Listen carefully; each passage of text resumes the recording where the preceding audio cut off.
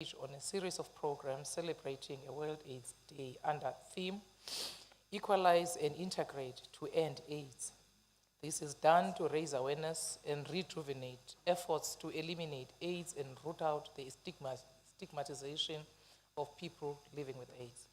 The African National Congress, on its objectives, stresses the importance of a united South Africa where all people from all demographics are inspired by a shared objective to overcome all forms of injustice and inequality. During the epoch, we shall emulate such spirit and work tirelessly to end HIV and AIDS. Our unity and compactness in the fight against AIDS have seen the country and the world in general turning the tide on HIV and AIDS. We have progressed from perceiving AIDS as a death sentence into a treatable disease. As such, millions of our people are on treatment and living healthy lives. To date, the world has accelerated research and development in order to push back the boundaries of science in pursuit of a cure. According to the World Health Organization, more than half of the population lacks access to the essential health services, including vaccination, treatment for HIV, hepatitis and TB, family planning services, and the ability to see a health worker. Despite the notable strides that have been made against AIDS, we should always remember that more than half of the African marginalized population remains trapped far from health services, and as such, we must still confront all shortcomings faced by our people with more agility, and therefore resolve that Eastern Cape should join the world in promoting human rights and health equality, and as well as celebrating significant strides registered in the fight against AIDS over the years. As part of the continuous fight against AIDS, we should enhance a people-centered, community-led campaigns in order to increase awareness. The high volumes of power to defeat AIDS or any other threat to society mainly reside with the people. It is for that reason that the government should amplify the critical role that people can play through adhering to precautionary measures. Since approximately 7.7 million people in South Africa are living with HIV, and the country is one of the largest hit by HIV infections compared to other countries in the world, despite the continuous decline in the number of infections over the past few years. The HIV and AIDS prevention and treatment should forever be on the top of the political agenda. Whilst intensifying the general fight against AIDS, we must also accelerate on the deconstruction of patriarchal misconceptions, stigmatization, and inequalities that prevail and further derail the fight against AIDS. I so move, Honorable Deputy Speaker.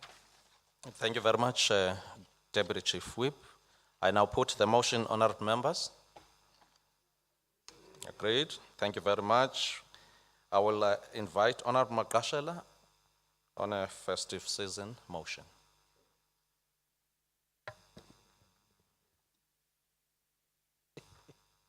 Deputy Speaker, greetings to you. My apology. No, I just overheard that I'm just thinking of Ubumnat when I bring this motion. Deputy Speaker, I move without notice in terms of Rule 130 that the House observe that the festive season, which runs from late November to early January, is upon us. Acknowledge that the majority of South Africans take the festive season as a time for family reunions, relaxation, and leisure. Note that the crime statistics are constantly and consistently on the rise during this time of the year. Also note that the alcohol or drug abuse is a common denominator in almost all crime-related statistics. Acknowledge that alcohol consumption is legal in South Africa, despite its negative social impact. Further acknowledge that drug trafficking and peddling has compounded the fight against alcohol abuse. recognize the many government programs directed at combating the scourge of alcohol and drug abuse. Therefore, resolve to encourage members of the society to be alive to the dangers of alcohol abuse and retailers to adhere to their trading conditions and hours.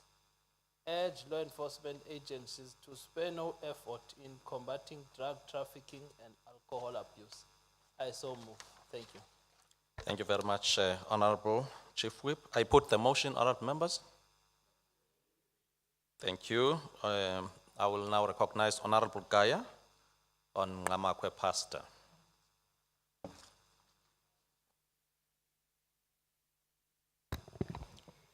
Honorable Speaker, I move without notice in terms of Rule 128 of 1 and Rule 129 that the House note that on the 15th November 2022, Madumandile Nogaga, who is the father to the deceased and Reverend at the Zion Church, Matlaleguini administrative area in Ngamakwe, strangled his 13-year-old child, Azile Nogaga.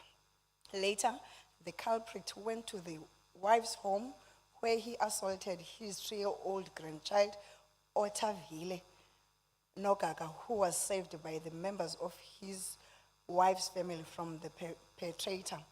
The child was then taken to Ngamakwe Hospital under the supervision of nurses.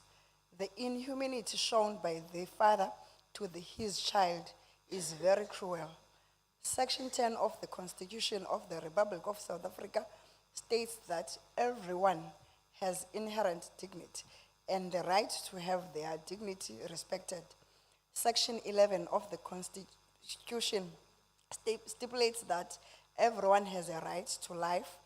The gender-based violence and femicide, which is an ill that has spared no sector of society, is occurring in our workplaces, churches, and homes.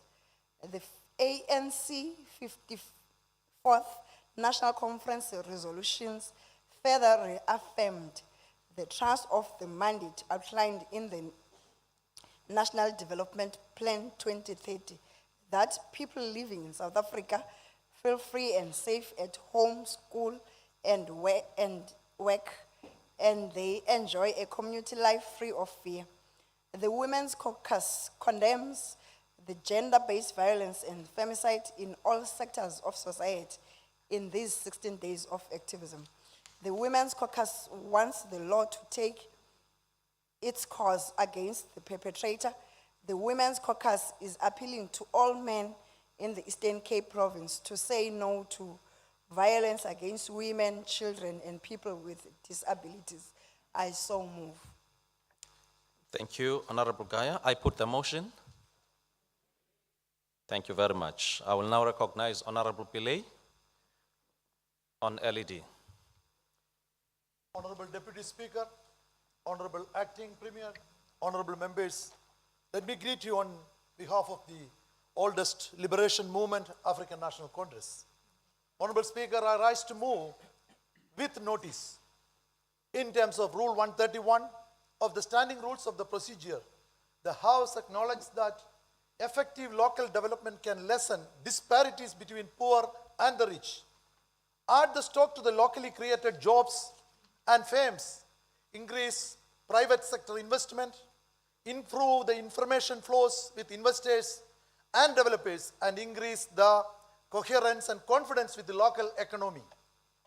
Local economic development is one of the key development strategies pursued by the South African government since 1994.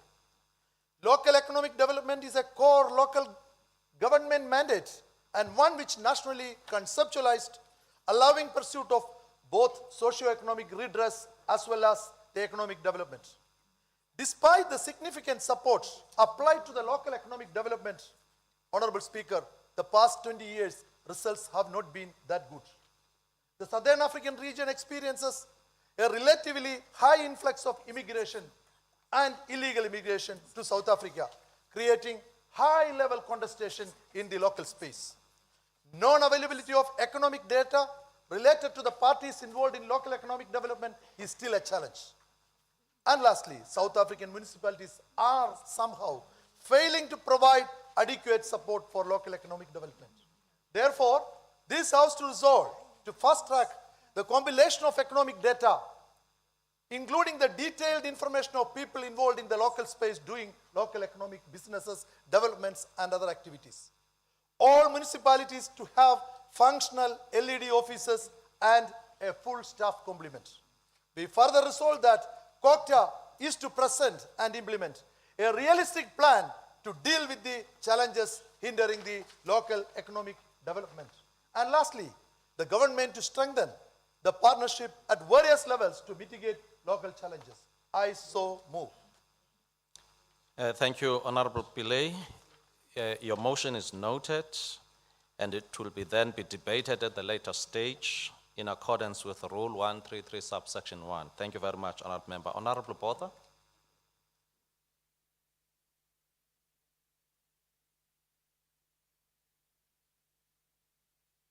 Okay, thank you. Honorable Speaker, I hereby give notice that I will move in terms of Rule 1311 of the Standing Rules that this House note that 1, the Department of Social Development is understaffed and under-resourced, which negatively impacts on service delivery of the department. 2, that there is no budget available to purchase much-needed laptops, computers, and vehicles to enable social workers to deliver effective, much-needed services. 3, that due to the above, the department is not equipped to deliver all the specialized services to residents and service users who currently receive these services from NPOs. 4, that NPOs deliver a range of critical services to residents and current service users on behalf of the department. 5, NPOs are reliant on funds from the department to deliver the services that are required of them. 6, that funding cuts have a drastic and negative effect on NPOs and service users. And we therefore resolve, 1, that the department conduct an audit on how many NPOs will no longer be funded by the department in the next financial year, and 2, that the department conduct an audit on how many people will lose access to social welfare services delivered by NPOs per program if funding to these NPOs are reduced and removed. 3, that the department produce a plan on how these services will be made available to residents and current service users per program when funding for these NPOs is reduced. 4, that the department inform the identified NPOs who the department will no longer fund at least 3 months in advance of funding being cut to them. 5, that the department present these findings to the Portfolio Committee of Social Development for urgent discussions. I so move. Thank you very much, Honorable Botha. And the motion is noted, and it will be debated at the later stage in accordance with Rule 133, subsection 1. And thank you to honorable members for your motions. Now we are going straight to member statements. Madam Kele, as our last born, this born apha phezulu. And wanikanga kamagama as our honorable members that are waiting for the future to come down here. Xa sewufikele ixesha loba sinyukele pha ngasentla. Namkelekile ke bantwana bam apha. Iparlamente le oze ke nive kuthiwa kuyokonyulwa amalungu eparlamente ngawo ke la alapha ezantsi. Thank you very much and you're welcome. Sithemba uba nizawupasa njengoba benibhala nje nikwazi into kokuba niqhubele phambili umsebenzi welizwe. Honourable members, just as a reminder, members who wish to make a statement are reminded that they have 3 minutes. And the Premier and the relevant MEC or member of the Executive Council, each is having not more than 5 minutes to respond to each statement. That is in terms of Rule 135A. I will now recognize Honorable Magashela. Greetings once more, Deputy Speaker. The ANC welcomes the rollout of the 16 days of activism for no violence against women and children campaign and thank those who participated in it. As this annual event is coming to an end, we want to pay our deepest gratitude to all those who took part in this campaign and insist that the official end of this campaign mustn't result in the corresponding rise of this social scourge. The careless and cowardly slaying of Umama Novotile Mkata of Tanzega village and 7 of her family members, and the killing of 4 young and innocent children at Ntalaba village must be a reason enough for us to forge ahead with this campaign even beyond its official end date. Honorable Speaker, gender-based violence and the killing of children is an area that we will continue to lament in this legislature and beyond. We will continue decrying this scourge as long as the elderly, young women and the girl child and boy are at the receiving end of this social pandemic. News headlines are abuzz with this antisocial behavior on a daily, if not hourly basis. The 16 days of activism for no violence against women and children campaign illustrates the extent to which this phenomenon has reached uncontrollable and unacceptable proportions in this country and the world. We encourage political parties, civil society, the government and private individuals to continue driving the message home that gender-based violence and violence against children has no place in an open and free society based on the rule of law. The social media has provided another platform in which the message against this scourge can be fought, as it has a wider reach in its very nature. Individual members of the society must utilize this space to carry the message forward, as the date of the end of this campaign does not mean the end of this violence visited upon and vulnerable members of our society. We are quite heartened by the arrest of the alleged killers of the 7 family members of Tanzega village by law enforcement agencies recently. We encourage community members to continue providing their social intelligence to law enforcement agencies so that these perpetrators can be brought to book speedily. We must heighten our vigilance, especially during this time of the festive season. The well-being and welfare of the vulnerable groups is in our hands. Let's make the most of it. Thank you so much. Thank you very much, Honorable Chief Whip. Honorable Zbonda.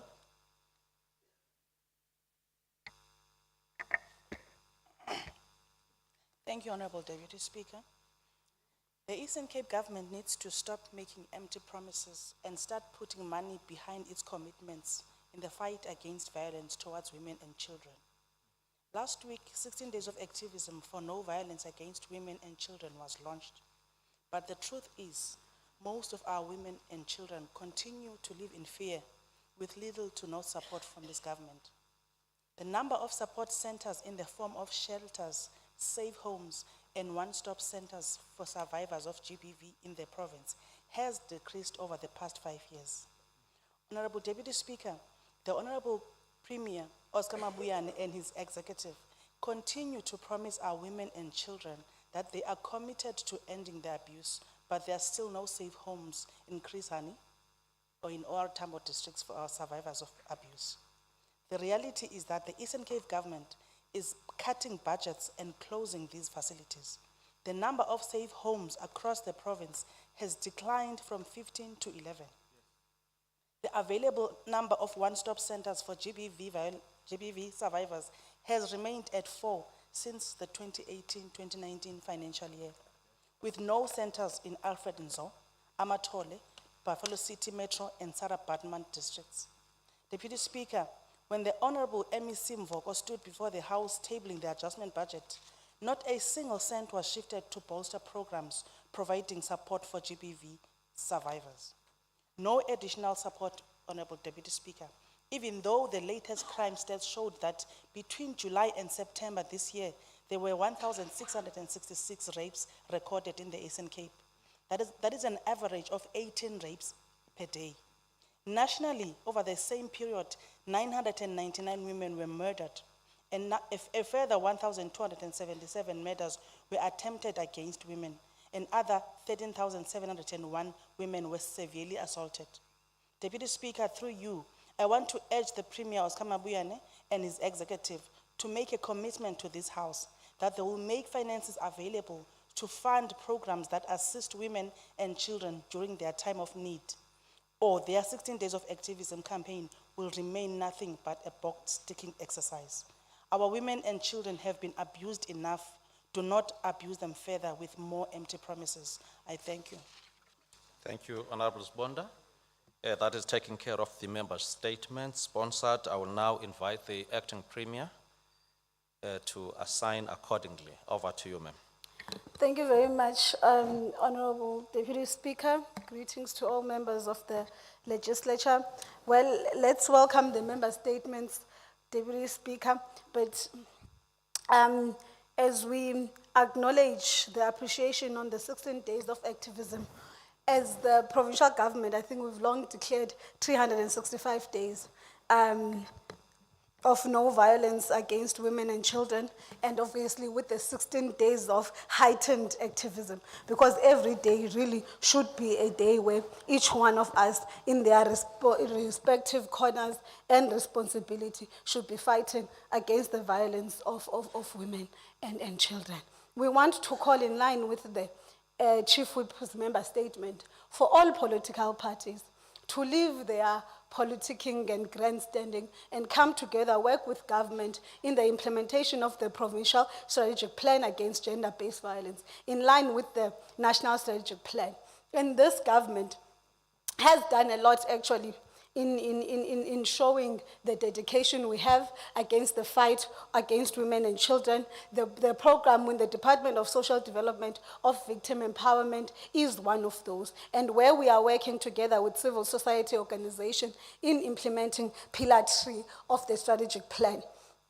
But again, Chair, we're not going to deny that there are really financial constraints across government, but the interventions that have been made and the creativeness, which includes the conditional grant of appointing more social workers to particularly deal with Program 4 of the Department of Social Development in supporting victims of crime generally and victims of gender-based violence in particular. Chair, we want to say, where there are no, say, when you're talking about Alfred Nzo, the work of the Department of Social Development and the work with civil society that ensures that we have white door centers that provide emergency residential care where it's necessary for women that are victimized or that find themselves victims of gender-based violence is there, and government is supporting and providing that. Now, we're not going to stand here and say that is enough. Of course, it's not enough, and we want to do more.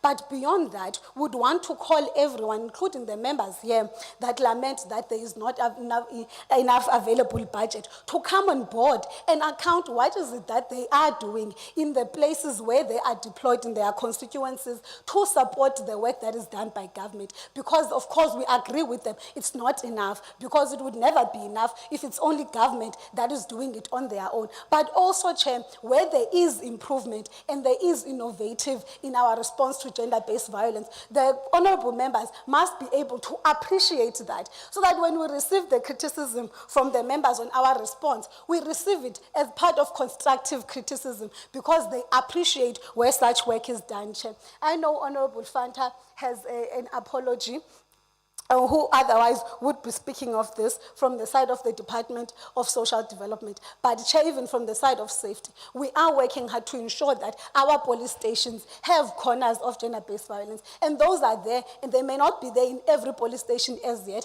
but there is work of government, and that must be appreciated. Thank you very much, Chair.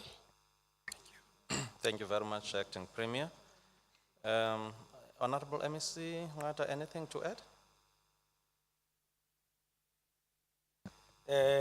Thank you, Honorable Deputy Speaker. Greetings to you and the Honorable Acting Premier and other members of the Executive and honorable members of the House and HODs, senior officials present and distinguished guests.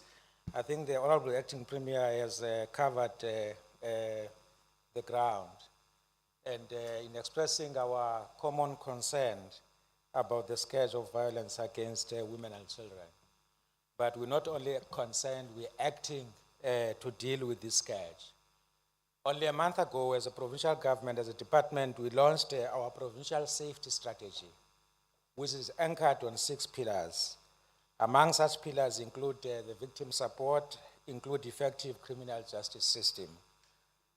And just to mention the critical one, it's active public and community participation. This is quite critical as some of the incidents are happening in households are committed by people who know each other, whether it's husband or girlfriend or what, and they happen in households. It's not going to be possible to have a police officer in each and every household or each and every street. That is why we must ensure that there is active citizenry at the center of our strategy to fight against crime and violence against women and children. That's it, Honorable Chair, and I think that the acting Premier has covered the point, calling for everybody to contribute into this whole fight. Thank you. Thank you very much. Thank you very much, Acting Premier, Honorable MEC, for the responses, and also thank you, honorable members of the House, for posing these member statements. It's one opportunity that is given by this House in terms of its rules, such that the executive accounts to the members of this House. We encourage members to always prepare so that the constituencies that you are responsible for can get some of the direct responses from government. Thank you very much. Now I will ask the Secretary to read the first order of the day, but let me make this reminder note. Each chairperson, honored members, have been allocated 15 minutes to table their reports, and members of the executive each 10 minutes to respond to the debate. The time allocated for questions of clarity to the committee and or member of the Executive Council is 5 minutes. I think that has been agreed to by the decision taken at the Multi-Party Whips Committee. Therefore, member must monitor time when you are coming and responding to these issues, especially the chairpersons. This is tabling.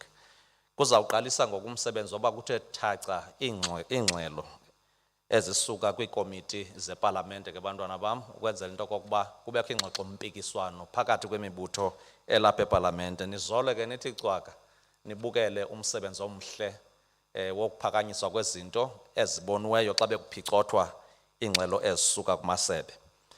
Secretary. Consideration of the reports of the Standing Committee on Public Accounts for 2021-22 financial year. Sizawucela ke usihlalo ubawo ohloniphekileyo uDimaza aze ngaphambili azawuthi thaca le ngxelo.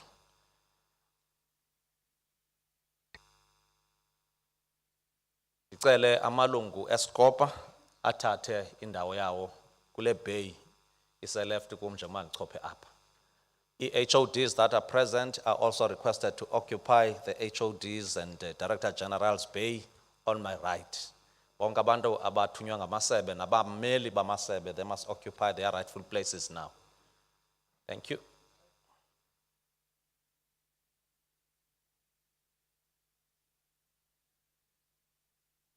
Sorry, honored member, your mic. What is happening?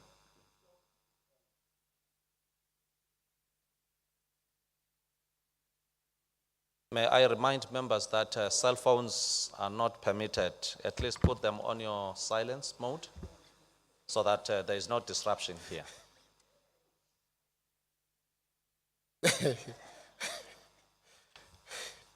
No, thanks, Honorable Deputy Speaker, Honorable Acting Premier, the MEC, Honorable members, leaders of the different political parties, Chief Whip, our guests, officials from the different departments present.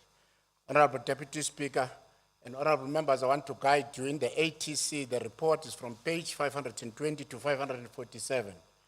I will not be reading all what is contained in the report. I will just go through the the most important findings and the recommendations. Firstly, Honorable Deputy Speaker, we've got two reports. The first one is a report on unauthorized expenditure, especially of the two departments, that is the Department of Education and the Department of Health. We do have recommendations as far as those are concerned. Firstly, let's start with the Department of Health. One of the findings that we have made as the committee as far as that, the audited financial statement indicated that the Department of Health incurred unauthorized expenditure of 2.5 billion as at the 31st of March 2022.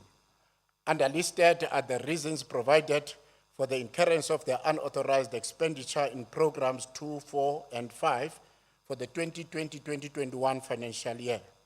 The reasons given by the department is that the department incurred new unauthorized expenditure amounting to 277.144 million. This was caused as a result of the following: the overspending under goods and services, mainly emanating as a result of pressures experienced within clinical programs, that is Program 2, District Health Services, in order to ensure the delivery of public health care service. The pressure arose as a result of payment of accruals and payables at the vote level at the beginning of the current financial year, as a first charge of the 2021-2022 budget allocation, resulting in a knock-on effect on the 31st of March 2021-2022 budget as for the payment of prior year consumption, and thus negatively impact the budget and the cash flow dedicated for the full year health system's performance. The second finding is that the overspending in Program 4, Provincial Health Services, primarily arose as a result of application of incorrect parcel links, codes by and between several programs. 3, the overspending in Program 5, Central Services, primarily arose because in compensation of employees as a result of application of incorrect parcel code. There was also pressures under goods and services as a result of payment of accruals and payables using the new year's budget, and thus negatively reducing the available budget for the year and activity.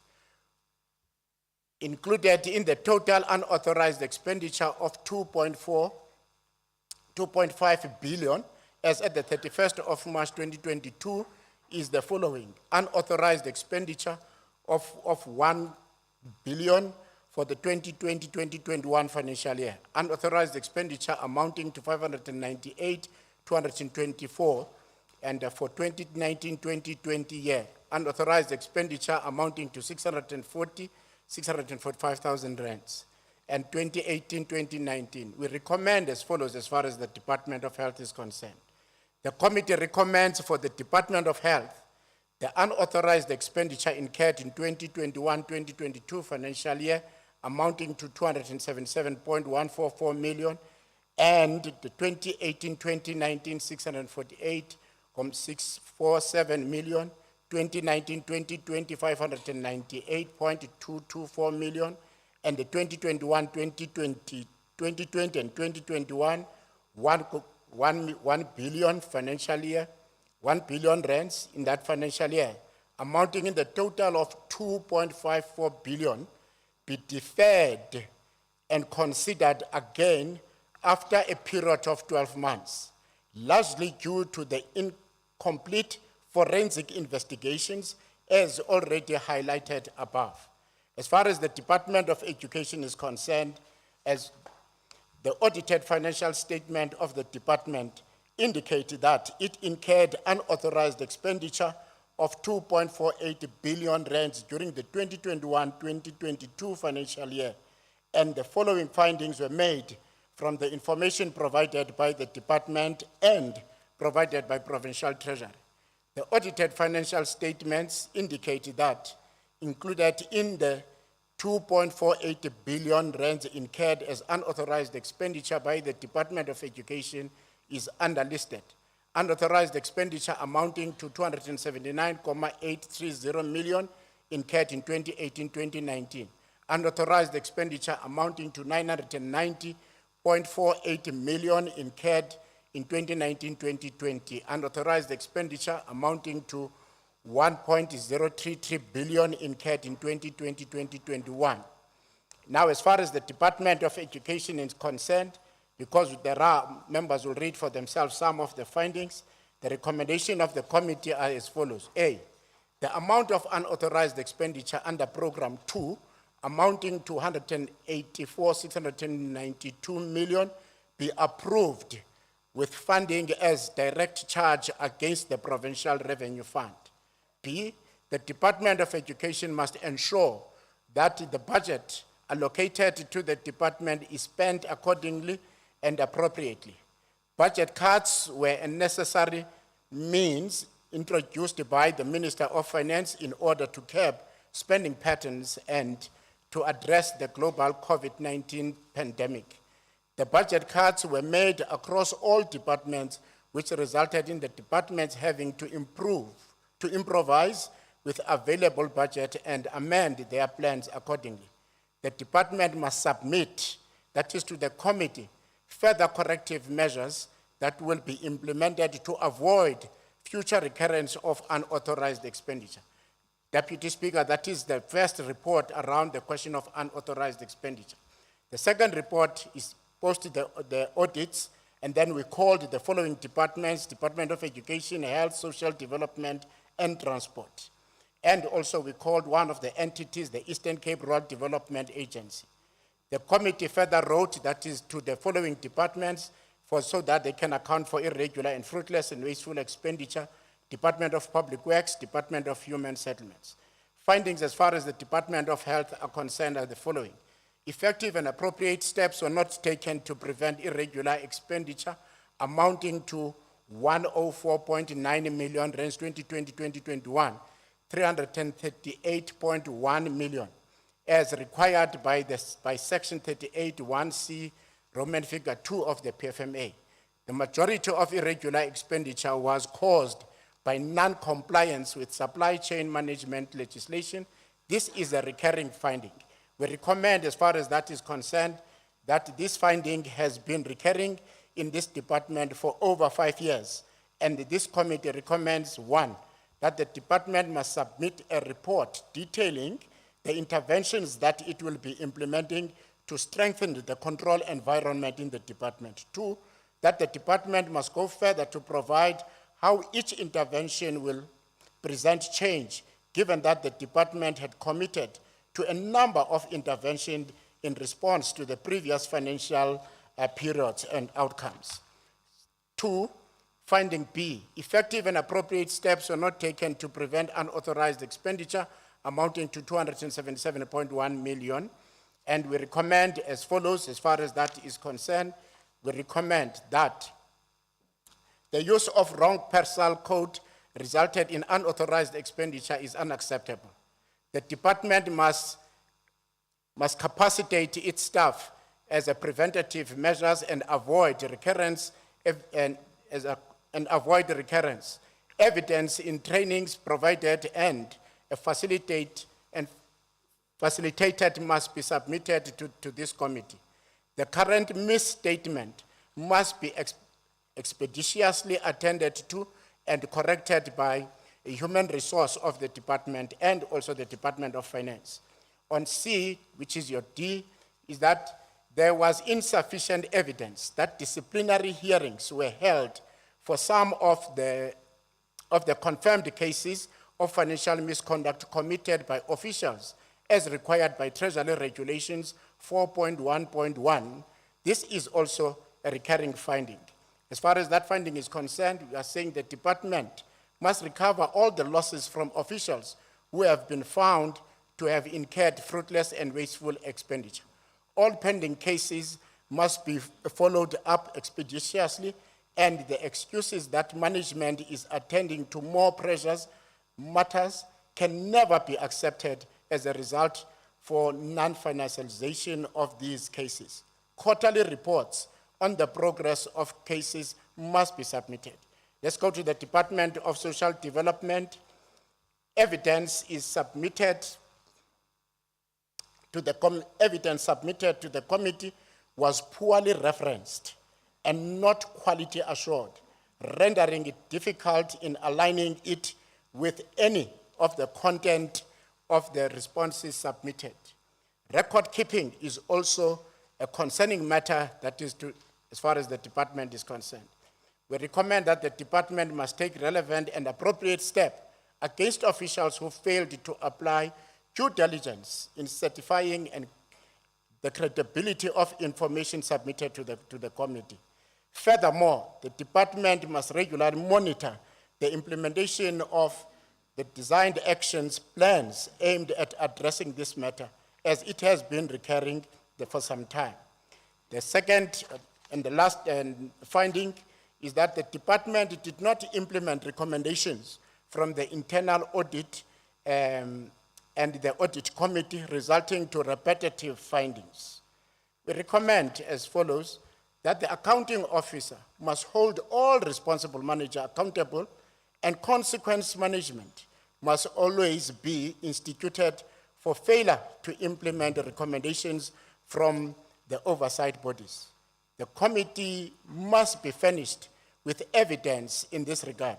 Here we're referring, Honorable Deputy Speaker, that we need evidence to prove that consequence management is being implemented or is applied. That is by the department, not only this department, even other departments, because it is becoming something which the consequence management is something which is not implemented. Department of Education. First finding, effective and appropriate steps are not taken to prevent irregular expenditure. And we recommend that the department must take appropriate steps to prevent irregular expenditure as required by Section 38(1)(c) Roman figure 2 of the PFMA. In addition, the accounting officer must attach the responsibility of implementing and monitoring of audit intervention plan in the performance agreements of managers. The accounting officer must hold all managers who are not performing in this regard accountable. A periodical review of the control environment is also encouraged to assess effectiveness of the controls.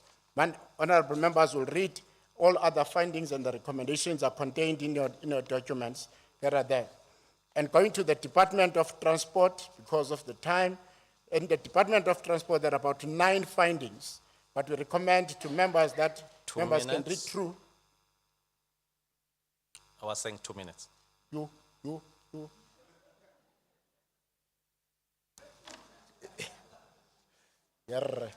General findings, let me just go general. There's no other way. General finding, 15 minutes. The current standing and performance of the following department is a cause for concern. There is a need for urgent intervention as the situation threatens liquidity of the province. Here we're referring 1 to the Department of Education, 2 we're referring to the Department of Health, 3 we're referring to the Department of Transport.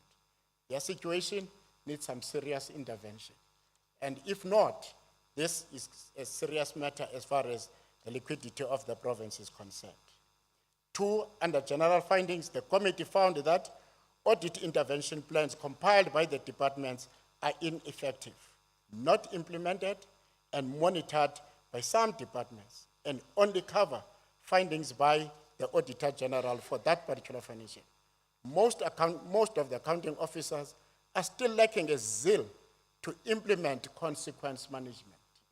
This is the serious problem that even it is raised by Auditor General, that the 3 departments, in fact, all departments in the Eastern Cape, they are found wanting as far as the question of consequence management is concerned.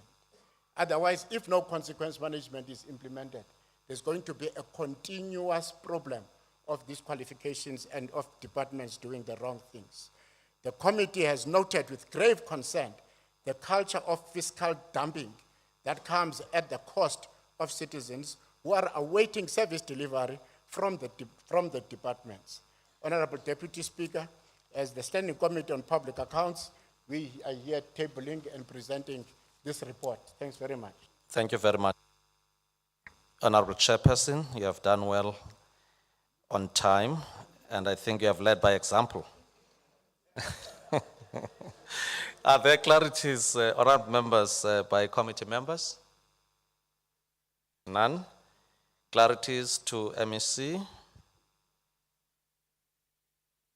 None. I will now invite the Democratic Alliance, DA, Honorable Banga, to start the debate. Zawuqala ke ngokwingxoxo mpikiswano. 12 minutes, honorable member. Please time yourself. I will assist you. Thank you very much. Bantwana bam, the Honorable Deputy Speaker welcomed you in this legislature today. Let me tell you the honest truth, is that the future that it defines for you, it looks bleak. One, because of departments like the Department of Health. One of the reasons here you have a premier, as Honorable Timbaza says, who continuously is hiding Dr. Mbengashe in the premier's office, who pulled down this department and destroyed and put us in the mess that we have today. The same premier was hiding the president in Cape Town. I think he's a specialist in hiding people. Honorable Speaker, the Scopa report confirms the worrying trends that have been prevalent in the department's Sorry, mounting- Honorable Banga, your time is saved. Honorable Timaza, your hand is up. On what role, honorable member? There's no rule of correction here. There's no such rule here. Honorable Timaza, on what role?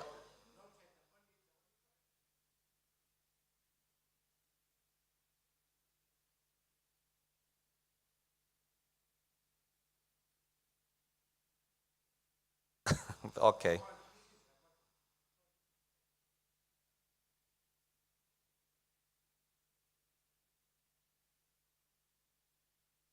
Fine.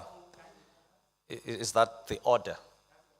Oh, It's okay. out of order. Thank you very much. Don't be scared. Honorable Banga, proceed. Honorable Speaker, the Scopa report confirms the worrying trends that have been prevalent in the department's mounting irregular and unauthorized expenditure.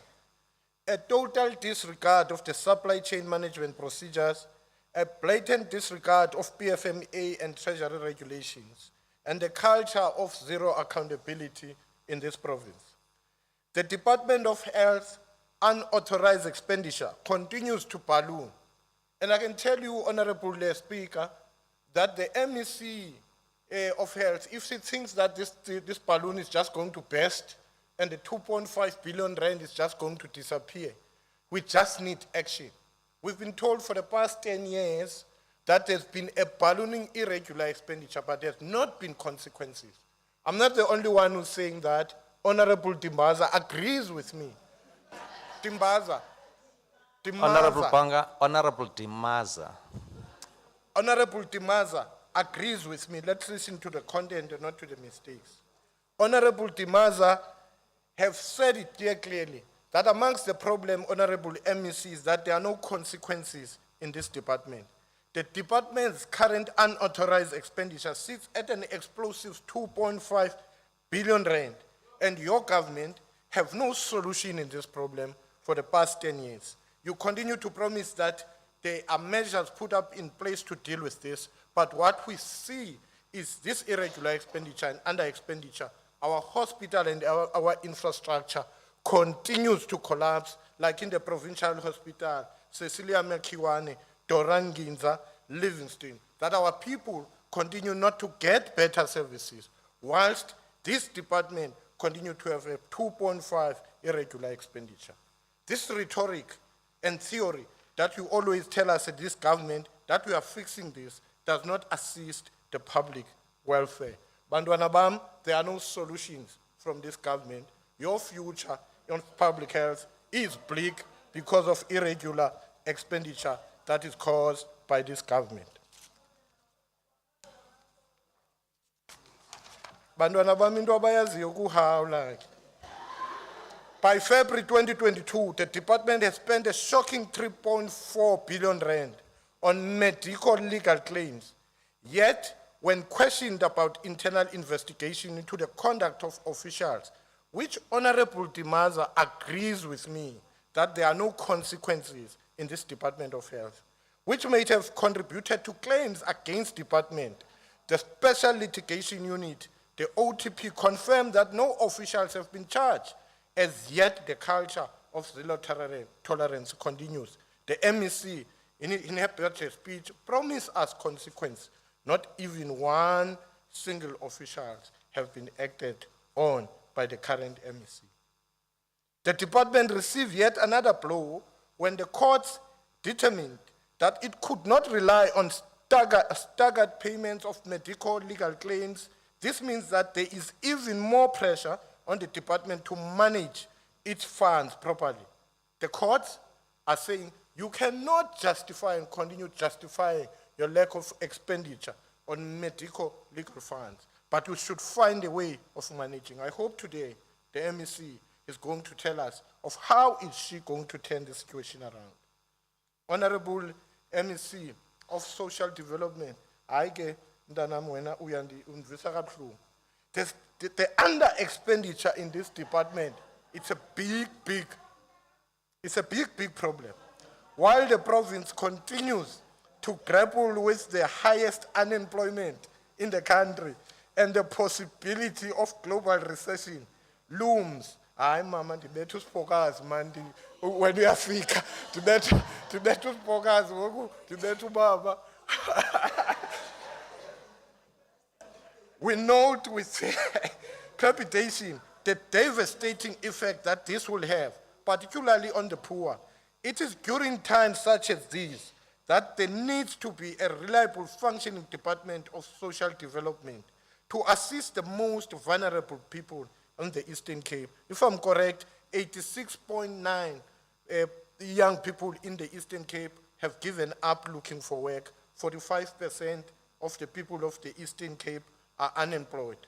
Whilst this department continue, Bantwana bam, whilst your parents cannot put food in front of your table, this Department of Social Development continues to underspend, this time by 115 million rand. Meaning whilst many of our people are poor, cannot eat, and the majority of our people cannot put food in front of their children, this department continues to underspend 115 million rand. The department must get its affairs in order. Our people are suffering through one of the toughest economic times in our country when this government have mismanaged the economy. The only government that have mismanaged the economy of the Eastern Cape is the government of the ANC. That's why our people continue to be drawn to poverty and unemployment. And there is no end in sight on this. The Department of Social Development must protect the vulnerable. And this department is not capable because some of the money allocated for this department, in particular for social grants, and also the vouchers for intervention, have not been spent, the money has been returned back. And this government continues to say it stands for the poor. Denying the poor their rights of service, in particular in as far as social intervention, is a crime, and you should be ashamed of that. Scholar transport, continue to plug the Department of Transport. Hayi ke ingxaki le ndifuna uyithetha isiXhosa, yingxaki. Kumntwana mkhakha, yingxaki. Our children in the border of Tsitsikama, they choose to go to the Western Cape for schools because the Department of Transport and Department of Education, Honorable MEC, cannot provide our children in the Karoo for basic service to take them to school on a daily basis. Our children decide to walk to the Western Cape because the services in the Western Cape are more better than the services in the Eastern Cape. Because of you. This is extremely worrying, as this is such an important function. If scholar transport collapses, our children will be deprived of their constitutional enshrined right to education. They will either have to walk along long and dangerous distances to attend schools or miss completely, like the children of Kamkobosh, who continue to suffer because of the unavailability of scholar transport. The future of this country, my children, is bleak because of an ANC government that continue to mismanage our departments, in particular scholar transport. Across the departments, non-compliance with supply chain management legislation and conflict of interest were issues that continue to crop up, yet most of departments have done very little in terms of disciplinary action. In this country, you have 6 million rand in your farm, no consequences. In this country, you buy scooters, no consequences. This is how the ANC government continue to mismanage our country and collapse it. If the Premier is serious about fighting corruption, he needs to show the people of this province that he is willing to stop the rot and the core and hold officials accountable.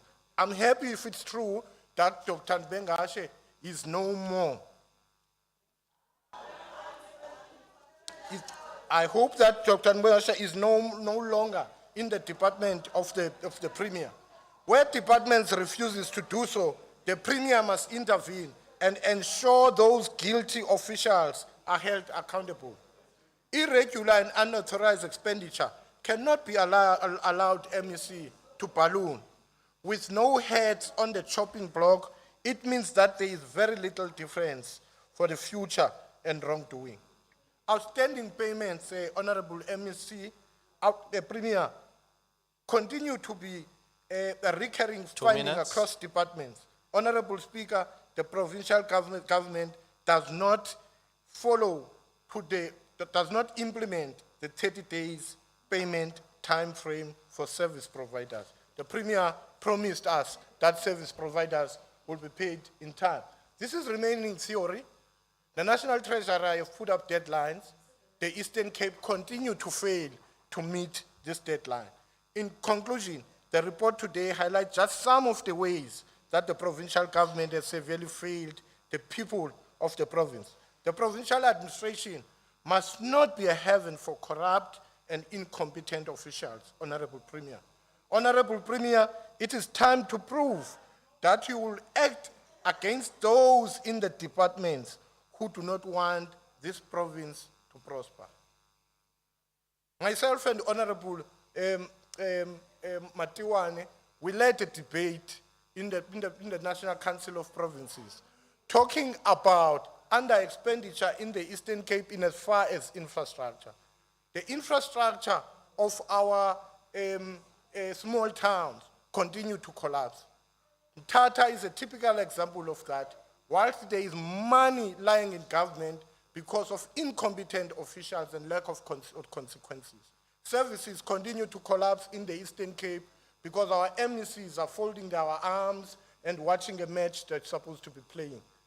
Ndiyayazi ke xa unyuli ube MEC, into yaziyo kukutshintsha iwoko, because you are in a new position. Our people do not want MECs who change work. They want MECs who are going to change their lives and make sure that the Eastern Cape become a better place. Thank you very much. Thank you very much. Honorable members, thank you very much, Honorable Banga. I will now invite United Democratic Movement, UDM, Honorable Zinti.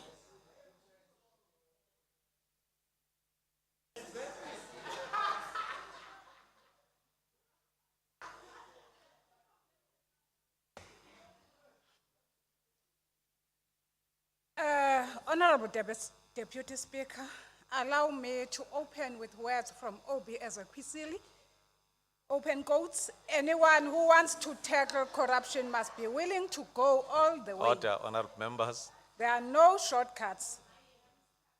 With these words being said, the country as a whole is in a dark on who is the leader, because currently the person who is supposed to lead, protect and respect the Constitution of the Republic is mute when it's time to account and answer on serious allegations labeled against him.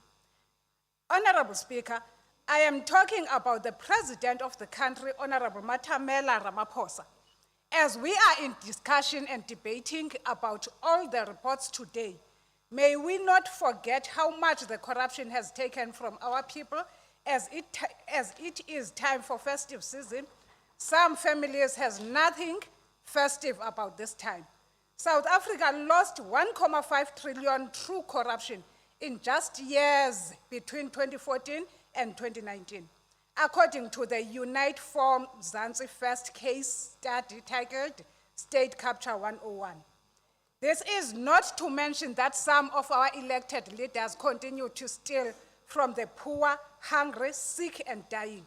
South Africa's government has failed in its effort to make real inroads against the root causes of corruption.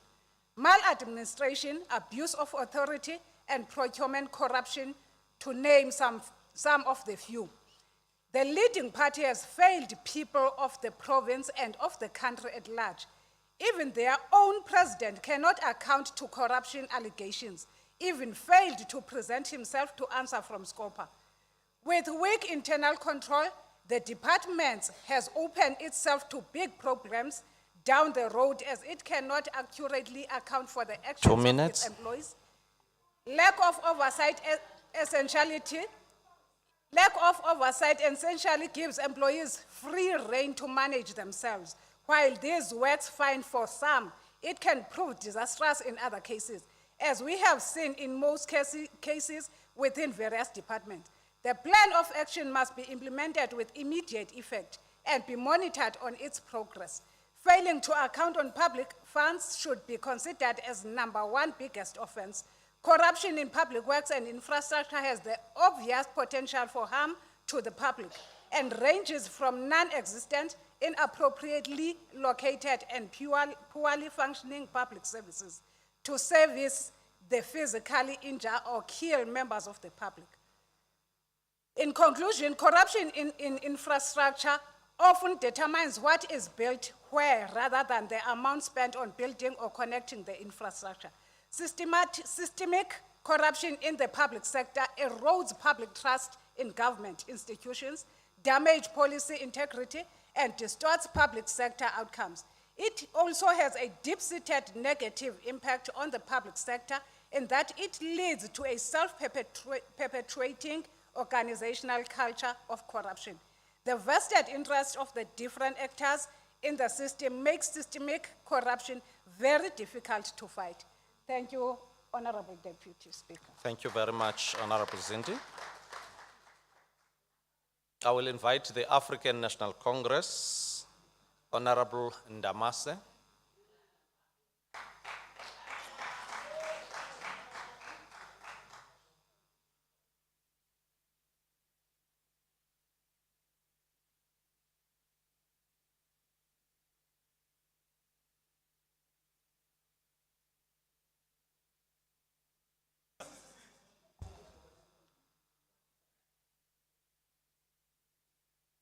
Honorable Ndamase, your 18 minutes start now.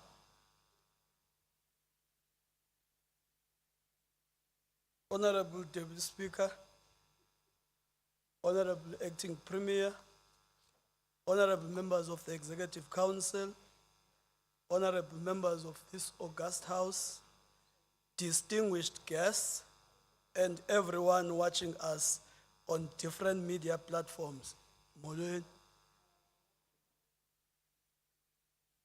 Deputy Speaker, the SCOPA acts as Parliament's watchdog over the taxpayers' money, how this taxpayers' money is spent by the executive arm of the state. Every year, the Auditor General tables reports on the accounts and financial management of the various government departments and state institutions. Heads of government departments and institutions are regularly called by this committee to report and account for expenditure. The committee can recommend to the provincial government to take corrective actions if necessary. Honorable Deputy Speaker, the SCOPA is the standing committee that deals with evidence-based information and consequence management, especially with regards to irregular expenditure and unauthorized, fruitless, and wasteful expenditure that is incurred by the departments and entities, including municipalities. As the ANC, we support the good work that is being performed and done by the SCOPA to ensure that good governance, transparency and accountability is exercised at all material times. Honorable Deputy Speaker, as the African National Congress, we are concerned about the irregular, fruitless and wasteful expenditure that is incurred by our departments during the year under review as a result of not following and implementing processes according to PFMA and Treasury's regulations. Honorable Deputy Speaker, this has costed the provincial government millions of rands, combined which should have been directed to service delivery to our people of the province as per the strategic plans, operational plans of the respective departments in pursuit of building the Eastern Cape that we want. Honorable Deputy Speaker, we are concerned as we are, we must as well thank the departments that display attitude of improving their audit outcomes and hope that their management will continue giving the proper leadership and guidance in their respective departments. Deputy Speaker, as the ANC, we want to see the good governance within our departments so that the service delivery will be improved and fast-tracked to our people. Hence, we support SCOPA as they counsel the departments with the following, amongst other things: the prevention of occurrence of irregular, wasteful and fruitless expenditure and under-expenditure as they are still a major challenge with most departments. Accumulated irregular expenditure from previous years have also been properly addressed by our departments. The Council also goes further to say that the departments must continue to deal with the compliance of the procurement processes so that the contract management processes are adhered to. This is evidenced by contravention of Treasury regulations, the flouting of procurement processes, which we view as susceptible to fraud. There is non-implementation of internal and audit committee recommendations by departments, and in some cases, the internal controls are weak within some departments.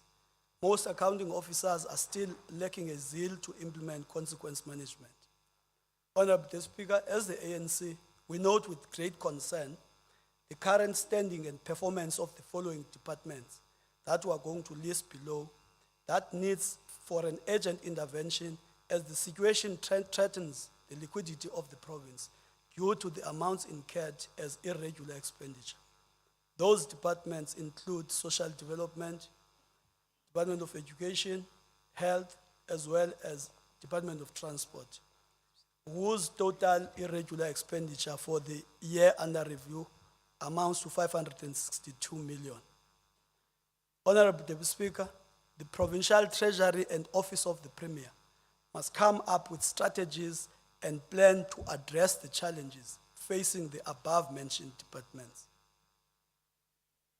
Deputy Speaker, the ANC notes with great concern that the Department of Transport made overpayments to pay UMSO Construction Pty Ltd, an amount overpayment amounting to 13,147,028 million. Consequence management should apply in this regard, Madam Speaker, without any fear or favor, and recover the monies that were wrongly paid to this company. Honorable Deputy Speaker, the sad reality is that the top slice of the provincial government budget goes to the social needs cluster to improve the lives of our people for the better, in line with the ANC manifesto. The resolution of the 54th National Conference of the ANC and what is envisaged by the Premier in the State of the Province address. However, the poor planning results to the detriment of the province purse. Honorable Deputy Speaker, as the ANC, we are of the view that the above-mentioned issues relating to the above-mentioned department, they are working against what is enshrined in the Freedom Charter as adopted and integrated into our organizational program. Honorable Deputy Speaker, as the ANC, we want to see our provincial government to be led and managed by officials that will protect and safeguard the provincial purse, provincial resources, and being an agent of change through service delivery to our people. And Honorable Deputy Speaker, among other things, those officials should be able to implement the following as also raised as recommendations in the SCOPA report. Those issues are the following. Accounting officers must take proactive steps to prevent irregular expenditure as required by Section 38, subsection 1C of the PFMA, as well as Section 9.1.1 of Treasury's regulations. They must not work on an ex post facto basis. Strengthening of internal controls is important, and provision of a conducive environment to comply with the regulations. Again, the accounting officers must ensure that disciplinary steps are taken against officials who fail to comply with laws and regulations relating to procurement and contract management. Also, the audit improvement plans must be based on the whole environment of the departments and not just on audit findings by the Auditor General. Risk management unit in the departments should also assist in identifying potential risks that may emerge. Finally, on the matter is that the Office of the Premier must ensure that the implementation of consequence management in the provincial administration is the reality. Honorable Deputy Speaker, as the ANC, we take our tune from our manifesto, which states that we are building a capable developmental state that has improved the lives of millions of our people since the dawn of democracy. We may come and stand here, Honorable Deputy Speaker, and wish to be the people of the Western Cape. But the fact of the matter is that we must at all material times, as the legislators, be able to demonstrate that our hearts and minds are within the borders of the Eastern Cape. We cannot allow a situation where we are going to reduce this thing called transformation to just being a synonym for change. Therefore, we will continue to say the attempts that are made and are being made by the ANC government must be recognized. The integration, planning, and implementation across departments and different spheres of government must be improved. The social compact between government, business, labor, civil society, and traditional leaders must be strengthened on the premise that government cannot fight unemployment, poverty, and inequality alone without important stakeholders from every corner of our country. Therefore, Honorable Deputy Speaker, as the African National Congress, it is in this spirit, as it is envisaged in our manifesto as the governing party, that we are thrilled that the President of the Republic of South Africa signed the latest amendments to the Public Audit Act into law to strengthen and enforce these legislative instruments that include the Public Finance Management Act and the Municipal Finance Management Act. Both contain extensive guidance on what the law requires accounting officers and accounting authorities to do, and even outline the consequences that must be assigned in the event of financial misconduct. Therefore, the latest amendments to the Public Audit Act should be seen as further reinforcements to these and other extant good governance legislative tools. They will also serve to elevate the existing responsibility of line managers as they were envisaged when the Public Finance Management Act and the Municipal Finance Management Act were promulgated more than 20 years ago. Honorable Deputy Speaker, a central feature of the amendments is the introduction of the concept of material irregularity, which is intended to isolate other common errors or deficiencies so that activities that put the public purse at risk of financial loss are identified and pursued. A material irregularity means any fraud, theft, breach of a fiduciary duty, or non-compliance with or contravention of the law that could result in a material loss. The misuse or loss of a material public resource or substantial harm to a public sector institution or the general public. Honorable Deputy Speaker, the African National Congress-led government is in full support of the Office of the Auditor General for the sake of the good governance that once a material irregularity has been identified or suspected, the Auditor General may now take the following actions, amongst other things. One is to refer a suspected material irregularity to a public body with a suitable mandate and powers. Authorities with the requisite investigative capacity and skills include the Public Protector, Special Investigations Unit, and the police. Again, it makes recommendations in the audit report on how a material irregularity should be addressed within a stipulated period of time. If these recommendations have not been implemented by the stipulated date, the Auditor General must take binding remedial action. And if the irregularity involves a financial loss, issue a directive to the accounting officer or accounting authority to quantify and recover the loss from the responsible person.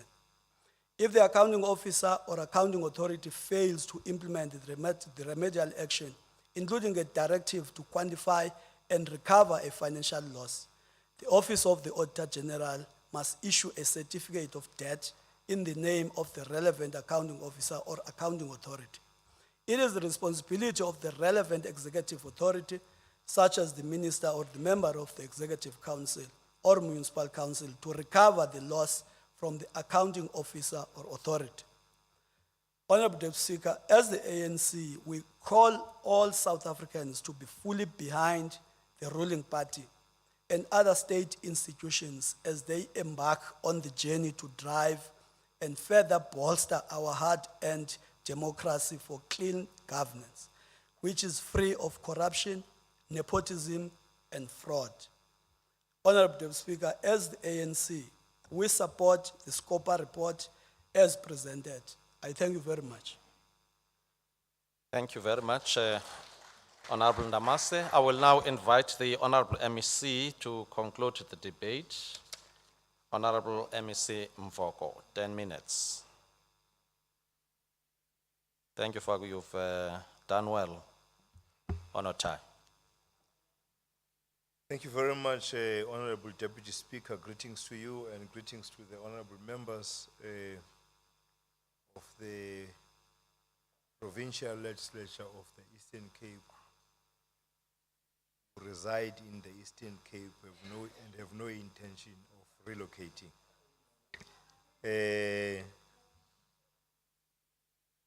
Members of the Portfolio Committee, sorry.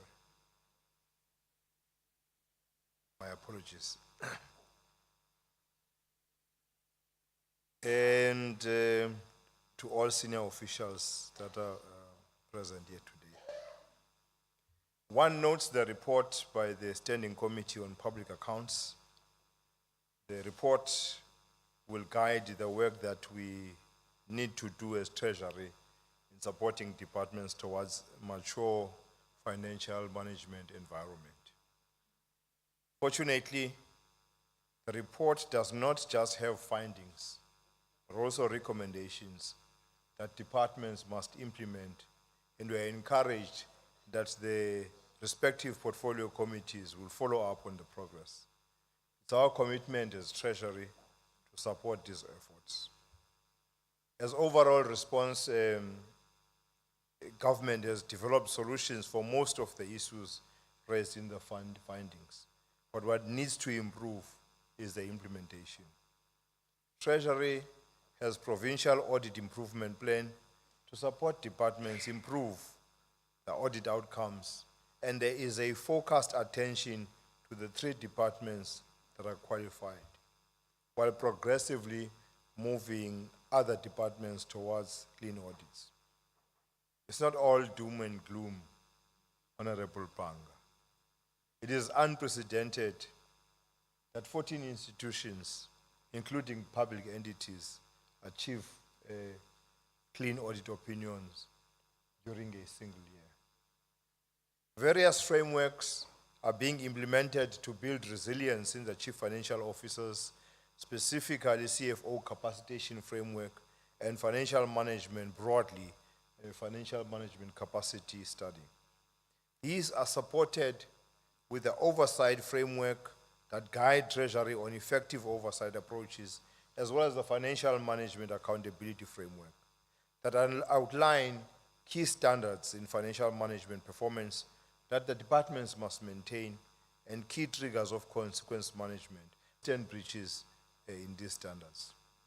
Going through the report, one will note that the findings are exactly what could have been avoided had departments observed the standards.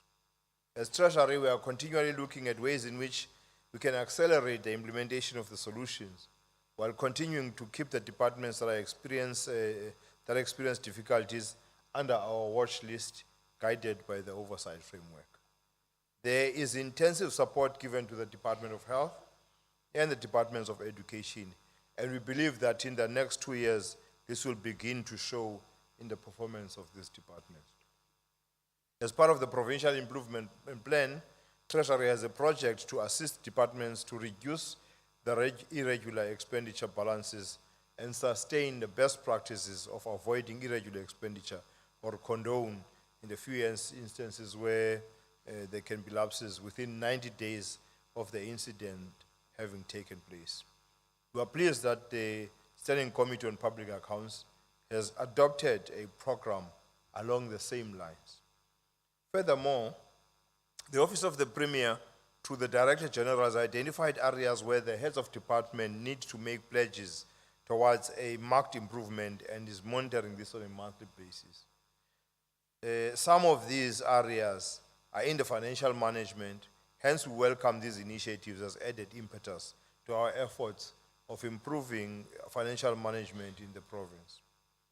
The focus on procurement plans, which will be monitored to start in the last quarter, even earlier for complex projects where the lead times may be longer, of the period preceding spending activity, should assist in addressing the issues of spending efficiencies, budget spent to the right priorities, and at correct spending levels in relation to the budget. The work on the zero-based budget, complemented by the expenditure and supply chain management reviews that we have just concluded, should also help to ensure the budget allocations have some level of accuracy as to the priorities and spending capacity. Infrastructure coordination with Public Works and the Office of the Premier should see better oversight of the project listed in B5 for integrity in terms of the budget allocations, prioritization of investments, and other transformation considerations. We should really not experience any loss of money owing to slow spending on conditional grants, not at the time when we have so many challenges of honor development. Part of this so-called coordination, part of this coordination should also look at the value for money, as too often money is lost in the proliferation of middlemen when it should be spent in creating value on the ground. We really need to manage the implementing agents to give us better value that the current level and Treasury will lead in this area. Working in cooperation with the Department of Cooperative Governance and Traditional Affairs, we are starting to make inroads in supporting local government, with more municipalities having been assisted towards funded budgets through our program of financial recovery plans. The audit improvement program and reforms around reporting systems, MSCOA, has seen Eastern Cape improve its position to amongst the top performing provinces in the past 5 years. Notwithstanding the many challenges, we are encouraged on the small step we are taking to turn around the local government sector. Consequence management remains a challenge in most departments. We must concede and agree with SCOPA. The matter, however, is receiving attention as the Premier continues to make departments account. As Provincial Treasury, we write to the departments. That is why you see a drop in the number of employees that are found in the conflict of interest reports, that is those that are doing business with the state. In noting the report, Honorable Deputy Speaker, I thought I should highlight the work we are doing and possibly areas where the department needs to accelerate. From my part, I continue to follow up and assess progress in these areas for reporting to the Portfolio Committee on Finance and the Standing Committee of Public Accounts. I will also find time to prioritize the MSc Outreach Program as part of political support to the Financial Management Accountability Framework. And this is expected to be done early in the new year to lay a basis for starting the new financial year in a sound footing from our colleagues. I thank you very much, Honorable Deputy Speaker. Thank you very much, Honorable MEC, and that concludes the first debate. I will now put the report. Any objection? No objection. Thank you very much. I will now ask the Secretary to read the second order of the day. Consideration of reports of the Portfolio Committee on Health on Annual and Financial Oversight Reports. Sawucela kusihlalo wekomiti azawuthi thaca ingxelo yonyaka nezimali imizuzu elishumi enesihlanu ku-Honorable Nyalambisa kwikomiti yezempilo.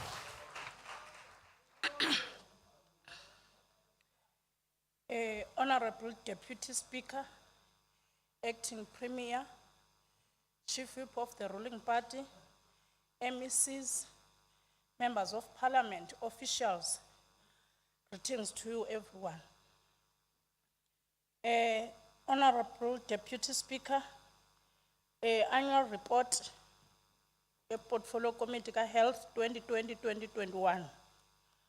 I'll start with Program 1, which deals with administration and management. Finding A, late submission of documents by the department is compromising oversight function of the committee. The recommendation, the department must make submissions in good time so as to afford the committee swift oversight function. Finding B, the report of the accounting officer failed to reflect and commit to serious issues that were raised on this year's policy speech. The recommendation, the administrative overview must be based on the policy speech as part of commitment to implement the strategic plans lifted in the policy speech. A recommendation, finding E, the non-payment of performance bonus, that is PMTS, has direct bearing on worker dissatisfaction. The recommendation, recommendation D, the department must pay the performance bonus to the deserving employees as part of appreciation and recognition of best services rendered. On Program 2, District Health Services, finding A, the recruitment process for district manager in Jogabi district unfolded and could not secure suitable candidate. The recommendation, the department must in the interim second a person from head office, whilst urgently exploring all possible and legitimate strategies towards ensuring that the said district is provided permanent. Finding C, the department has not achieved the target of ensuring that those tested HIV positive are put on treatment due to shortage of data capturers.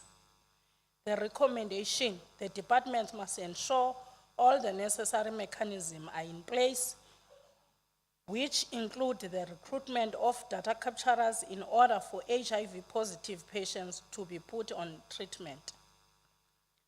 Under Program 3 EMS, finding A, the contract of the department with First Auto has not yielded any meaningful results. That's far due to delayed service level agreement, despite having been entered into since 1st April 2021. The recommendation, the department must demonstrate its commitment to eliminate delays associated with repairs by fast-tracking the service level agreement finalization. Finding B, shortage of staff remains the most contributing factor to poor EMS response time. The recommendation, the department must ensure that the EMS is adequately staffed to operate optimally. On program 6, health science and training, finding A, the Cuban program was never designed to produce specialist doctors, but rather focused on producing general practitioners. The recommendation, going forward, the departments must ensure that both the domestic medical programs and the collaborative Cuban program do address the shortage of specialist doctors. Finding B, the challenge of compromised security in Gqeberha Lilita campus remain unaddressed. The recommendation for B and C, finding B, there are serious infrastructural challenges like poor ablution facilities in Komani Lilita campus.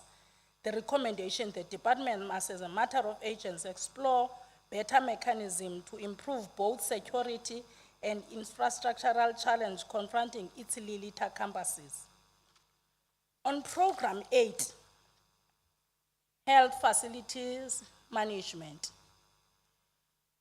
the committee appreciated the progress report with respect to 3 mud structure clinics. Finding B, the 3 projects in OR Tambo were reported to have overruns totaling 28.8 million over the year under review. Recommendations. It is commendable that the department is addressing the mud structures, which further contributes towards NHI readiness. Recommendation B, the departments must present to the committee its turnaround plan on how it intends to address the overruns. Such report must reach the committee within 30 days after the adoption of this report by the House. The general findings. The committee is very concerned about the security threats in healthcare facilities, citing a case in Livingstone Hospital, wherein a doctor was held at gunpoint. The recommendation is that whilst further tightening access controls, the department must explore other high standard security measures. Finding 2, the organogram of the department is still unfinalized. Recommendation, the general recommendation, the department must present to the committee its turnaround plan in addressing the finalization of the long-awaited organogram. Such a plan must reach the committee by not later than 30 days after the adoption of this report by the House. General finding 3, unbudgeted medical legal claims continue to shift spending away from service delivery platforms. The general recommendation, the department must present a progress report clearly reflecting on the impact of interventions and strategies employed to curb the medical legal claims thus far. Such a report must reach the committee within 30 days after the adoption of this report by the House. General finding 4, EMS is riddled with strike actions, which suggests serious underlying challenges. The general recommendation, the department, together with organized labor, must find amicable solutions to challenges confronting the services for better services delivered to the people of the Eastern Cape. General finding 5, there seems to be no consistency on the classification and hence the allocation of CEOs in hospitals with 50 beds or less. General finding 6, inconsistency further manifests in the nurses category with respect to rural allowance payments. the general recommendation, the departments must ensure that there is consistency in its activities to avoid unnecessary expenses. Under half-year report 2022-2023, I will just go straight to the general findings. General findings under half-year report. The department has been found to have largely deviated from the plans and budget spending therefore. The general recommendation, okay, another general finding, despite that the committee previously recommended for the tightening of internal control measures, there seems to be no improvement. The recommendations, the department must implement the recommendations of the committee as they are solely intended to improve the performance of the department on service delivery. General finding 3, it is becoming a trend that the department would engage in recruitment processes and not find a suitable candidate with specific reference to CEO post and the psychiatric post for mental health. General finding 4, programs 2, 4, and 5 remain the mostly affected by the pressure from a lack of goods and services budget, which emanates from accruals payment. The general recommendations. The department must ensure that the said vacant funded posts are filled within this financial year and further submit within 7 days all the documents relating to the recruitment processes wherein a suitable candidate could not be found. The department must consider the option of budgeting for accruals so as to avoid the negative impact on the allocated budget. Let me take this opportunity to thank everyone who was part of preparing this report. I thank you, Honorable Deputy Speaker. Thank you very much, Honorable Nyalambisa. Sabulela kakhulu. Ukhona umbuzo onqaliswe pha ekomitini kumalungu? Awukho. Oyangqo kumphathiswa? Yes, ukhona. Ohloniphekileyo, kokhela ubhanga. MEC, the committee as finding is that part of the report that was tabled to the committee is that the committee is concerned about the mud structures in our health facilities. And if you can reflect to us, what is it and what plan that the department is have to eradicate this? I thought we only had mud schools. I didn't know that we had mud clinics, meaning everything is mud in the province. And I've seen beautiful structures, Cecilia Makiwane, which is commendable, and Doranginza, beautiful structures that are being built by our government, which we accept. But what is the maintenance plan? Because we can build beautiful structures, but if we do not have money to maintain them, is there money to maintain these buildings that are building that are new? Thank and you. If we do not have, or we have, how much do we have? Is it going to deal with the maintenance problems we might face in our public hospitals? Thank you very much. Thank you very much, Honorable Banga. Honorable MEC? You can switch off your microphone. Oh. Thank you very much, Honorable Deputy Speaker, Honorable Member, for the question. We've got a 10-year plan that is called User Asset Management Plan, which details what is the plan in terms of the capital infrastructure projects. But my reply speech will cover the issue of maintenance. Thank you so much, Honorable Thank you. Deputy. Thank you, MEC. That is in order. I will invite Democratic Alliance Honorable Cowley to take 12 minutes to open the debate.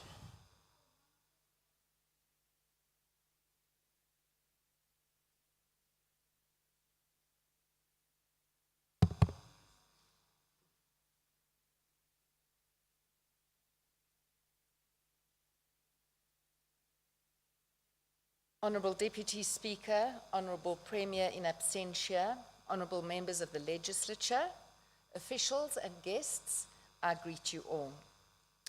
Honourable Deputy Speaker, the Department of Health is bankrupt.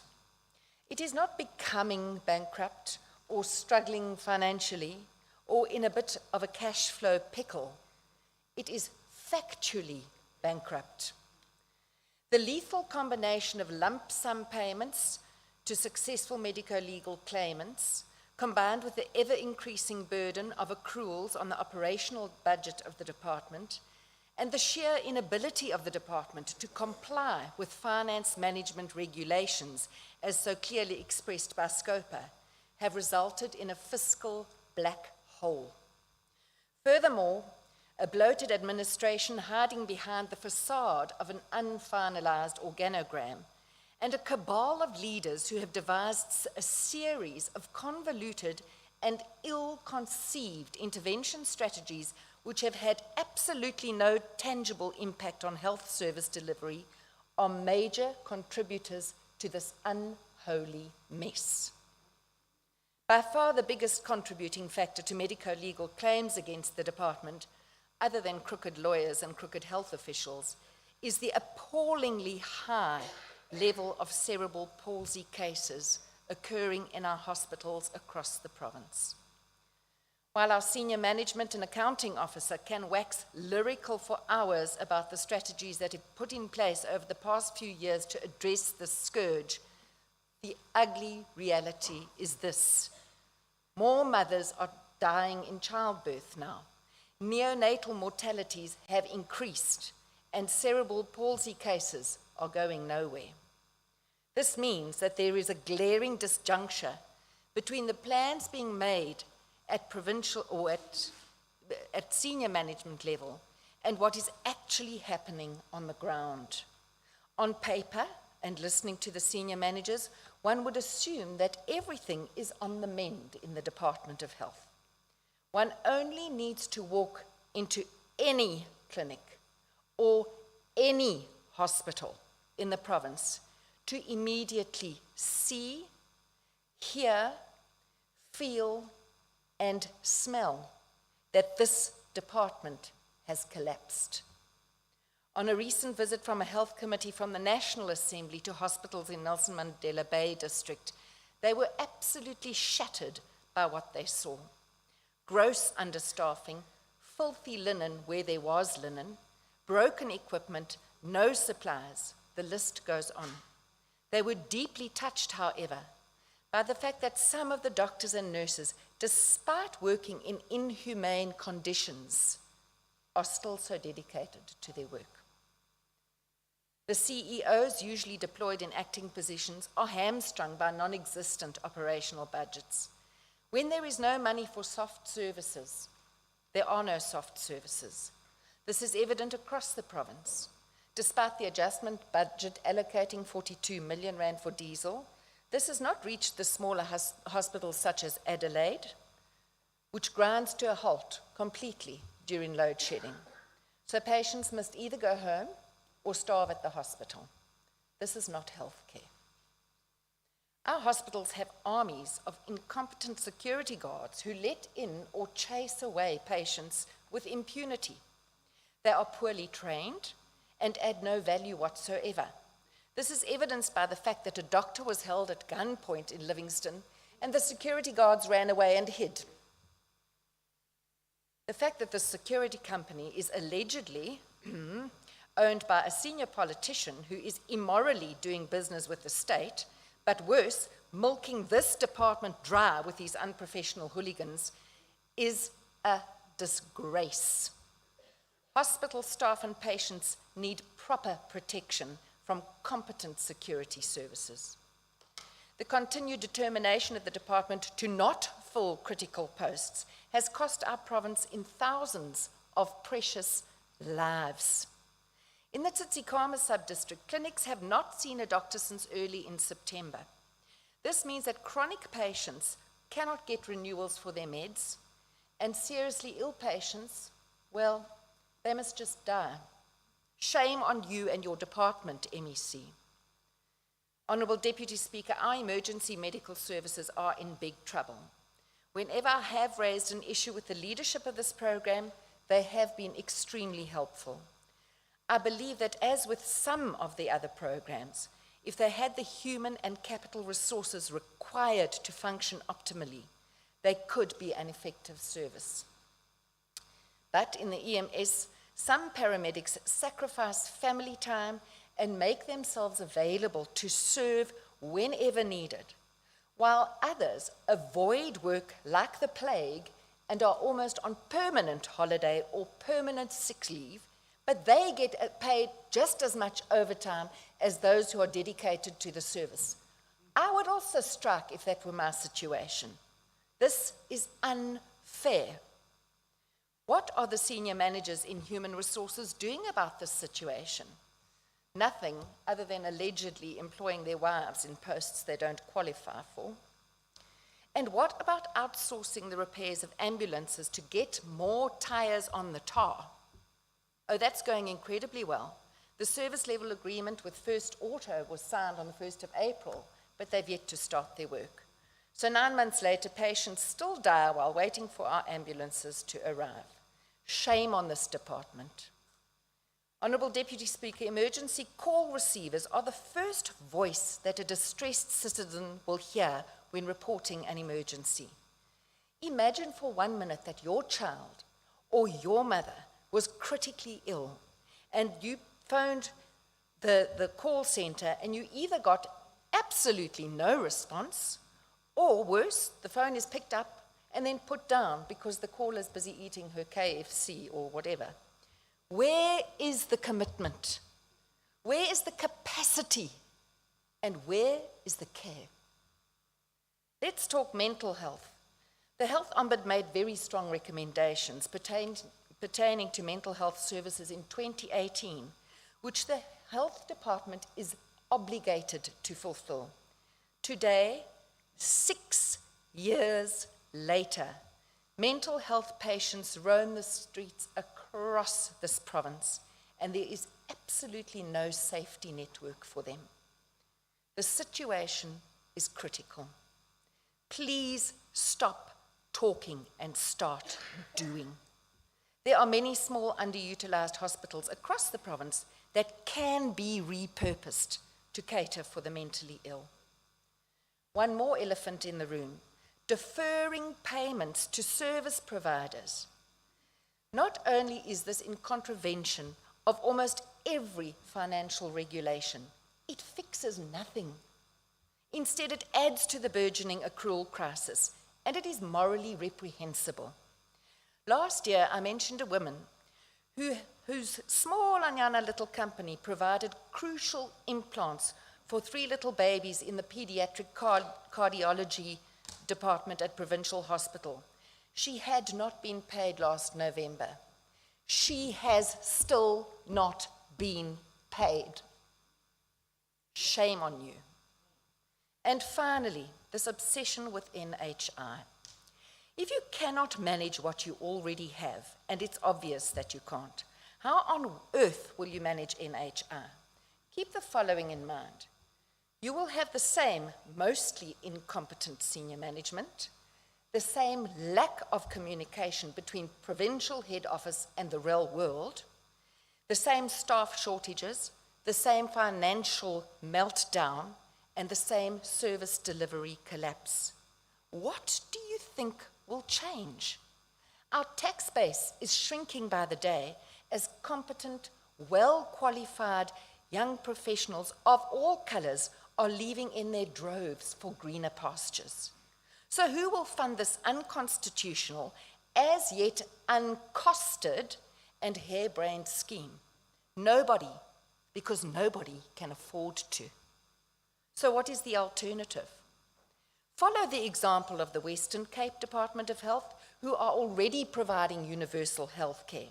They have decentralised service delivery, they have excellent public-private partnerships, and they are even managing the social determinants of health.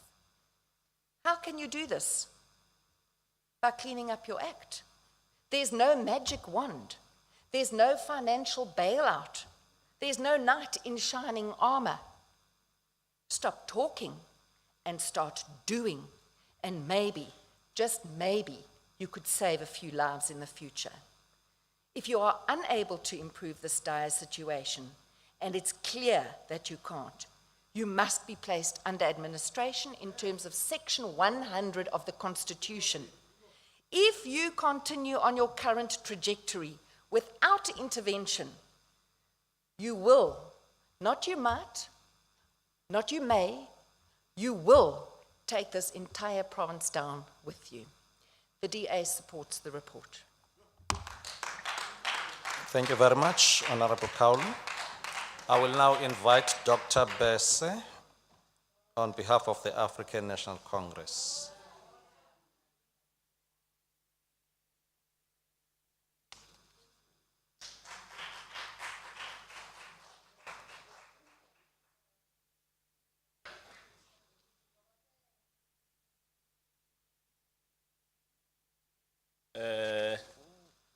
Honorable Deputy Speaker, allow me to extend my greetings to the Acting Honorable Premier, Chief Whip of the governing party, members of the Executive Council, leaders of the political parties, and members of the provincial legislature, heads of provincial administration, traditional leaders, our guests in the gallery. As this committee and the House, it is imperative to acknowledge that this report is tabled for 2022 and 2023 financial year by the Honorable Chairperson of the Portfolio Committee. Since the advent of the novel coronavirus, known as COVID-19, nearly 4.5 million people in our country and nearly 186,000 in the province are known to have been infected by the virus, and more than 102,000 people are known to have died in the country.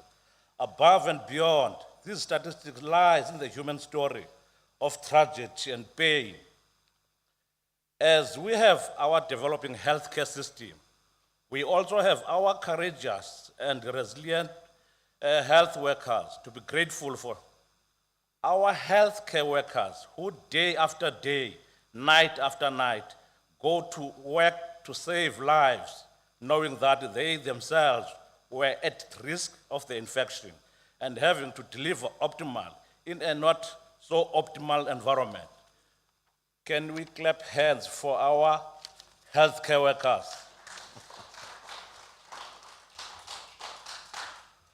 What this House has received is the sum total of the committee findings on the work done by the department during the 2022-2023 financial year, a year succeeding the beginning and ongoing scourge of the coronavirus pandemic. As the committee had to evaluate the work done by the department at the tail end of the reporting period.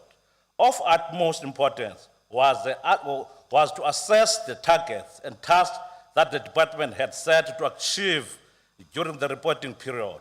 The committee also had to assess the priorities envisioned in the Makotlas and 2020's 2025 Provincial Medium-Term Strategic Framework as adopted by the 6th administration.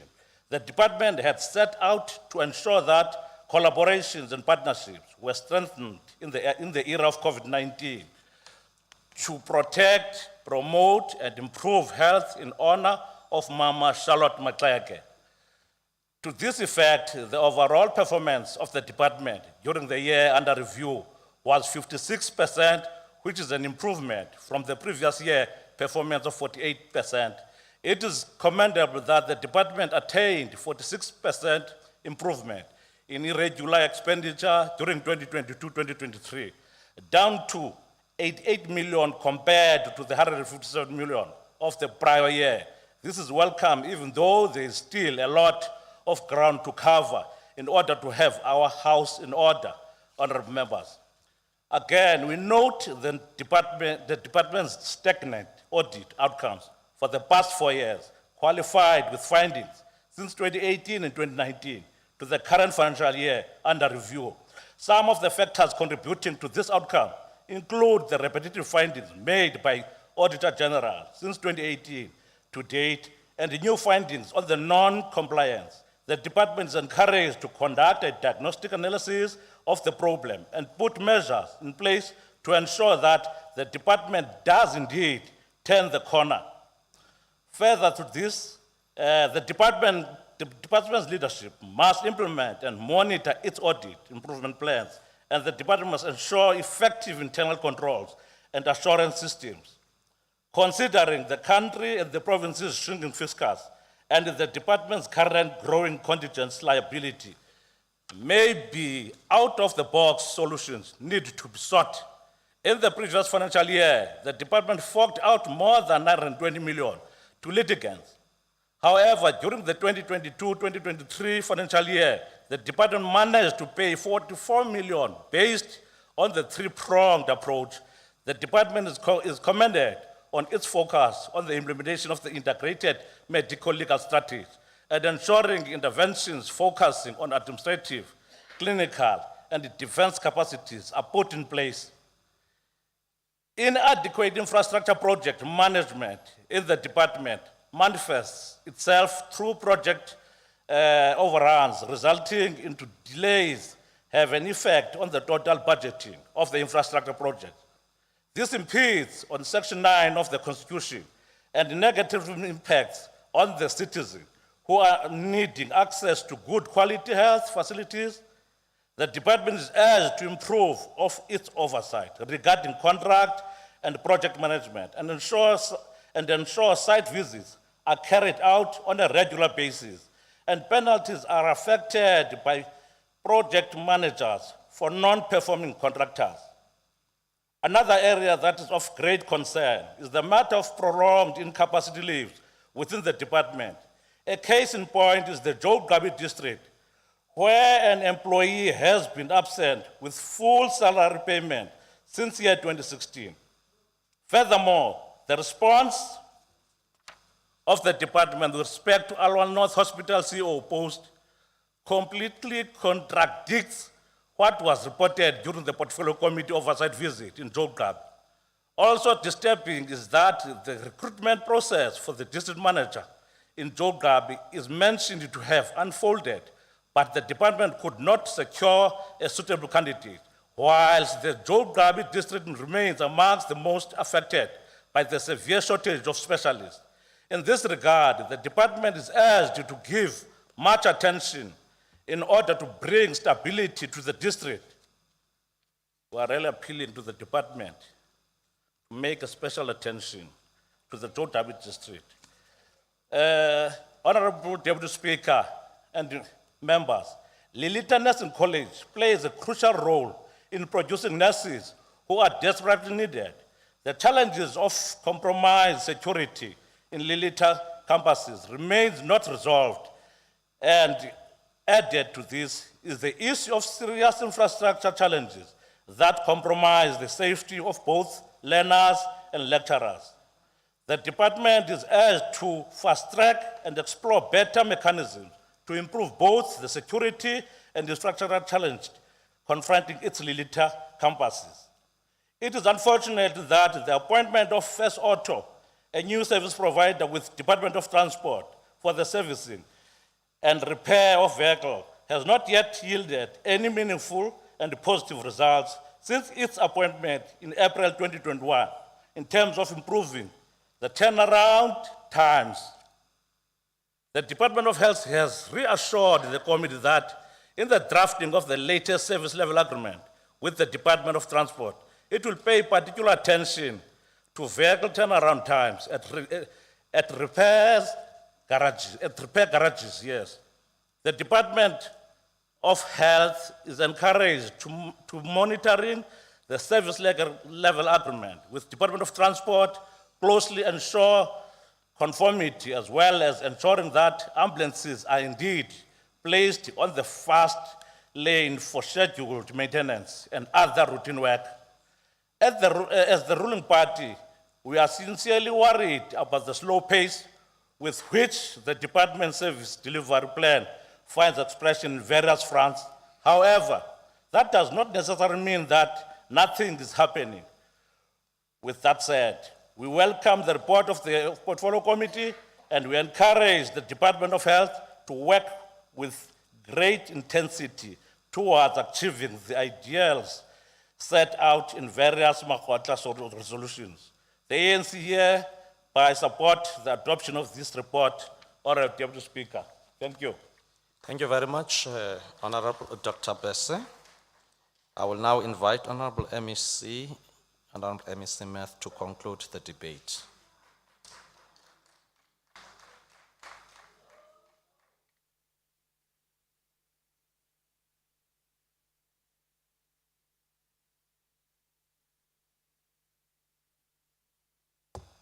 Thank you very much, Honorable Deputy Speaker. Greetings to you, the Honorable Acting Premier, Honorable MECs, Honorable Chief Whip, Honorable Acting Chair of Chairs, our traditional leaders, Portfolio Committee of Health Chairperson, Honorable Nyalambisa, and the honorable members of the House, DG, CEOs of government entities, HODs, our employees, and our employers, the people of the Eastern Cape. Ladies and gentlemen, good afternoon. From the onset, we want to appreciate the diligent oversight work that is being done by the Portfolio Committee on Health. The oversight role of the committee keeps us on our toes and holds us accountable as we continue working towards the attainment of universal health and care for our people, which we will achieve through the implementation of the progressive national health insurance. Through our own oversight work, which I have led since last year, to different facilities, we have identified the challenges we are confronted with. A health turnaround strategy has been developed, which we are confident will progressively yield the desired results. Because, Honorable Deputy Speaker, the big one takes time to turn. And this big one, which is the Department of Health, is turning. Chief among the challenges are the staff shortages, and this is something that we are addressing. During this current financial year, within the available funding envelopes, the department has a widely publicized funded annual recruitment plan for the current financial year. The department is no longer folding chairs and putting them away whenever someone retires, resigns, or demises. This was the case for 2 consecutive financial years, which is 2019-2020 and 2020-2021, when we did not have a funded annual recruitment plan. This current financial year, 710 million rand has been allocated to employ 2,941 new employees, of which 1,884 appointments have already been made. 1,057 ARP posts are in different stages of recruitment and selection process. The finding that 320 employees are unverified out of more than 47,500 employees on the system at the start of the project is correct. This is about 0.6% of the original just over 47,500 employees in the database. Name lists for salary freeze have been submitted to salary administration to effect assurance of making sure that all the staff is not inadvertently negatively affected. The name lists are countersigned by HR managers and their respective CEOs or district managers to ensure the highest accountability for wage freeze transaction. Authorized salary freeze by the Salary Administration Unit is planned for today, the 6th of December, 2022. This is a result of the person-to-post match exercise that I instructed the department to embark on to ensure that everyone on the PESAL system is accounted for. This is being done to ensure that if there are ghost employees, we root them out and use the money to employ more, and an investigation will be done to ascertain where the money that was paid to the 320 plus seemingly non-existent people went to with the appropriate action thereof. The department is committed to ensuring that the organogram is finalized. A lot of work has been made in this regard. The department established a joint organizational development technical team comprising of representatives of the Eastern Cape Department of Health, Office of the Premier, and the Department of Public Service and Administration to consider the review of the approved 2018 macrostructure as well as proposed microstructure. A project charter has since been developed, submitted for input and approved by the Executive Authority. The purpose of this project charter is to provide a governance framework for the review of the Eastern Cape Department of Health organizational structure, describe the plan of action needed to implement the organizational review in order to give administrative effect to the strategic priorities of the Department of Health, and to ensure alignment of organizational structure to the mandate and other legislative prescripts. Honorable Deputy Speaker, the department has set a target to improve the number of operational ambulances from 70% currently to 90% over the MTF. The department has a total of 447 ambulances, but at any given time, there are about 320 ambulances that can be operational. The service improvement plan of EMS requires us to increase the number of operational ambulances to 402 at the end of the MTF. There are various investments that have been identified towards achieving this target. The department is prioritizing the recruitment of frontline supervisors at all EMS bases. In the current annual recruitment plan, 23 shift leaders have been recruited to lead the day-to-day operations at EMS bases in the province.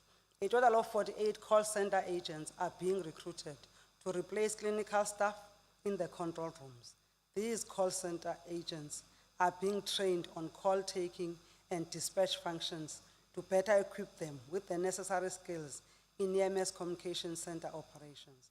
This will release clinically trained EMS personnel back into the field as far as practicable.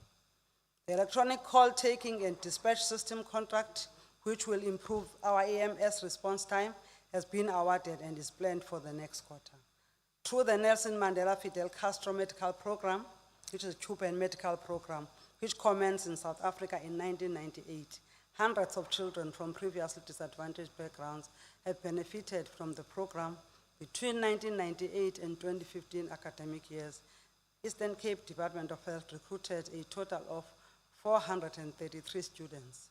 321 have successfully completed their studies. Out of the 321 completed, 56 are currently doing community services within the province, while 156 of them are currently doing their internships. 109 students are post-com serves. Currently, there is a total of 48 students who are still in the program, of which 39 are doing their final year. 8 returned back from Cuba in July 2022 to commence with their 18-month final clinical training, and 1 student is currently on suspension. There are 109 students who have completed community services and are now serving as medical officers. Tell me if a bankrupt department can do that. The department has taken a few steps closer towards the vision of a quality health care service that is digitally enabled and data-driven, with phase 1 of the HMS2 system having been rolled out to 18 hospitals by the end of November 2022. This includes hospitals in rural areas like Matzekane Kazulu and Oliver Adelaide Tambo hospitals, which we didn't mention, Honorable Banga. There is a lot of state-of-the-art hospitals which this current government has built for our people, something that we've never seen before. Our patients are registered. We'll have to reduce waiting times along patients. Once registered, we'll have to reduce waiting times along the patient journey, as their details are saved on cloud and easily accessible to all facilities where the system has been rolled out. The system interfaces with the HPRS, which is the Health Patient Registration System, the National Patient Registration System, which the department started to roll out to primary healthcare facilities. This project will continue to ensure that all PHC clinics will ultimately have the system ready for the NHI. Maintenance of our facilities is an important aspect of ensuring we are ready for the full implementation of this progressive NHI. The department has commenced the program to address the infrastructure backlog on Alpanga and create a habitable environment in all facilities in the Eastern Cape Department of Health. The state of infrastructure has reached its current state at certain facilities due to historic lack of scheduled maintenance on the buildings. The department is addressing the lack of scheduled maintenance of our facilities, and a 1 total minute. of 544 million is set aside, starting with 80 facilities over the MTF. In this financial year, DPWI has conducted assessment, and we are ready to start with that particular plan. Because of time, I want to say we have done a lot of work, working with our partners, including the Department of Education and Social Development, to ensure that we've got a program that is targeting schools. And learners who had not been aware that they had acute vision challenges have received spectacles as an example. Learners have been referred to nearby facilities, and learners with dental problems have been referred to dentists, and those with hearing problems have been referred to higher levels of care. Honorable Deputy Speaker, let me once again appreciate efforts of the Portfolio Committee and assure this Honorable House that we remain committed to work with the committee for the betterment of the people of the Eastern Cape. A management response and a clear plan to implement findings and recommendations will be submitted to the committee before the expiry of 30 days from today. Thank you very much, Honorable Deputy Speaker. Nkosi kakhulu Mphathiswa, thank you very much. Honourable members, I now put the report. Any objection? No objection. There being none, honourable members, I think I must just remind you that we started this sitting at about 12 as per the amended time, and we delayed the lunch up until 3. So we can take the last report, then we adjourn. May I request the Secretary to read the third order of the day? Consideration of reports of the Portfolio Committee on Public Works and Infrastructure on annual and financial oversight reports. Honorable Chairperson, Honorable Pongo, 15 minutes, ma'am.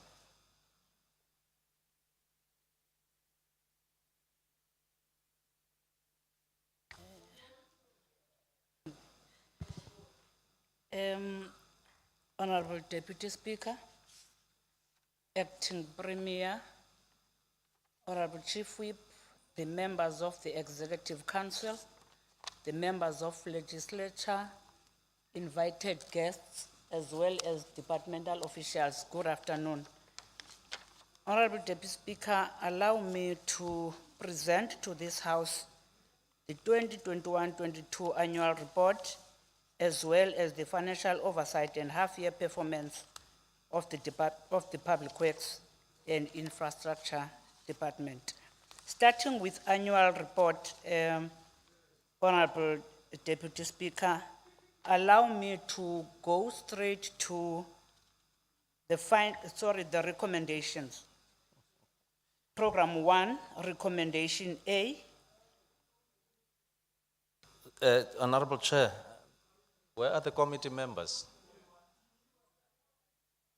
You were oversighting as these two members. Proceed, ma'am. They will join. Okay, thank you, Honorable Deputy Speaker. Yeah, libalisa wana lendo ye virtual.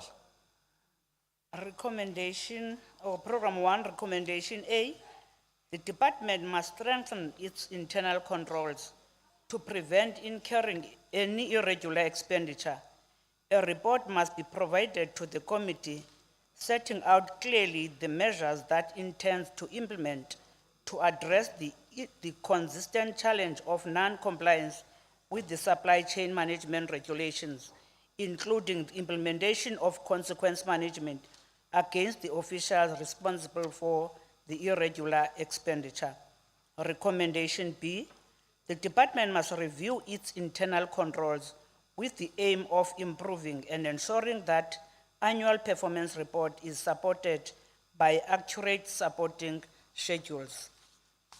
Recommendation C, the department must ensure that all deserving employees who are no longer with the department are paid their pro rata share of PMDS bonuses and any other payment in lieu of, in terms of their employment contracts, to ensure that the budget is fully utilized towards its intended purpose.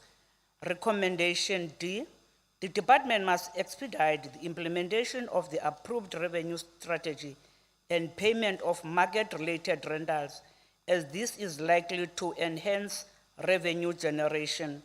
Recommendation E, the department must, as a matter of urgency, finalize all the outstanding disciplinary cases and ensure that all cases that are under investigations are expeditiously investigated and finalized.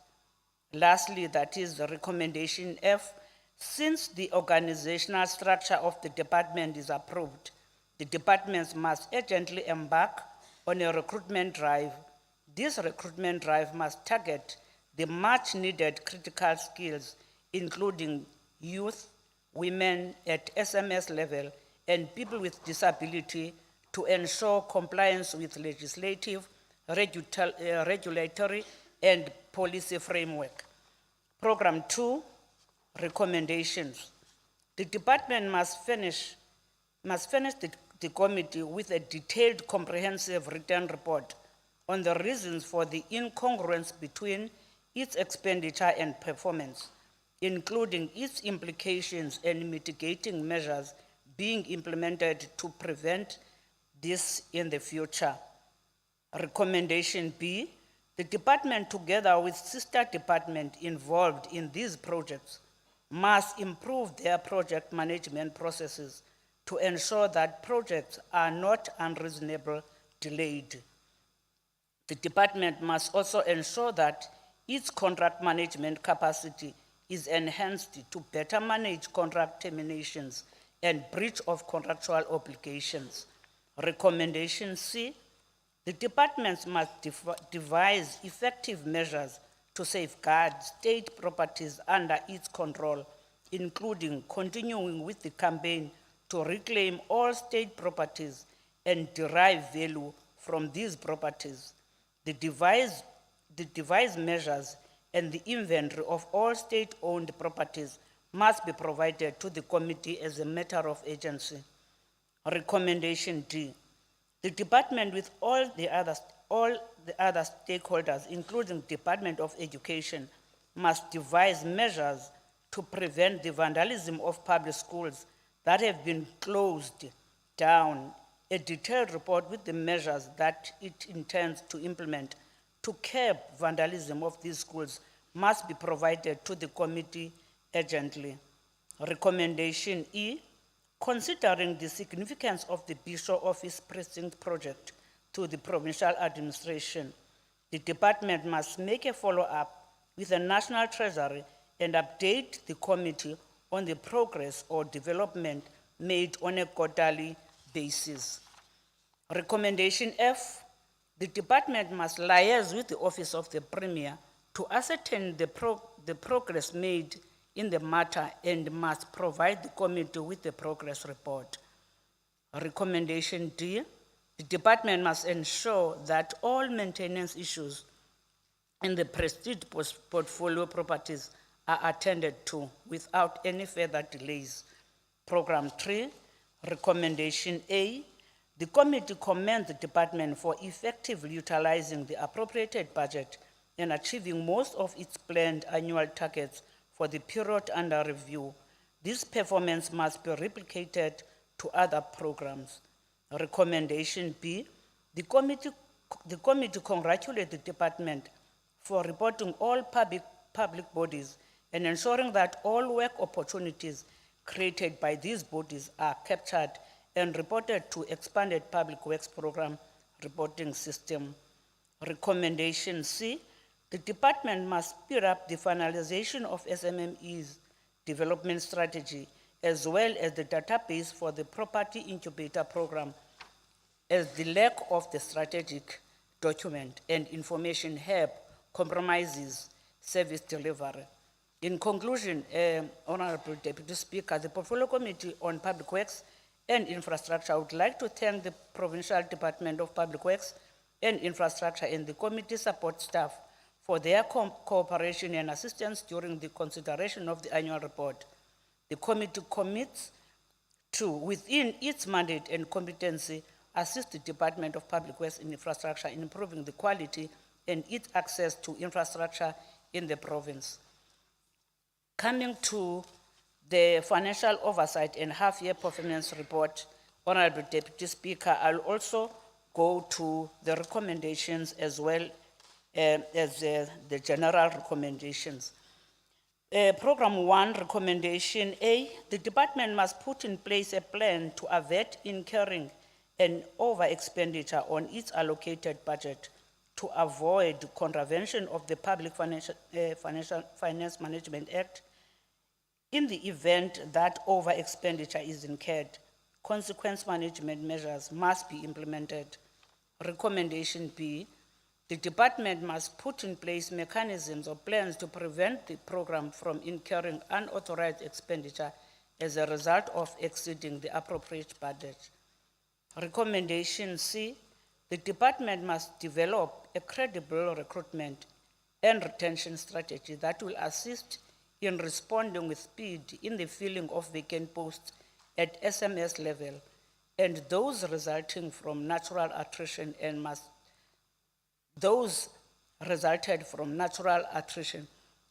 share this strategy with the committee. The department must also ensure that this strategy is implemented in the 2023-24 financial year. Recommendation D, the department must provide the committee with a report detailing the reasons as to why so many employees left the organization in a short space of time. Recommendation E, the department must report to the committee with measures it intends to implement to enhance revenue generation for the benefit of the province. Recommendation F, the department must devise a clear recovery plan to avert the under-expenditure on capital payments so as to avoid surrendering the funds at the end of the financial year or applying for a rollover. Recommendation G, the department must ensure that project leaders timelessly submit specification for efficient procurement planning. The committee must be updated on the implementation of the consequence management to project leaders who fail to do their job. Program 2, Recommendation A, the department must put in place plans to reduce the over-expenditure in the remaining 6 months of the financial year to avoid unauthorized expenditure. A catch-up plan within the remaining 6 months must be shared with the committee regarding Alfred Nzo region. Recommendation C, the department must ensure that procurement of service providers is finalized before the start of the financial year to ensure proper and timely implementation. Program 3, Recommendation A, the department must ensure that all the bottlenecks that caused the under-expenditure are resolved as a matter of urgency, as this will lead to budget cuts that will compromise service delivery. Recommendation B, the department must ensure that collaboration efforts are created and strengthened to address the reported under-expenditure within the remaining 6 months so that service delivery is not compromised. General findings. The department continues to provide corrective actions with no specific timelines to complete the recovery process. General recommendation, the department must provide the committee with the specific timelines in order to make the oversight function meaningfully. All the recommendations are to be responded to within 30 days after the adoption of this report in terms of the rules of the House, Rule 203.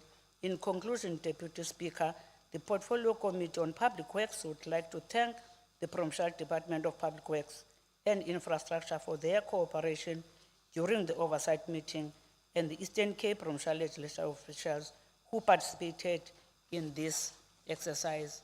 I thank you, Honorable Deputy Speaker. Thank you very much, Honorable Hongo, the chairperson. Ingabe khona imibuzo ejoliswe kwi-committee? Are there questions by the committee, honorable members? No. Imibuzo eya ku-MEC Two hands, Honorable Bobby Stevenson, Honorable Banga, in that order. Thank you, Honorable Deputy Speaker.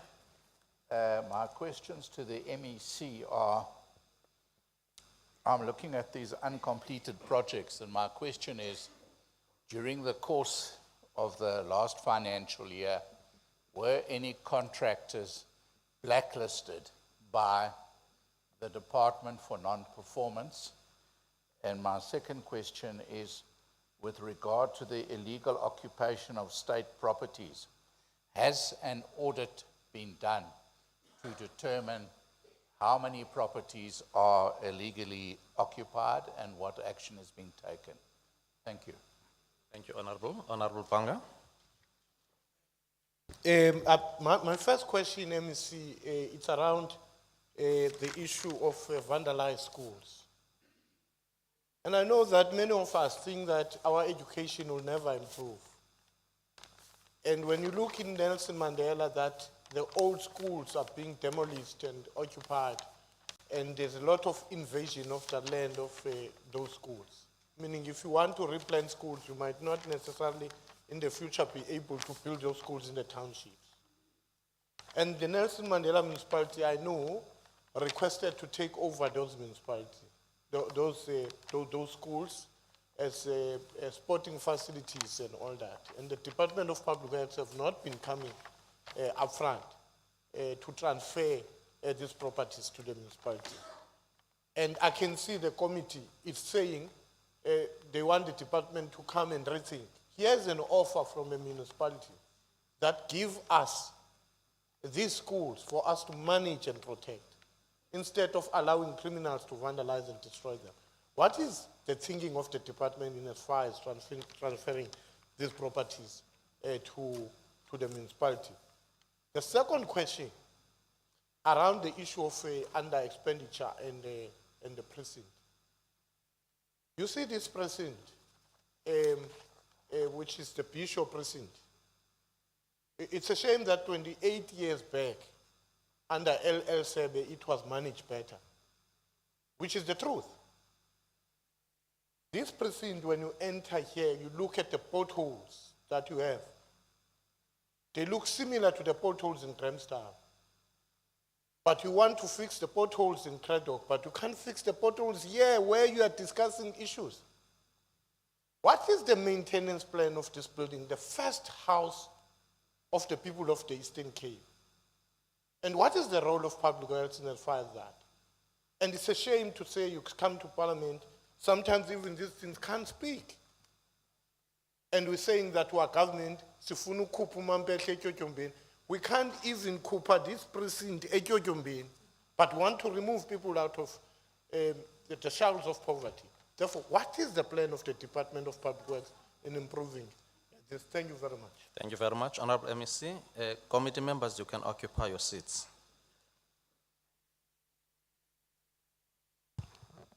Thank you, Honorable Speaker, and thank you to the honorable members. May I respond to the questions when I make a presentation and responding to the entire discussion? Thank you. Thank you very much. Thank you very much, Honorable MEC. I think we take note of that. Honorable Kutsi from Democratic Alliance. No, Tsi, sorry.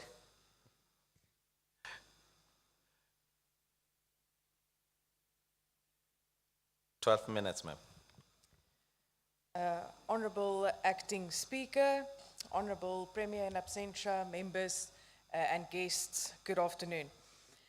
Honorable Acting Speaker, in examining this report from the Department of Public Works and Infrastructure, it becomes more and more evident that there needs to be a focus on increasing accountability through effective oversight mechanisms. And secondly, and very importantly, the department must get tough on mediocrity and poor performance. I've said it repeatedly, Honorable Acting Speaker, but reoccurring findings in these reports are forcing me to reiterate it again and again. The Sixth Administration decided that Department of Public Works would be the nerve center of infrastructure, of that delivery, of the coordination and the investment in terms of transforming the property and the construction portfolio in the Eastern Cape. But till today, this department is struggling to position itself as such. And things will not improve because we continue, and Honourable Acting Speaker, I've been serving on this committee for 8 years. And I know, if I go back on these reports, it's always the same reoccurring findings year in and year out. And I've had a look at those reports, and I've come to the conclusion that there are 6 things, 6 major things that this department needs to be addressing. And I like to refer to them as the big 6, the 6 dragons that the Department of Public Works must slay in order to be truly effective in delivering on its mandate. The first one, we are still faced with reoccurring findings in terms of critical vacancies, where skilled employees that are fit for purpose are not being appointed in key positions in the department. And this is in terms of compliance with legislative, regulatory, and policy frameworks. Honourable Acting Speaker, if we do not make these critical appointments in these key vacancies, skilled vacancies, it is like going into a boxing match with our hands tied behind our backs. We have to address this. The second big dragon, Honourable Acting Speaker, is irregular expenditure. It is still and continues to be at unacceptable levels. Again, the department failed to take effective and appropriate measures to prevent irregular expenditure, now standing at a whopping 983 million, which is an increase of 319 million from the previous financial year, of which 277 million is incurred in terms of leases that did not comply with supply chain management regulations. Surely we should be at a point where we can comply with these types of regulations. We have to strengthen internal control to prevent any irregular expenditure. And there must be implementation of consequence management against officials that are responsible for irregular expenditure. And consequence management is absolutely key. There has to be consequences for officials that repeatedly put the department in a position where they are incurring irregular expenditure. The third one, Acting Speaker, is the illegal occupation of government properties. Illegal occupants of land and buildings that belong to the Department of Public Works is a massive issue across the province and has been for many years. The province is not only losing income, a lot of income, from these properties, but it is also being damaged and vandalized by illegal occupants, putting an additional financial strain on the department and therefore the public purse. The department must firstly expedite and complete the audits on all its properties, whether it be vacant land, buildings in its possession, in order to ensure that these properties are not illegally occupied, that they are well maintained, and that they derive income from these properties. They must devise effective measures to safeguard state properties under its control, including continuing to campaign and reclaim all state properties that derive value for the department. Reclaimed it from the illegal occupants. Continuous challenges in collecting money, the fourth one, from client departments. Honourable Acting Speaker, everybody in this legislature will know that for years we have been talking about the issues in terms of, and the main culprit is the Department of Education, where this department goes and implements projects as an implementing agent on behalf of the Department of Education and then cannot pay contractors because it itself is not getting paid by the Department of Education. And at the end of the day, it is Public Works not paying. That is the view and that is the perception.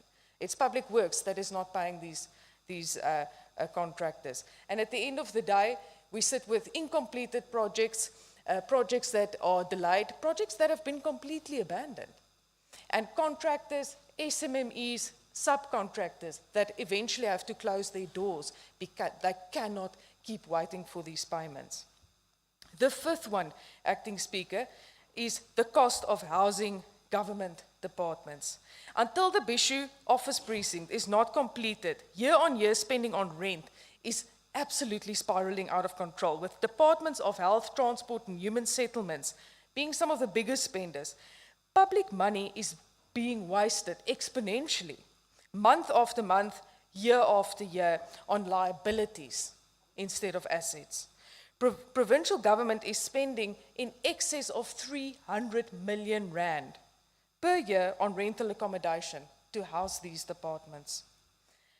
And then, Honourable Acting Speaker, the sixth dragon and the biggest dragon I've left for last.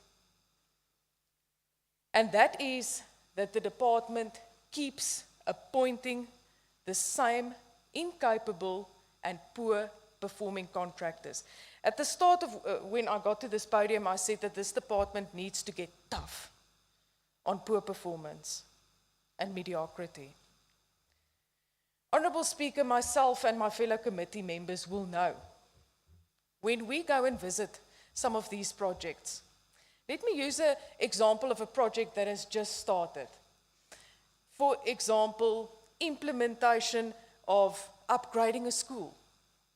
As an example, we as the committee go to these schools, and often we find the teachers there, the principals are always there wearing their Sunday best.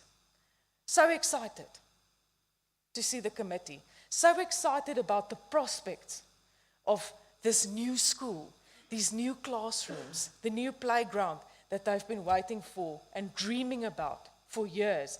They have so much hope in their eyes. They expect so much. And Honourable Acting Speaker, my fellow committee members will be able to attest to this. How many times a year, 2 or 3 years later, we go back to do oversight at these projects, and we look at those same people now standing there with tears running down their faces, with absolute disappointment in their eyes, and it breaks my heart every time. And we know what this feels like, to look at the people that were supposed to be beneficiaries of these projects, and we have to hear that the contractor has abandoned site. That something that was supposed to be completed 2 or 3 years ago is still incomplete.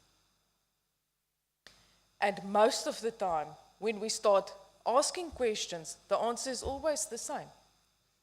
The contractor did not perform and had to be pulled off site.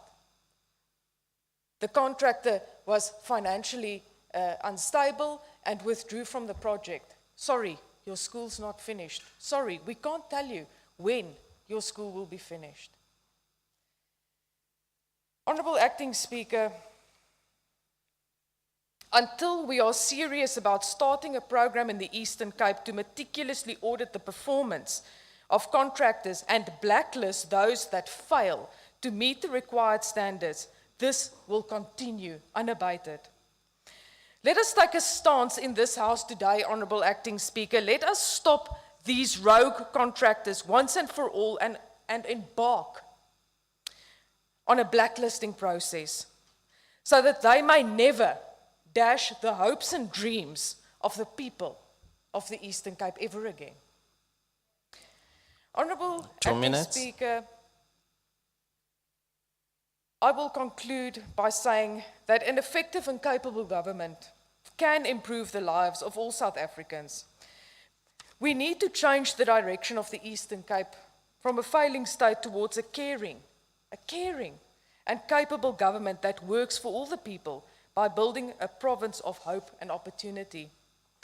And through you, Honourable Acting Speaker, we welcome the new MEC. In considering these reports, the new MEC can make a tremendous impact by slaying these 6 big dragons that I was talking about. appoint the skilled staff in the department. Get the wheels turning on the Bishu office precinct. Blacklist non-performing contractors.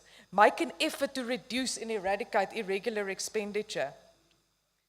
Meet your targets. Make sure schools and clinics are not left in limbo by non-paying client departments. Every effort of government must be focused on improving the lives of all South Africans. The DA supports the report by the department. I thank you. Thank you very much, Honorable Notsi. I will now call upon the EFF, Honorable Maketa.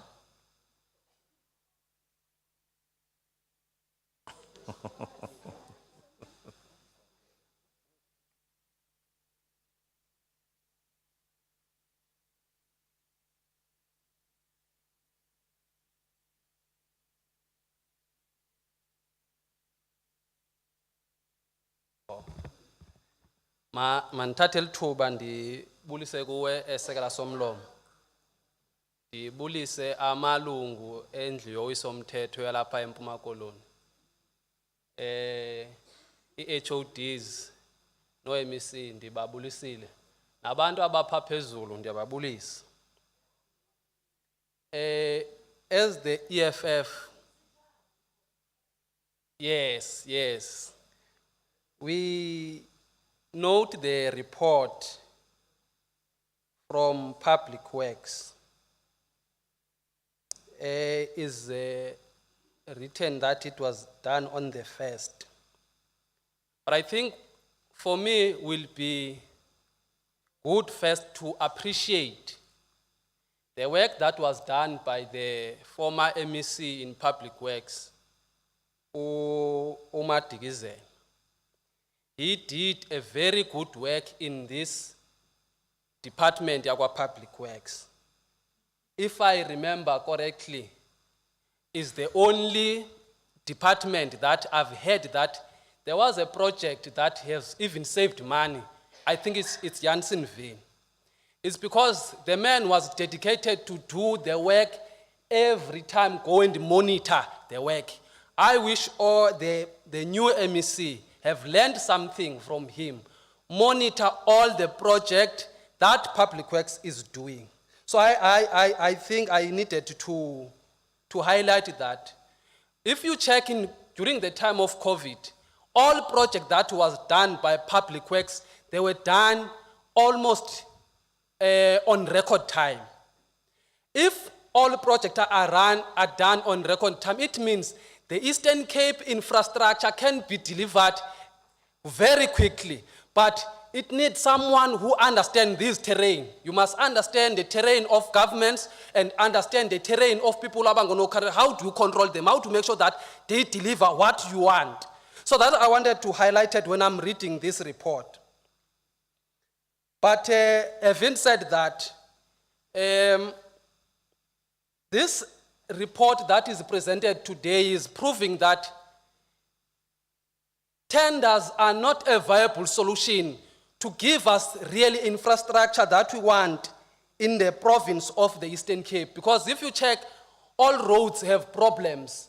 We have issues of infrastructure that is not really addressed in the province. But tenders, they are a serious problem that they are creating a level of fraud, corruption, nepotism, wasteful and fruitless expenditure that is appealing in this province. So you will find people now, because of tenders, they are not adhering to supply chain and procurement management practices. That we see that we want to say as a province, but is a dream. Now, that's why you find people, they use the Eastern Cape as a playing ground because they use tenders to come and milk the money of the Eastern Cape that is meant to develop and make sure that there is proper infrastructure, but you can't find it because tenders are not meant exactly to deliver the quality that we want as a province of the Eastern Cape.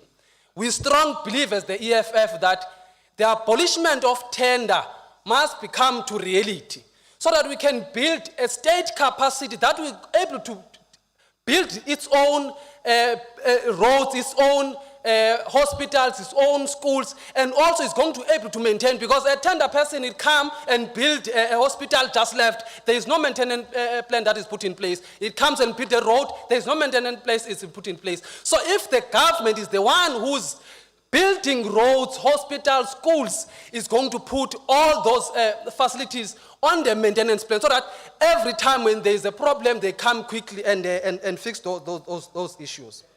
We are seeing as the EFF that there is irregular expenditure that is 983 million, and you should ask yourself, where are the people who are employed in those departments? Because you see this thing that how can you have an irregular expenditure that exceeds to that amount? Why there is people who are employed? And will come say, the department must give us a time frame consequence. There is no Thank you consequence very management. much, Honorable Member. It's done now. Your 4 minutes is up. Honorable Maketa, can you go back to the podium and just listen to me about the issue of dress code? This legislature haven't yet amended the rules to change the dress code of this house. And I think on that note, I would request the table staff to make a note of this transgression. Thank you very much. Thank you. Thank you, Speaker. Umhle MEC wakwa health. Unxibe njengam. Bye-bye. Honorable from the African National Congress, Honorable Mbonyana, over to you, ma'am.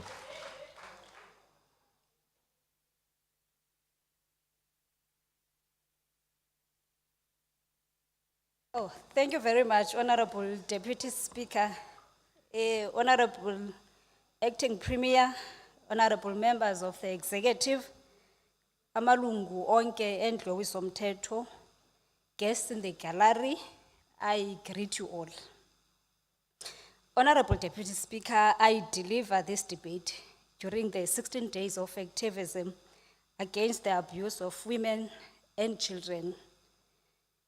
As we welcome and support the report by the chairperson of the Portfolio Committee, also allow me, Honorable Deputy Speaker and honorable members, to express our utter disgust and disdain at the killing of Umamuno Votile Mkata and 7 of her family members at the hands of cowards and thugs who, fortunately, many of them have been apprehended.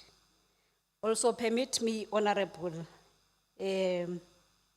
Deputy Speaker, to extend our heartfelt condolences to the family of 4 children who were brutally taken to the land of the departed by their own mother.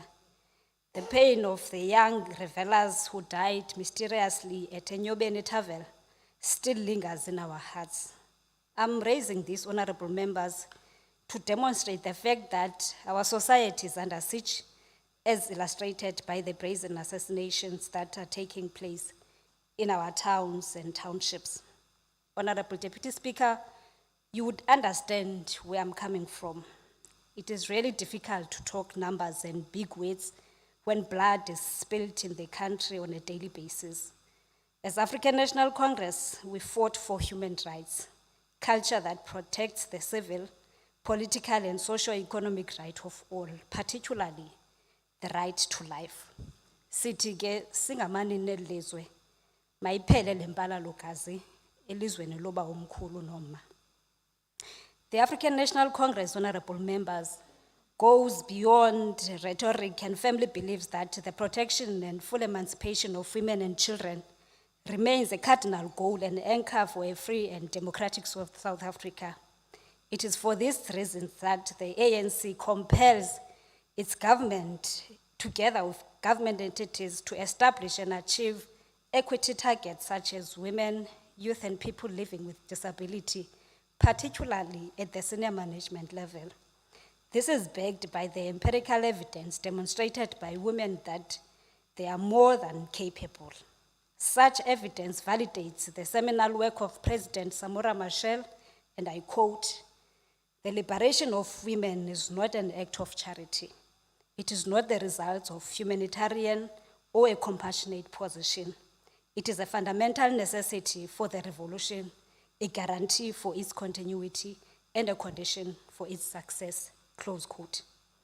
Honorable members, it must therefore be understood that numbers cannot be thrown at patriarchy for it to scuttle away in defeat, but imperative to understand that at the core of what confronts us is the resolution of gender relations, in that patriarchy, the ideology and system of underpinning the organization of society based on superiority of men and inferiority of women that result in equal powers relation between them is so deeply embedded in all spheres of our lives, beginning in the private sphere, the family, and spreading out to and through the whole public sphere, including state and all institutions, education, work, religion, media, etc.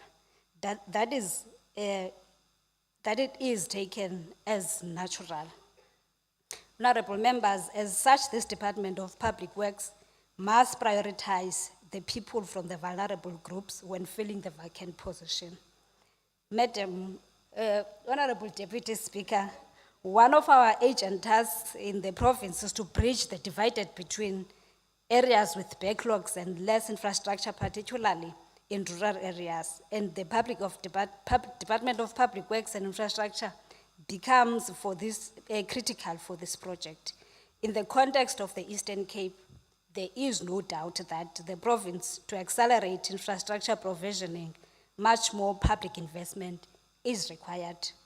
In general, the Eastern Cape, honorable members, is in dire need of much more investment in social infrastructure for its economic performance is to improve. As we proceed, honorable members, with this work, it can surely be confirmed that by all sundry that the Eastern Cape is a construction site, and the work this department has done during COVID-19 restriction deserves to be congratulated by all. As African National Congress, we commend the department for the impactful work it has done in resuscitating public health facilities, schools, and other critical facilities. This work has brought unexplainable relief to our people and further rejuvenated trust and hope in the public services. As we build the developmental state with capacity to drive and lead development, we are steadfast as the African National Congress that previously disadvantaged must be empowered to develop our own province and communities. As such, we will never be timid in our resolve of utilizing public procurement as means of empowering local SMMEs as long as they are capable of doing the work required. In our drive to place public works as the center of infrastructure provisioning in the province, we urge the department to deal with the increasing irregular expenditure as proper financial and systems inspires confidence of both investors and public. The report, unfortunately, honorable members, find that the department failed to take effective and appropriate measures to prevent irregular expenditure amounting to just above 900 million, which increased by 319 million from the 664 million incurred in the previous year. A total of 277 million of the incurred irregular expenditure, Honorable MEC, through you, Honorable Deputy Speaker, is from leases that did not comply with the supply chain management regulations. We must also implore the department to fully implement the revenue collection strategy, as the department can surely collect much more than 14 million it has collected against a set target of generating 45 million. It is therefore important, honorable members, for the department to consider other strategies to implement in order to ensure that revenue collection strategy is fully implemented and remaining grey areas are reviewed timeously. Honorable Deputy Speaker, we have seen in multiple occasions the vandalism and illegal occupation of state properties. This takes place at the backdrop of low government revenue income and other factors. The department must develop a holistic strategy at which state property will be retained, refurbished, and utilized. Such a comprehensive strategy must also eliminate the possibilities of further vandalism, as we have seen with schools that were realigned and rationalized, honorable members. In conclusion, Honorable Deputy Speaker, President Thabo Mbeki, in his piece titled, quote, Historic Injustices, remarks that if they say out of nothing comes is true, then it must follow that the future is formed and derives its first impulse in the womb of the present, that all society therefore necessarily bear the imprint, the birthmarks of their own past. Whether to a greater or lesser extent must depend on a whole concatenation of factors, both internal and external to each particular society, close quote. To this extent, Honorable Speaker and honorable members, we must appreciate the context, objective and subjective factors confronting the Department of Public Works.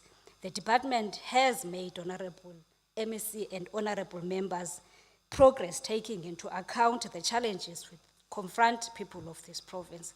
A lot, honorable members, has been done, but much more is still required to be done. The African National Congress, honorable members, supports the report. Thank you very much. Thank you very much, Honorable Mbonyana.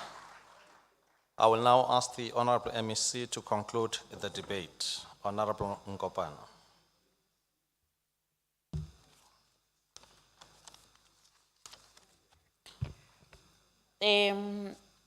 Honorable Deputy Speaker, Honorable Acting Premier, members of the Executive Council, Honorable Chairperson Pongo, and members of the Portfolio Committee on Public Works and Infrastructure, members of the Provincial Legislature, the heads of department, government officials, guests in the gallery, including my grandchildren, that Honorable Banga has been referring to them as his children. And those ones have sent me a message to say, who is this father that we don't know? Because they only know their fathers and grandfathers from the African National Congress. Ladies and gentlemen, revolutionary greetings to you all this afternoon. As we are meeting here today, during the 16 days of activism, before I forget, let me declare that towards the closure of this 16 days of activism, I'll be handing over a safety home. I'm sitting here, I want to ask clarity, a point of clarity similar to the one of that Honorable Banga, ngakuniki ndisazawubuza uba uphakama ngeyiphi rule. or rule of clarity. Which is rule, which is. The same way that Honorable He Dimbaza. later said it's an order. Yeah, okay. Mama, Honorable MEC, I'm standing here because kukwentetho yama-Afrika sifundisa abantwana bethu intoba bazalwa kokwabo kodwa ngabantwana besizwe. Loo nto Honorable Speaker, imfundiso ebalulekileyo kanti intoba xa uzala uzalele society. Ungathi kwi-ANC kuzalelwa ikhaya. Imfundiso embi ebantwaneni. Thank you. Honorable MEC, proceed. Thank you. Hoping that It's a point of debate. Mrs. Yam later to Honorable. Yes, it's safe. Yes, thank you very much. I'll be handing over a safety home to victims and survivors of gender-based violence upper Buffalo City in the West Bank area. Ndiza kuzikhupha ke izimemo sicele amalungu asikhaphe xa sisiya phaya. We're also meeting during this month of December when we're celebrating and acknowledging a World AIDS Day. And we know that there are also these December festivities. Eseleke esiyalezile ngazo utata uChief Whip. Then izolo ibizi 5 zika December. The day utata uMadiba asishiya ngayo. And also in the Department of Public Works, we've got a bereavement yomfana obe engomnye we-champions ze-EPWP. May his soul and that soul of Tata Umadiba continue to rest in peace. Honorable Speaker, Deputy Speaker, the non-performance of SMMEs, ngeli xesha ndikhoyo ngalo ke, we don't give a contractor, the main contractor, all the work in a site. We've got packages for SMMEs. That means, ngeli xesha lokhokela kwam le department, akuzubakho SMME underperformayo. Then the illegally occupied houses is a moving target. Then we cannot give the numbers because we have already evicted a number of people. And at times we find that you evict them today, tomorrow they return. We have made a plan on what to do to reoccupy or reuse a house or an office that has been worked upon by the Department of Public Works. Then the transfer of schools to the municipality. I know, asizuthi sisebenze ngolo hlobo. Just be given into yoba because kuse Nelson Mandela Bay Metro izikolo ezivalwayo, they are being handed over to the municipality. No, those are Department of Public Works properties. And provincially, all government departments, entities, and the society are looking at the Department of Public Works to provide them with the infrastructure. So asizuvele nje ke sithi sizawuthi hayi sawuhand over to Nelson Mandela Bay Metro. We can't do that.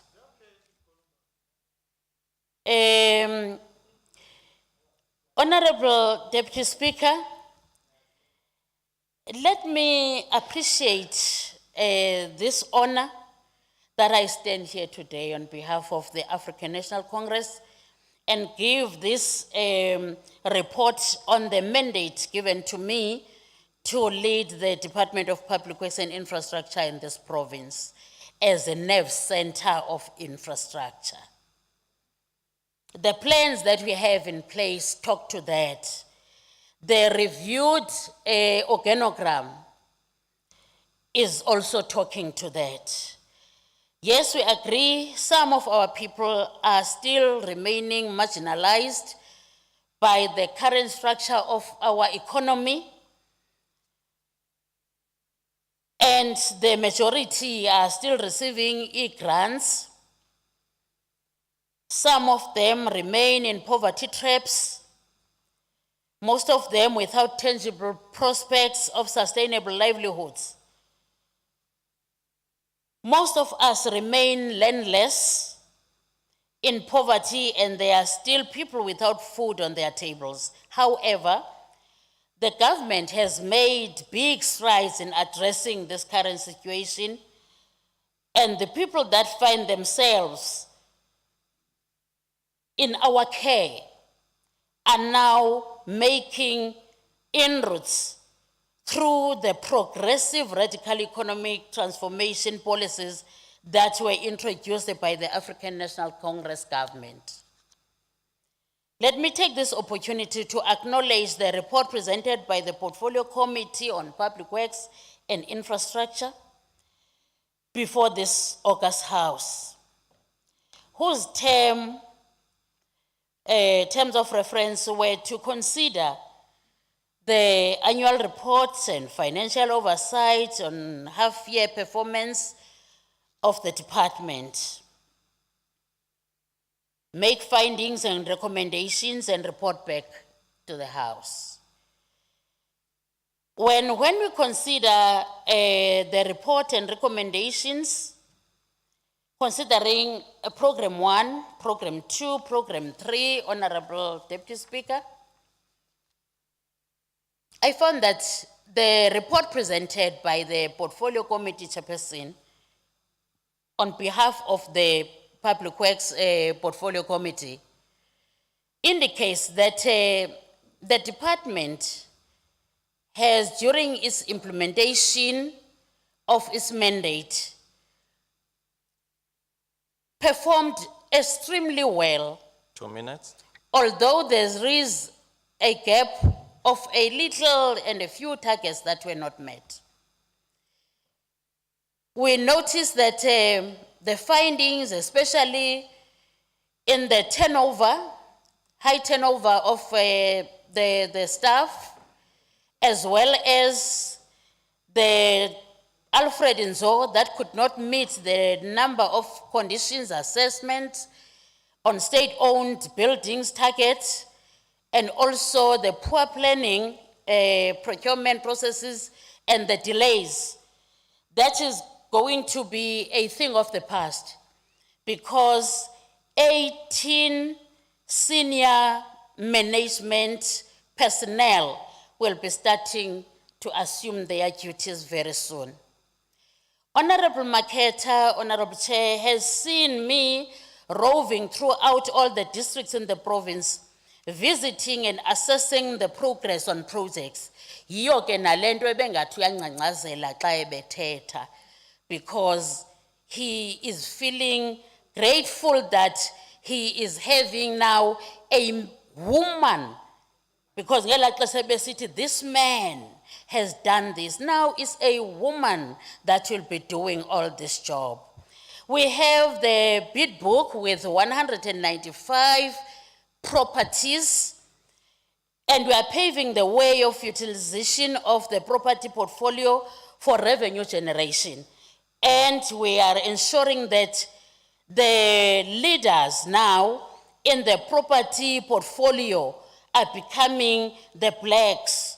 We are realizing the increase from 46% to 59% participation of black-owned list companies in the leasing of office space, with clear demonstration of its commitment to transforming the property sector.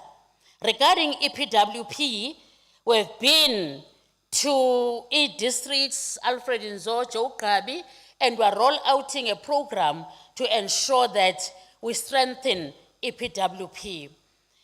We are just awaiting the finalization of the actual naming consultation process, so that sikwazi ukuyovula i-skills development center, the training center for artisans at Stainsburg.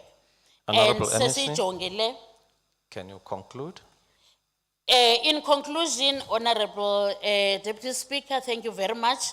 With regards to the Bishop Precinct, I had organized a meeting to meet with the Buffalo City Metro Municipality.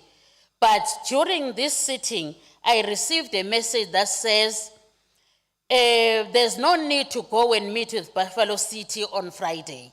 The council has resolved to release several land parcels to Department of Public Works, including the vacant ministerial residence land, which the Department of Public Works had earmarked to build the bachelor apartments for members, and also the land that has been earmarked for the Bishop Precinct. Thank you, ma'am. We are using the hashtag report vandalism, hashtag report stolen property, hashtag report illegal occupancy and hijacking of property, hashtag payment of market-related rentals. Thank you No very one is much. going to stay free in our Thank you very houses and much. offices. Thank you, Honorable Speaker. Thank you very much. ma'am. Order Thank you. Speaker, order Deputy Speaker. Yes.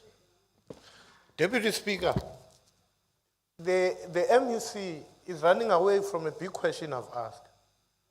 Iloko ya kimtaka because it's a studio single because sonzake. Now the question I asked, she does not answer. She's a victim of that because it's a studio single say iloko yake. The question I've asked is that what are the plans of the Department Yes. of Public Works for the bishoprics in the legislature, which is Honorable Panga, I understand. You may sit down. I will answer you. Because the time now is up for her, according to time allocation. And I think the internal arrangement will still be competent enough to deal with that matter. As you all know that it's having its own portfolio or standing committee of the legislature.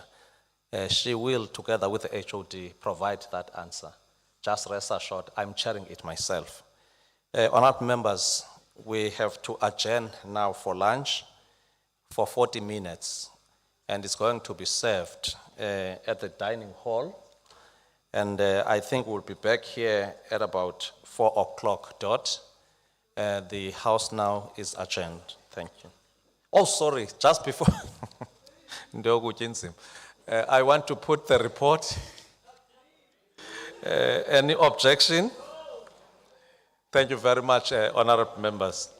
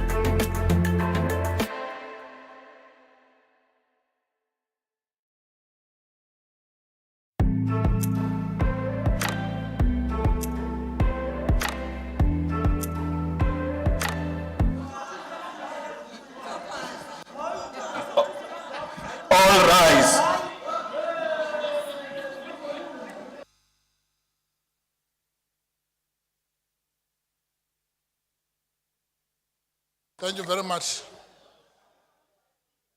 Honorable members, may we all be seated so that we can continue with the business of the day. Honorable members, may we all be seated so that we can continue with the business of the day. Honorable Chief Whip, Honorable Deputy Chief Whip, may we all be seated so that we can continue with the business of the day. I will ask the Secretary to read the fourth item of the day.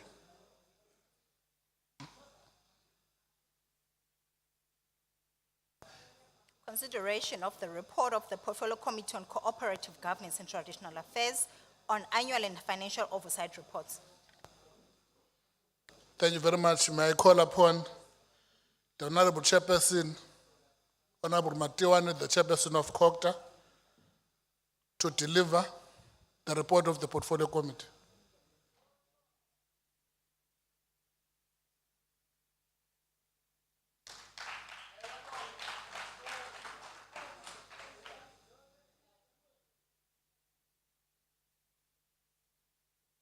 Your 15 minutes starts now.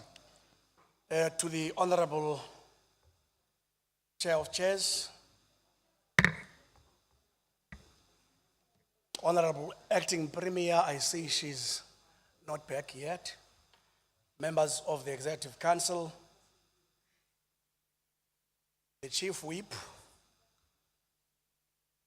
members, honorable members of this august House, distinguished guests,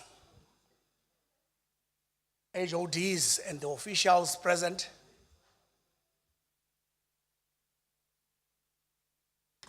the chairperson of the House of National Leaders in absentia, good afternoon.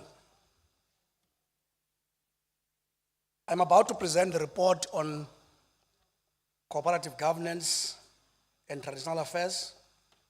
The first one being the annual report, followed by the half-year report. On program 1, we shall be very brief on findings, deal with the recommendations. On program 1, the department has obtained an unqualified audit opinion from the AG. An amount of 3.8 million is reported as being on fruitless and wasteful expenditure, which relates to digital smart pens, which has been reported to the Premier as it is required. Finding C, Section 106 investigation on Ingubaya Temba. The recommendations with regard to the findings reported. 1, that the department must share best practices in respect of its audit outcomes with all municipalities to ensure improvement of audit outcomes, as only 4 of the 39 municipalities have received unqualified audit opinion. We raise this point because over the last 2 years or 3, the department has been on an improvement trajectory, has sustained this audit opinion, which is a good improvement.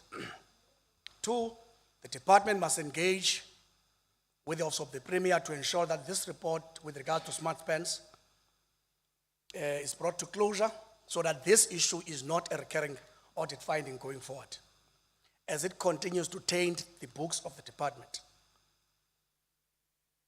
With regards to Ngubaya Temba, the department must cooperate with the Hawks and other law enforcement agencies to ensure that they assist the investigation until the matter is concluded and successfully prosecution is done for those identified for wrongdoing.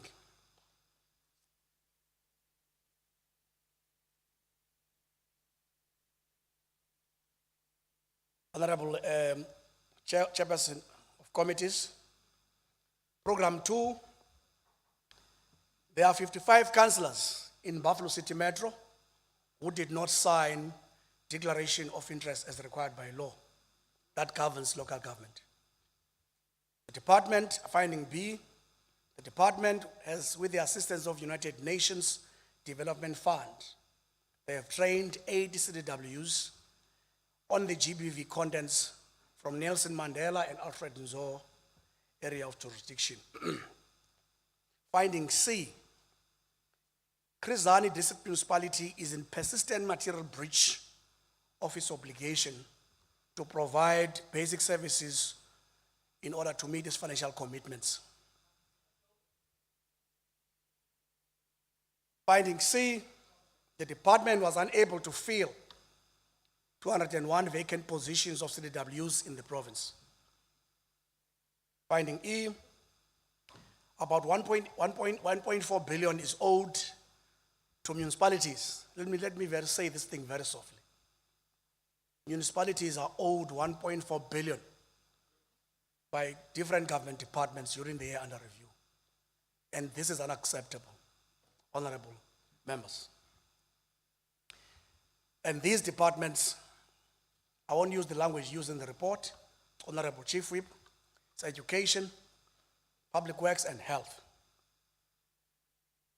Finding F, there is non-compliance by some municipalities in the Municipal Systems Act with regards to the appointment of Section 54 and 56 managers.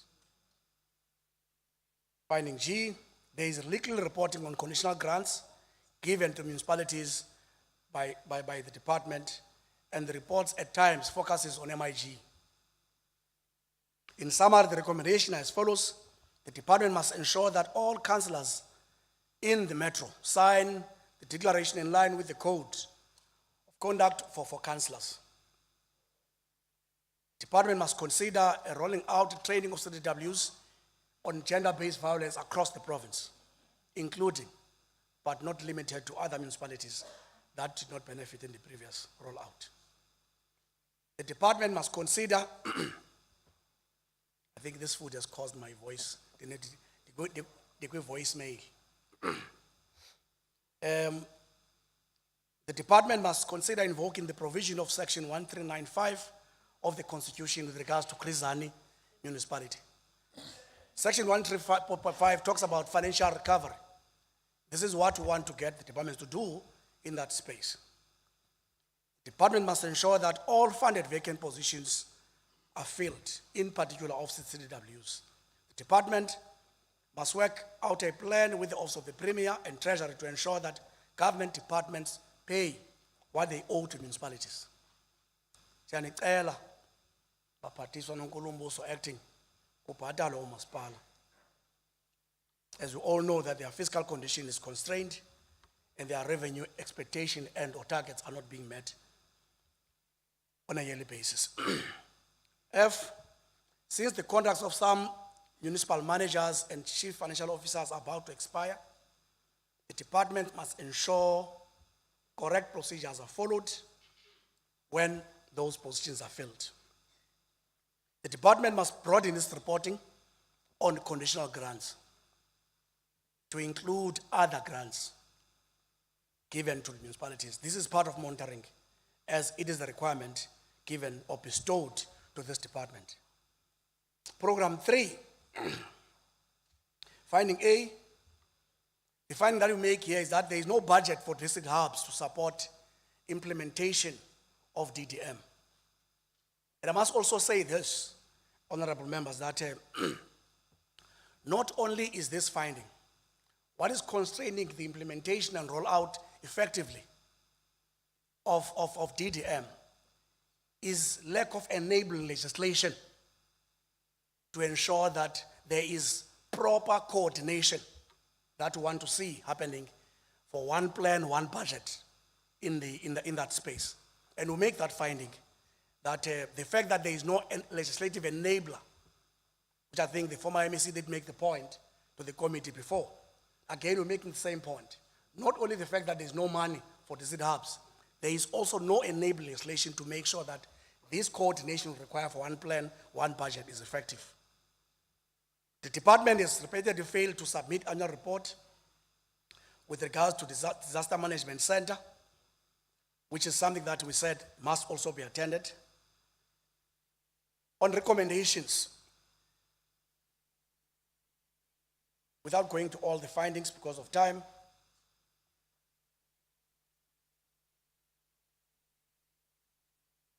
The department must lobby the Minister of Cooperative Governance and International Affairs for adequate resources that will support the district hubs. But also as a province, we must start lobbying for the national legislation to create this enable legislative environment for DDM to happen. Because without that enable legislative framework, so that we don't only rely on IGR and Chapter 3 of the Constitution on cooperative governance and expect things to happen for DDM, there must be some that enforces government departments to coordinate and work together to create this one plan and one budget in the municipal space. The department must extend the partnership to include the Department of Education for Learning and Teaching. This talks to the training that we have referred above. The department must continue with its engagement with traditional affairs to ensure that concerns raised by traditional leaders so that there is uniform way for spatial planning in the province. We will continue up until we have attended the matter of traditional leaders properly to experience this problem. But I think the committee is fully occasioned with the department of what has to be done during the course of this term of administration. And program 4, which is the last 4 and 5 last program, the department is trying its best to support local houses, but due to limited financial resources, there's still a problem with regards to provision of office space. The department is in the process of completing the construction of Amakunukwebe Traditional Council. There are some traditional councils that do not have the support staff, such as secretaries to the traditional councils. The department must continue working with, in the partnership with the Kappa TV and Vodacom to ensure that they do all what that is required in that partnership. On recommendations, 1, the department must continue to work, to engage the Department of Public Works and Provincial Treasury to ensure that there is office space for local houses of traditional leaders. The department must ensure the completion of this traditional Traditional Council and the quality of material. Honorable MEC should ensure that we monitor so that every cent that is spent, we don't experience defects after the completion of the building. The department must, within its limited budget, ensure that traditional councils are properly staffed. We say this thing knowing very well, Honorable Mvogo, the department is severely under budgeted, which at times traditional leaders don't want to accept that. At face value, they don't want to listen to that at all. And I can tell you, all MECs will continuously experience this very question from Inkosi Zakogwetu. The department must work with all the relevant stakeholders to ensure that they comply fully with the law. That is the annual report, Honorable Chair of Chairs. With regards to the half-year report, for COCTA, we're reporting the 2 following. minutes left, Honorable Mato. Even before I read the half-year report, Honorable Chair. On program 1, Honorable Chair, I'll just go to recommendation and under administration. The department must submit to the committee a plan on how it is going to obviate the potential under expenditure that they have reported. The under expenditure on compensation of employees must be addressed through filling of vacant positions. The department must provide the committee with a report it is going to do to investigate those responsible that we have caused under irregular expenditure. Program 2, we go straight to recommendation. The department must submit a detailed plan on how it's going to prevent potential under expenditure. The department must monitor MIG for all municipalities and report on the monies that are about to be returned back to Treasury. Program 3, we go straight to recommendations again here. This is development and planning. The department must submit a plan on how it is going to prevent, again, same program, same problem, and the report of under expenditure and report be given to the committee 30 days after the submission of the report.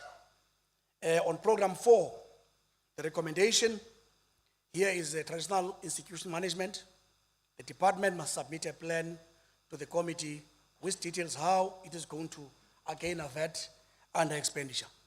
On behalf of the committee, let me thank the honorable members, the Department of Cooperative Governance, and Traditional Affairs for the preparation of this report, the entirety of the team supporting the committee for good work done. Thank you very much, Honorable Chair of Chairs. I present the report. Thank you very much, Honorable Matiwane, the chairperson of the Portfolio Committee. Any questions to committee members?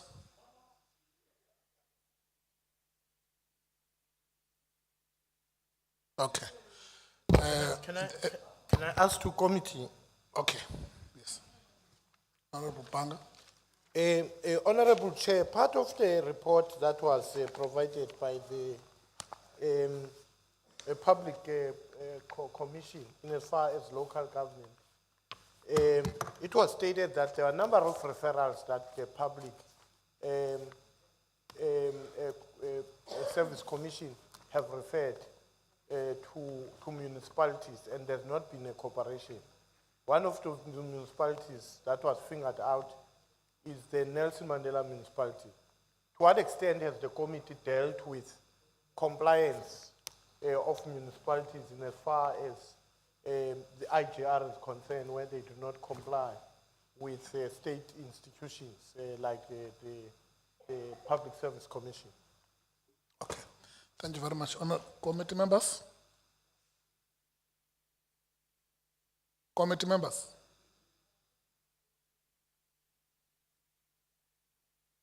Refer to the MSC, okay. And any questions to the MSC? Honorable Panga.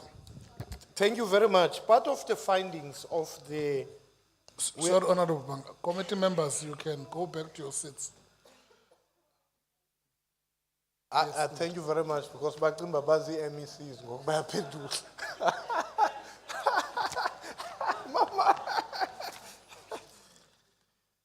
one of the findings of the committee is that there is non-compliance from municipalities in as far as complying with the Municipal Structures Act, the local government regulations on the appointment of sections 54 of municipalities. I want to check the commitment of the MEC in as far as these findings, because many municipalities, in as far as the appointment of section 54, I'll make an example of the Nelson Mandela municipality, where a city manager was appointed without a quorum in council. And in her court application, she acknowledges that there was no quorum in a meeting, but she remains an appointed city manager. To what extent are you going to intervene to make sure that these appointments are done according to law, and also that the compliance is raised by the committee in as far as the appointment in Nelson Mandela, it is implemented? Thank you very much. Honorable Stevenson. Thank you, Honourable Chair. My question to the MEC is that the department is involved with the capacitation of local government. Could he explain how, through capacitation, they're really going to improve the governance at municipal level? Thank you. Okay. Thank you very much, Honorable Stevenson. Honorable Emerson.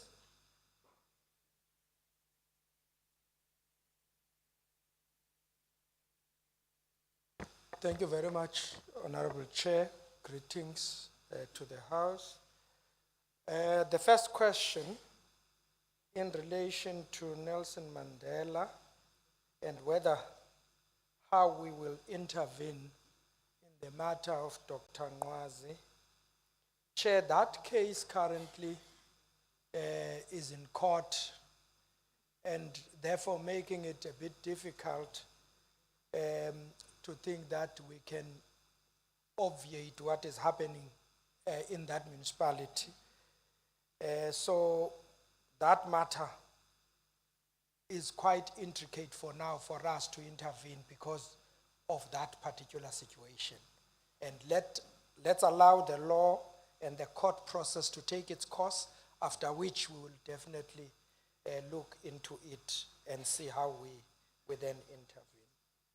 And we have also recently, I think 2 weeks back, trained all municipalities in respect of how they comply with the implementation of the Amended Systems Act, so that we do not confront challenges of appointments that are not in compliance with the systems amendment. We've trained all municipalities on that because since November, we are to implement the Amended Systems Act on appointments.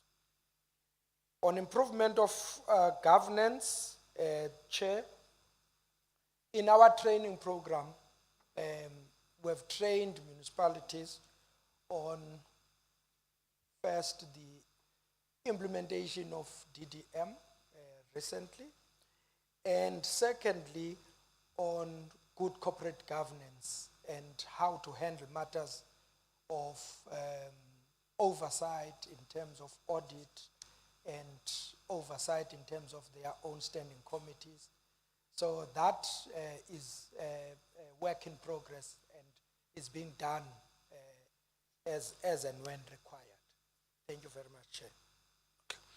I'm sure you might not have catched the initial question of Honorable Banga, which the committee referred to you for response, but for your benefit, I will ask Honorable Banga to repeat the question that talks to the Public Service Commission.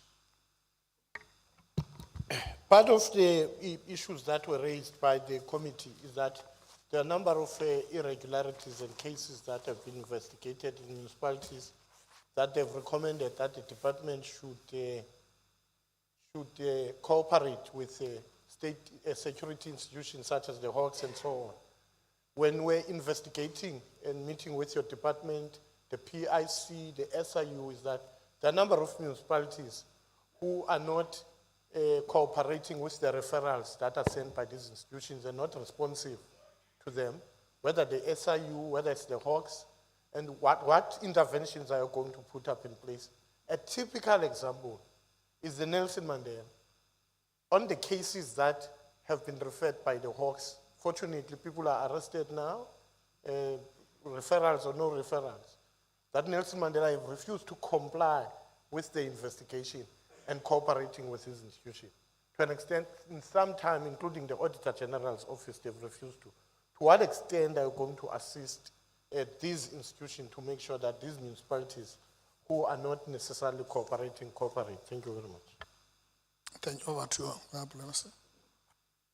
Thank you very much for the question. Chair, no municipality has a right not to comply with these institutions of the state. And I know the Public Service Commission on its own has also gave attention to the department about those non-compliances. And I am busy with that. And if the DPCI and SIU have got similar challenges, we will definitely intervene in those areas, Chair. Nothing stops us from that intervention. There are legal instruments that we can be able to use to support state institutions that would want to investigate and do their work with municipalities. As of now, they must just be brought to our attention and then we can implement such. Thank you. Thank you very much, Honorable MSc. That then brings us to the debate of the report of the Portfolio Committee, and we will call upon the Democratic Alliance, represented by Honorable Dr. Knudse, just for noting, honorable members, Dr. Knudse and Dr. Besse are academically qualified doctors. You might not necessarily want to be casual when you refer to their title. I'm just being reminded by the table. Over to you, Honorable Dr. Krutzer. Your 12 minutes starts now. Thank you so much, Honourable Chair. I thought you were about to say you must not have a medical casualty because I will not be able to assist you. Honourable Chair, Honourable Premier, Honourable Members, again, very good afternoon to you. According to the report presented to the National Portfolio Committee of COGTA on the state of local government in around about July of this year, it was revealed that out of the 39 municipalities in the Eastern Cape, 11 are regarded as dysfunctional, while 14 were regarded as high risk and 14 as low risk. Honourable Chair, that is around two-thirds of the municipalities in the province that's either dysfunctional or regarded as high risk, moving towards dysfunctional. And then the report of the Auditor General raises just further alarm bells, stating that municipalities will not be able to continue rendering services if their financial health remains in the state that it is. And there is a reason that I am starting with this, Honourable Chair, and it is because it sets the scene or the background for only four. I'm only going to discuss four of the most pertinent issues in this report. But I want members to think about the financial sustainability of municipalities when I do raise these issues. Honourable Chair, the first thing that we need to talk about, in essence, is the number of councils and local municipalities that have failed dismally in terms of their governance responsibilities. It is indicative of the oversight responsibility of provincial governments that are completely ineffective, particularly with regards to assisting these municipalities to improve their financial sustainability. As far as this report refers, and I'm just going to use this one as an example because the report refers to it, is the Chris Hani District Municipality. It recommends that it be placed under administration, but let me go one step further, Honourable Chair. When it is placed under administration, there is something in the, and through you, the former MEC will also know about it, but there have been calls for probably more than a year now to, in certain municipalities, hand the function of water and sanitation back to the local authorities. Good example, Ingquba Yatemba local municipality. So when it's placed under administration, please don't leave that to the administrators. Rather give that function back to that local authority. It has become clear over the past years that taking the water and sanitation function away from local authorities, I'm not saying all of them in that district municipality, but definitely some of them have been disastrous. It has crippled service delivery and opened the door for maladministration. In fact, Honourable Chair, the situation is so bad that in 2021, 4 different institutions laid criminal charges against the MM of Chris Hani District Municipality in 2021, of which one was the Department of Water and Sanitation, for failure to adhere to notices and directives issued by the Department of Water and Sanitation in terms of non-compliance of their wastewater systems, which are contaminating at least 8 freshwater sources in the area. As we speak today, most of us and the members here will know that again, areas like Middelburg and Cradock in Ingquba Yatemba are facing extreme problems related to water supply. There's ongoing collapse of the wastewater treatment works facilities across the district, and this continues to result in raw sewage spilling into fresh water sources. And I have to mention that one of the most significant sources that is being polluted by the collapse of the wastewater infrastructure in the Chris Hani District Municipality, particularly in Cradock, is that the Fish River is being significantly polluted by raw sewage and obviously affects everything down to where it runs into the ocean. Honourable Chair, the situation in Chris Hani is a result of, and I'm going to use this word, allowing infrastructure to deteriorate to a point of complete collapse. It is clear that Chris Hani is either unwilling or incapable to deal with this disaster, which I feel is of their own making. The water and sanitation function is best located with local municipalities that have increased capacity in terms of resources to deal with it, because it has such a major impact on health. If that goes unabated, it has a massive effect on health in the area, but also eventually on the local economy. The second thing that I want to talk about today, Honourable Chair, and I mention it every time I'm here because I think that it is so important, is the massive amounts that local municipalities owe to Eskom. It is just frightening because every year it just gets more and more, and it's not small increments. It feels like it goes up by at least R1 billion every year. As we stand here now, it has surpassed the R3 billion mark. Biggest culprits, and it's Enoch Nkajima. I think it's over 800 million now that they owe Eskom. Walter Sisulu, around 500 million. Raymond Mhlaba, Inguba Yatemba, we've just spoken about them. It's probably around 400 million now, and then Dr. Beyers Nodia. The situation is potentially disastrous. And yes, it sometimes feels like we've dodged a bullet because there was a court case that said that Eskom cannot switch them off anymore, because you can go and check. Every December, we used to write to MECs saying, please, can you intervene? They are going to cut these municipalities for 16 hours. Please, it's the festive season. We cannot allow this now. But just because there was a court case saying that Eskom can't do that, it doesn't mean that the risk is now over. In fact, there's a very big risk now.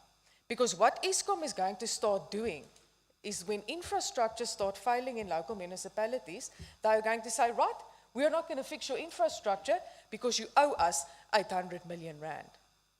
And in itself, that is a massive risk, and it can be disastrous for local economies because they will just refuse to repair essential infrastructure. Basically, Honourable Chair, what we keep recommending is that money that is due to Eskom must be ring-fenced so that we can ensure that it actually goes to Eskom. There was a National Treasury regulation regarding this, and we must make sure as COCTA that is implemented in our local authorities. Honourable Chair, the third thing that I have to mention again, and that is the reason also why I set the scene of financial unviability of local municipalities. Are you aware that provincial departments owe local municipalities probably over R1 billion by now? So we've just talked about how distressing it is for local municipalities not to be able to deliver services because they are financially unviable. And now they have provincial departments owing them millions. And that puts them under tremendous additional strain, which they shouldn't have to be under, because 600 million rand of this billion is older than 30 days. And that should never be the situation. It just further exacerbates the situation in terms of financial viability. And it will just lead to even poorer service delivery, if not a complete collapse of service delivery. It is critical that we find a way to ensure that any amount owed to municipalities older than 30 days is settled as soon as possible, especially considering the precarious financial position that our municipalities find themselves in. The last thing I want to talk about, Honourable Chair, is the findings and the recommendations of this committee when it comes to the district development model, or the DDM. The findings and recommendations is twofold. and both very important. Firstly, that there is no budget for the district hubs to support or budget to support the implementation effectively, the effective implementation of the district development model. And then very important, and I'm so glad that the chairperson made such a point of mentioning this, because the committee discussed this extensively, and that is the lack of an effective legislative framework to provide for DDM. It is very difficult to understand how any such model can operate effectively without such a framework and without 2 having to minutes report left, Honourable to any legislative body. Chairperson, we already have the Intergovernmental Relations Framework Act. The wheel has already been invented. But if the engine is not going, that wheels won't keep turning. Let us please focus not on reinventing the wheel, but getting the engine fixed so that we can start moving forward in the direction of prosperity for this province and for local municipalities within it. And I want to conclude, Honourable Chair, by commending the work of the Portfolio Committee in this regard, specifically in terms of these types of findings and recommendations as it relates to the DDM. We have identified a risk, two very significant risks, and decided to do the right thing and err on the side of caution. No financial provision, no legislative framework. Applying reason in the interest of good governance has prevailed in this House today. A capable state ensures that the spending of public funds translates to value for money with complete transparency and accountability. And the people of the province must always be at the top of our list of responsibilities. Thank you, Chairperson. Thank you very much, Honourable Dr. Kutse. Can we then go to the next speaker? EFF, Honourable Kotoy.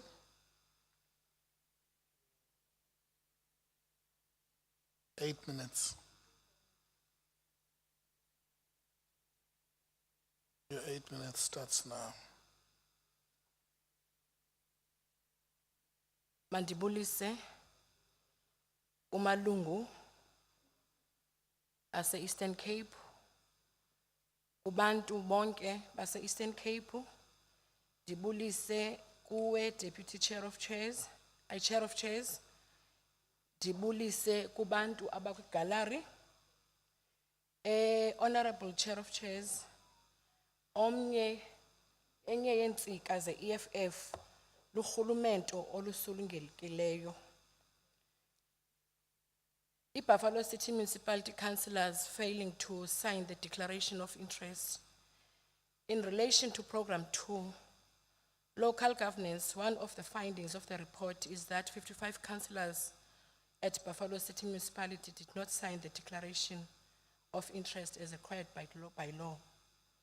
The Portfolio Committee then interestingly makes the recommendation that the department must ensure that all councillors sign the declaration in line with the Code of Conduct. Item 7 of the Code of Conduct for councillors provide that when elected or appointed, a councillor must within 60 days sign a declaration of interest in writing to the municipal manager. Iyasoyikisa ke into kokuba abantu kube kuleli xesha babe bengekazisayini izinto kufuneka bazisayinile singayazi into kokuba yintoni na abayifihlayo. Non-compliance by the municipalities with the Municipal Systems Act and the local government regulations on the appointment of Section 54A and 56 managers. On this issue, it is clear that the municipalities are guilty of violating the Municipal Systems Act.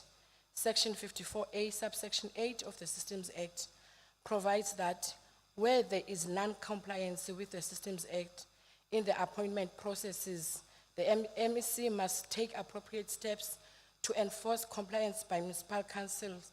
If the MEC fails to do so, the national minister may intervene and perform the function of ensuring compliance.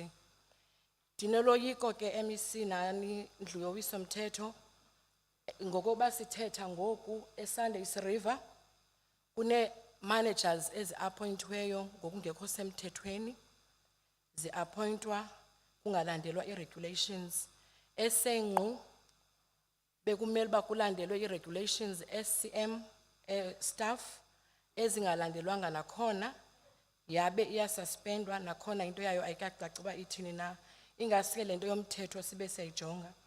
Taking into account that item 2A of the Code of Conduct for Councillors state that a councillor may not vote in favor or agree to a resolution which is before the council or committee of the council, which is in conflict with any legislation that is applicable to the local government.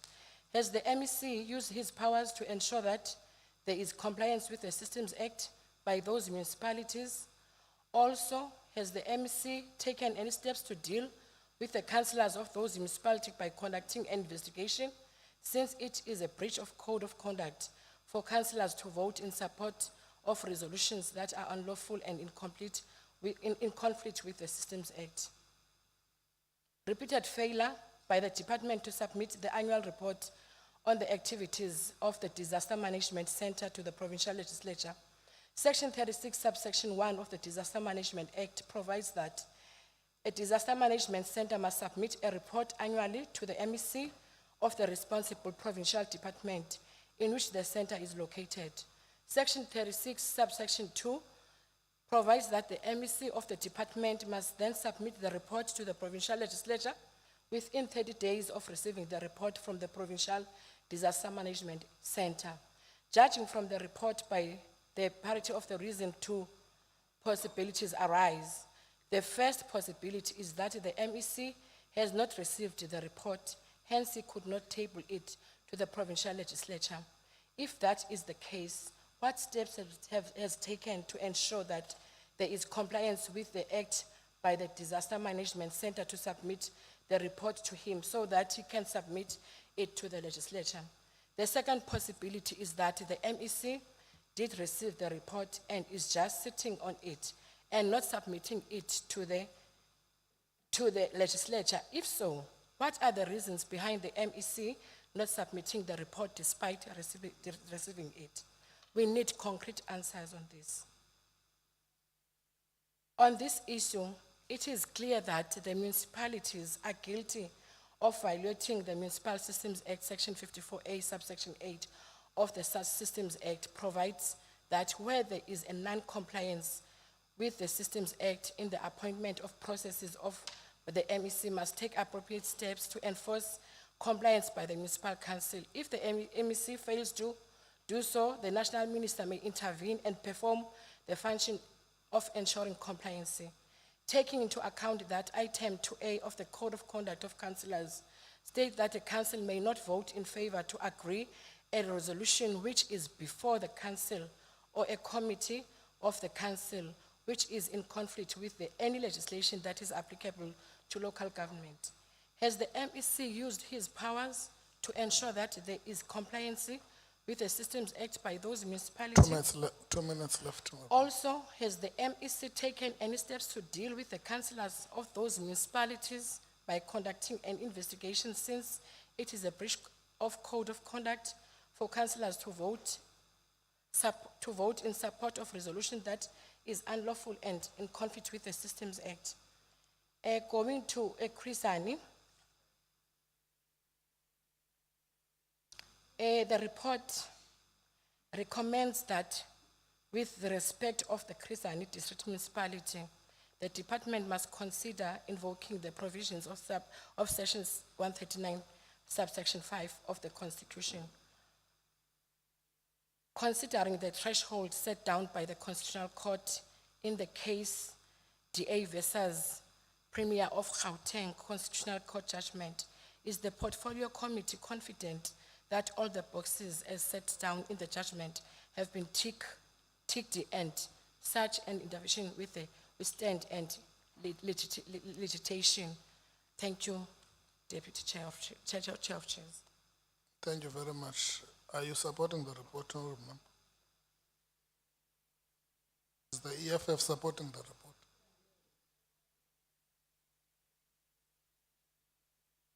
Thank you very much. Can we then call the next political party? ATM, Honorable Mampofu.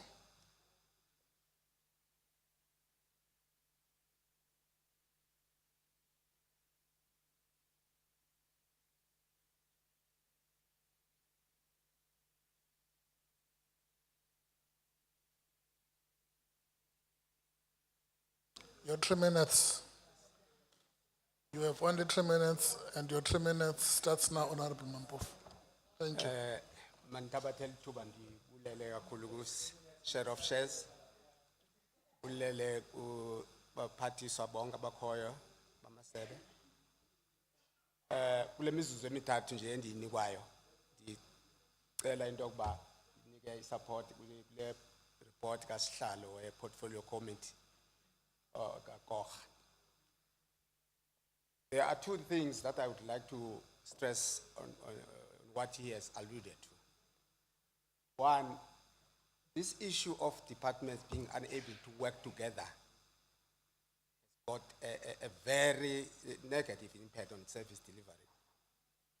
I would love really us to take it very serious that the departments must work together. We'll find that in some places there are resources, there are everything, but only problem is that departments can't work together. And this hinders service delivery on the ground.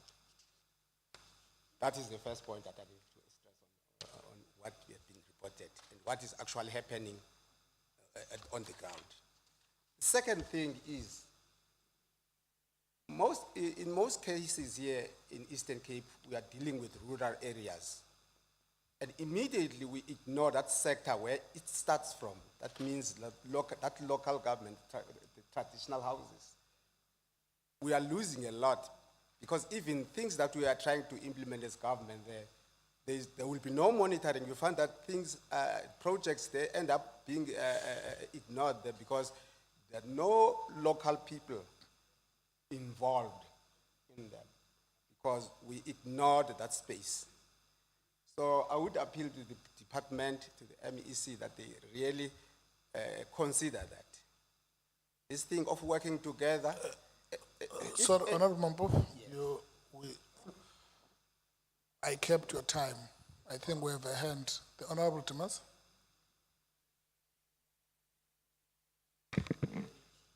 Thanks, Deputy Chair of Chairs. Deputy Chair of Chairs, I'm standing on the rule on dress code. Dress code. I want to check with the Honorable Mampofu, is it the right dress code that he is having on there? Of a zip slumber. That about Tongo zip slumber, Young like your housing. We don't know some change the code. Honorable Mampofu, can you take the question?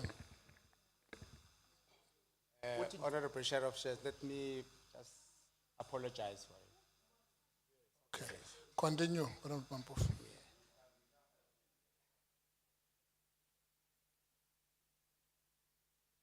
Continue, Honorable Mampofu.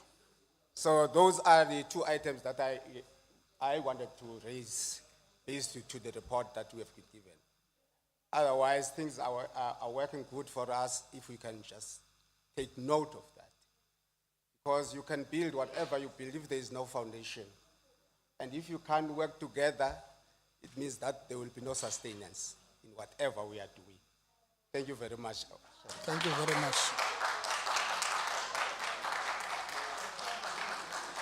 Thank you very much.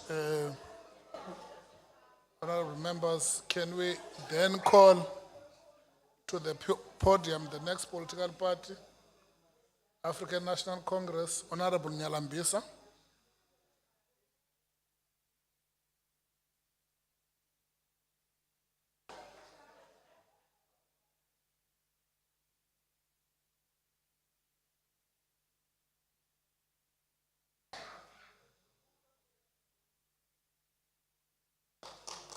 Thank you very much. Honorable Nyalambisa, your 18 minutes starts now.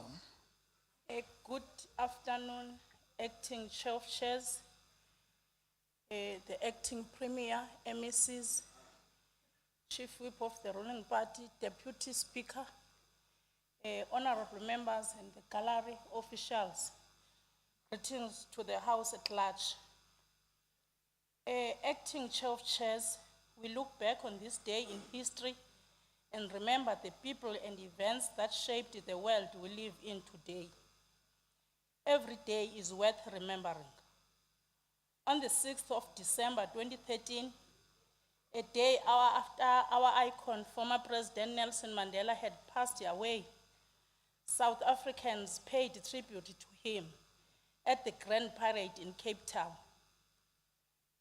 Acting Chair of Chairs, on that note, I'm grateful to my organization, the African National Congress, for entrusting me with such responsibility, and South African citizens for granting me an opportunity to represent them in this august house. Acting Chair of Chairs, I stand with much humility to support the adoption of the annual report for the Department of Culture to this august house. As we are trying to adjust to the new ways of doing things, the reality of the matter is COVID has taught us to adjust the change, especially in the technology worldview. Nature teaches us that only species that survives is the one that can dance with change. The only thing that does not change is change itself. We commend the department of achieving a clean audit for 2 consecutive years.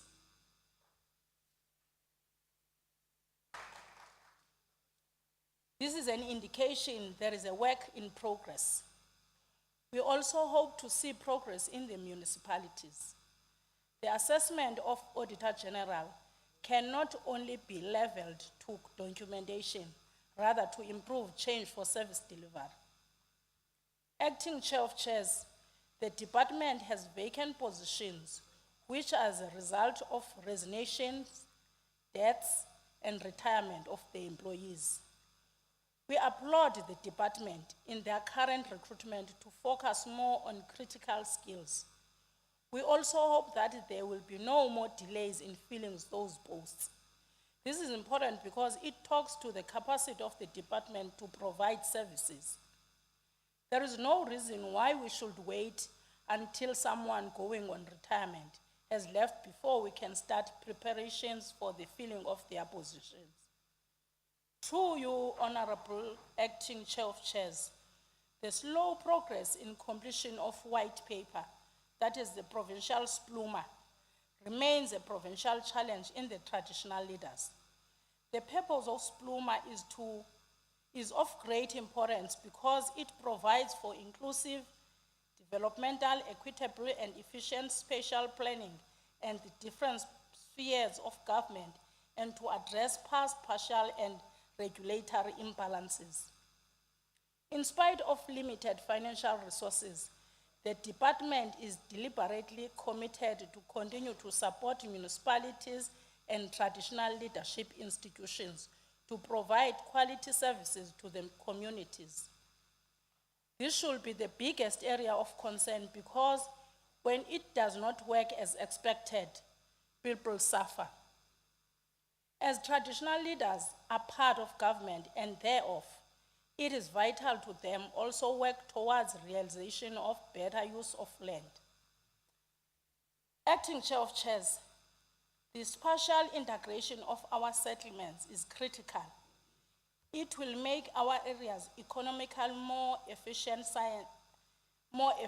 since it will be easier and cheaper to provide services, reduces the cost of public transport for workers. Therefore, spatial integration is also central to nation building. Spatial integration will be the difference between apartheid and democratic settlement patterns.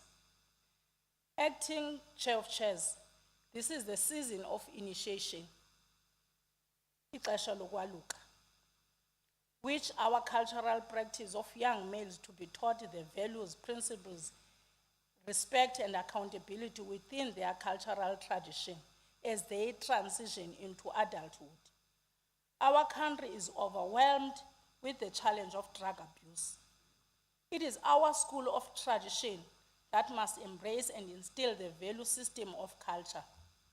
We therefore plead with parents to talk with their children, not to risk their lives. They must wait for medical assessment reports. We also plead with Ingcibi to act in a good faith.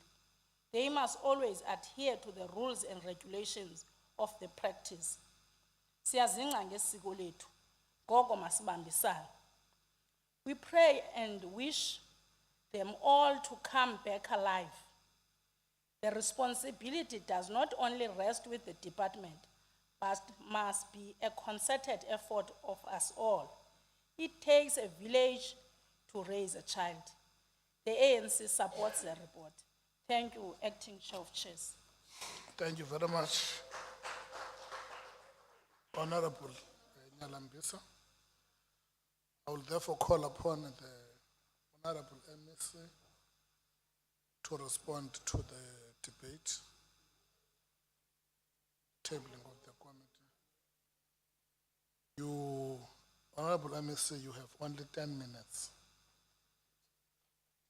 Only 10 minutes. Your 10 minutes starts now. Over to you. Thank you very much, Honorable Chair, Acting Chair of Chairs. Greetings to all the MECs and Acting Premier, all members of the House, and all the senior managers of our government, distinguished guests, and the people of the Eastern Cape. Please accept my greetings this afternoon. Honorable Chair, it is my pleasure on behalf of the Department of Cooperative Governance and Traditional Affairs to accept comments and recommendations both on the annual report of our department and the half-year report dealing with the oversight of our department and the recommendations thereof. Honorable Chair, I note that the Disaster Management Annual Report has not been submitted whilst it was completed and signed on the 20th of October 2022, and therefore I will just speedily investigate that with the head of department, because I did review and signed it and sent it back to them for submission. I'm not sure what has happened. I would like to take this opportunity to welcome and appreciate the two reports from our standing committee, from our portfolio committee. And additionally, I would like to acknowledge the recommendations contained in the two reports, and I would like to assure the House that the recommendations made by the portfolio committee will be implemented as such. Chair, the two reports are detailed and elucidate clearly what we need to do in response. I do not intend to repeat the findings and the recommendations contained in the reports. I think mine is to ensure implementation. Furthermore, I would like to congratulate the head of department and the staff of our department for setting good standards in terms of performance of our department as reflected in both reports. The focus areas of the reports are on the critical elements of good governance, which are inter alia, the strategic overview of our performance, financial overview, and the highlights of the programs of our department and the challenges that we continue to face, as well as remedies the department ought to put in place to overcome those challenges. Essentially, What is heartening to me is that our department has obtained an unqualified audit opinion from the Auditor General. The clean audit opinion builds trust and indicates that public funds are well accounted for by our department. We must ensure that the good audit results are concomitant with the implementation of our mandate as a department. It is important that we build resilient internal control systems that will ameliorate any possibility of the collapse of our internal control environment, and these must also assist in addressing the concerns raised by the Portfolio Committee. Simultaneously, the department must share best practices in respect of audit outcomes with all municipalities to ensure improvement in the audit results, as only 4 out of 39 received clean audit opinions. And this remains our nemesis. The department is working hard to ensure that municipalities have capacity to spend their infrastructure grant allocations. It is our intentions to work hard to ensure that we improve the capacity of our municipalities to manage their financial affairs and also ensure that they improve service delivery towards our communities.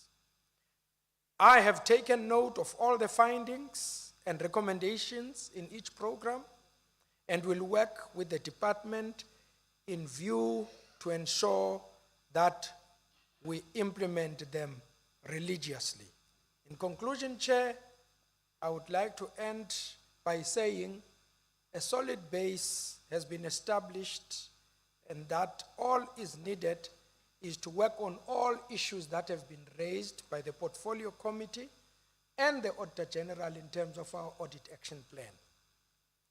With these few words, Chairperson, allow me once more an opportunity to appreciate the two reports, that is our annual report for 2021-22, as well as the half-year financial oversight report for 22-23.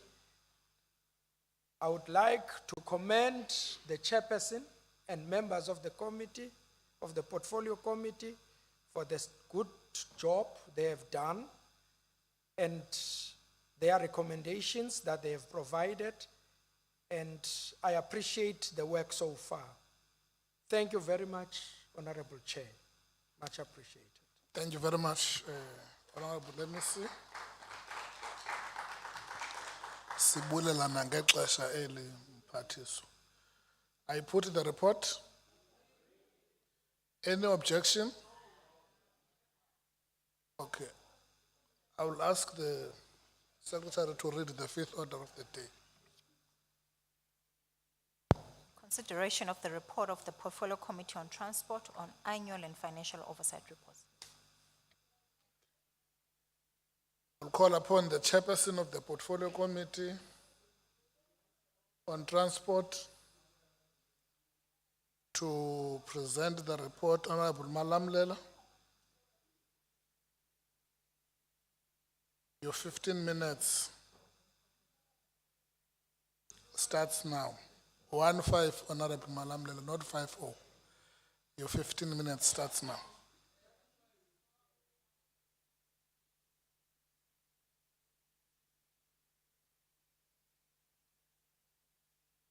Honorable Deputy Chair of Chairs, Acting Chair, Acting Premier, honorable members of the Executive, honorable members of the House, and also the management of the departments. Chair, I will just go straight to the recommendations because of time. I must just indicate that there is a bit of a progress in the department. The recommendations are on page 584. Program 1. The committee must be provided with a strategic plan that will be put in place to ensure that the department strengthens its internal controls so as to improve the audit outcomes.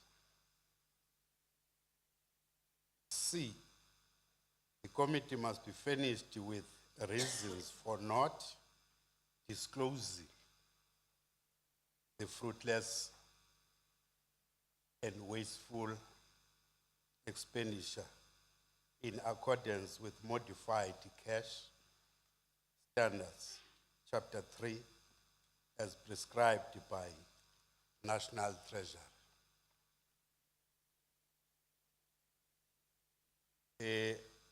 On program 2, we are saying the department must prioritize the maintenance of roads in bad conditions to an adequate standard to carry traffic rather than designing many roads simultaneously using in-house services to minimize costs in sourcing. We are also saying the department must provide the committee with a full report on the steps that have been taken against the responsible officials that could not submit 7 invoices to the Auditor General, and how to avoid future occurrence of irregular expenditure. On program 4, the department must take some appropriate action against defaulting municipalities that were identified by the department for not paying over revenue collected. Unomasipala abadefaultayo esithi ke i-department mayikhangele indlela uba ilungisa njani loo nto. On program 5, the department must fast track the tracing of the outstanding Hlumisa beneficiaries who have not received their payments in order to reach finality on this long outstanding matter. Nabasebenzi abakweza programs the EPWP department yanza kind of a pension which was commendable for them, so that when they leave at least they must get something. But then now there are delays in terms of trying to finalize their payment. The committee is saying, let's fast track that. On the entities, government fleet, we are saying the entity must ensure that it implements all the recommendations made by Auditor General in order to obtain a clean audit. But we unqualified so far, which is commendable again. But then we're saying about more. B, the state must capacitate itself and manage its own fleet to create job opportunities and reduce outsourcing. However, in the meantime, the entity must conduct a feasibility study on existing RT46 contract, which will end in March 2026. The department must engage all the user departments and impress upon them to utilize government fleet management services for the procurement of all their vehicles. Unendweti, some of the departments azithengi imoto via i-government fleet. Vele ziziyele ngqo. Zithi siyayibona nansi imoto, asizube sikwegweleza, which is against the procurement laws. And you are killing ngokwenza ngolo hlobo Department of Education. Denza nje umzekelo Blacks andithi nguwe. You are killing the very same entity. The department must consider resuscitating more government garages in the province to service, repair, and maintain government fleet to accelerate service delivery. Aya Transkei, Mthatha, kwakune government garage. Yeah, nalapha I understand uba i-care call. So we're saying, how about trying to resuscitate as of government garages? You will be creating employment, helping in the current unemployment crisis. On Maibuye, we are saying, Chairperson, I can see you are here of Maibuye and your CEO. The entity must ensure that it implements all the recommendations made by Auditor General in order to obtain a clean audit. Currently, we are also on unqualified, we are saying do more.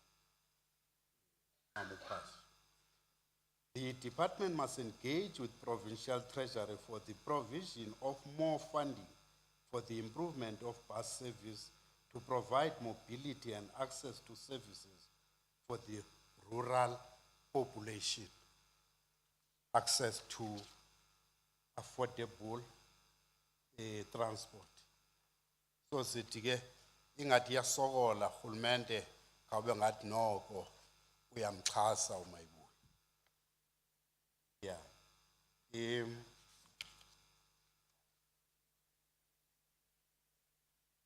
On program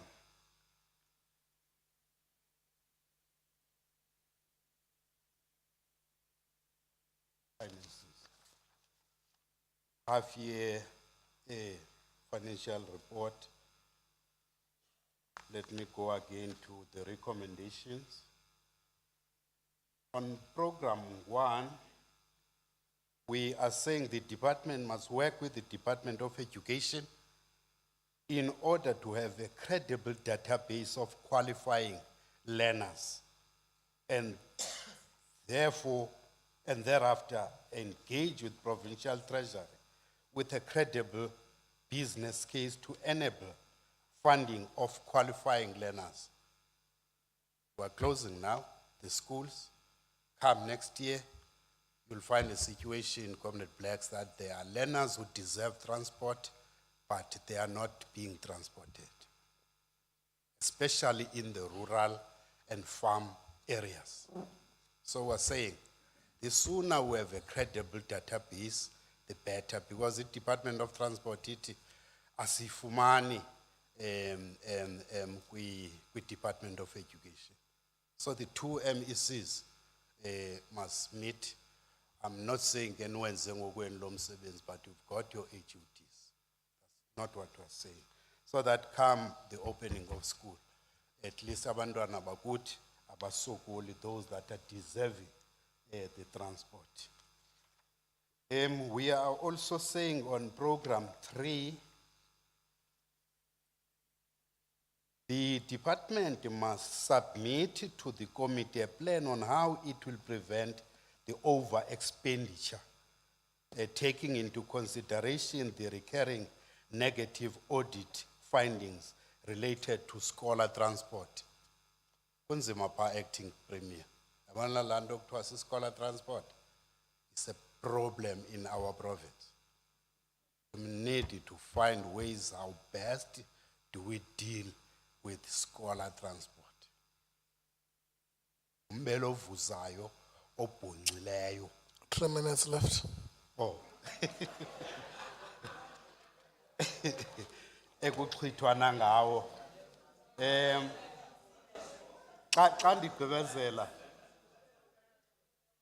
the department must engage with provincial treasurers on the entities, the government fleet. The department must engage with provincial treasury on surrendering of funds and provide the committee with a report on the outcomes of these engagements. We are sorry that the MEC for Finance is not here. Kuthiwa banento abayenzayo which can be classified as being illegal in terms of the Finance Management Act. Bayakroba kula ngxowa yase government garage. Bathi wawubomba kukho itshintshe ekhoyo bayithathele kubo. Now yenza londo i-government fleet when they want to do their operational things including buying of cars, they are unable to do so. Up to a point where a car that is supposed to have a 4-year life cycle, they end up extending to 5-year life cycle because le mali thathiwe with treasure. With those few, Honorable Chairperson, I think the committee is thanking committee members and the staff, and we're tabling the report for the adoption. Thank you very much, Chairperson. Thank you very much, Honorable Chair of the Portfolio Committee.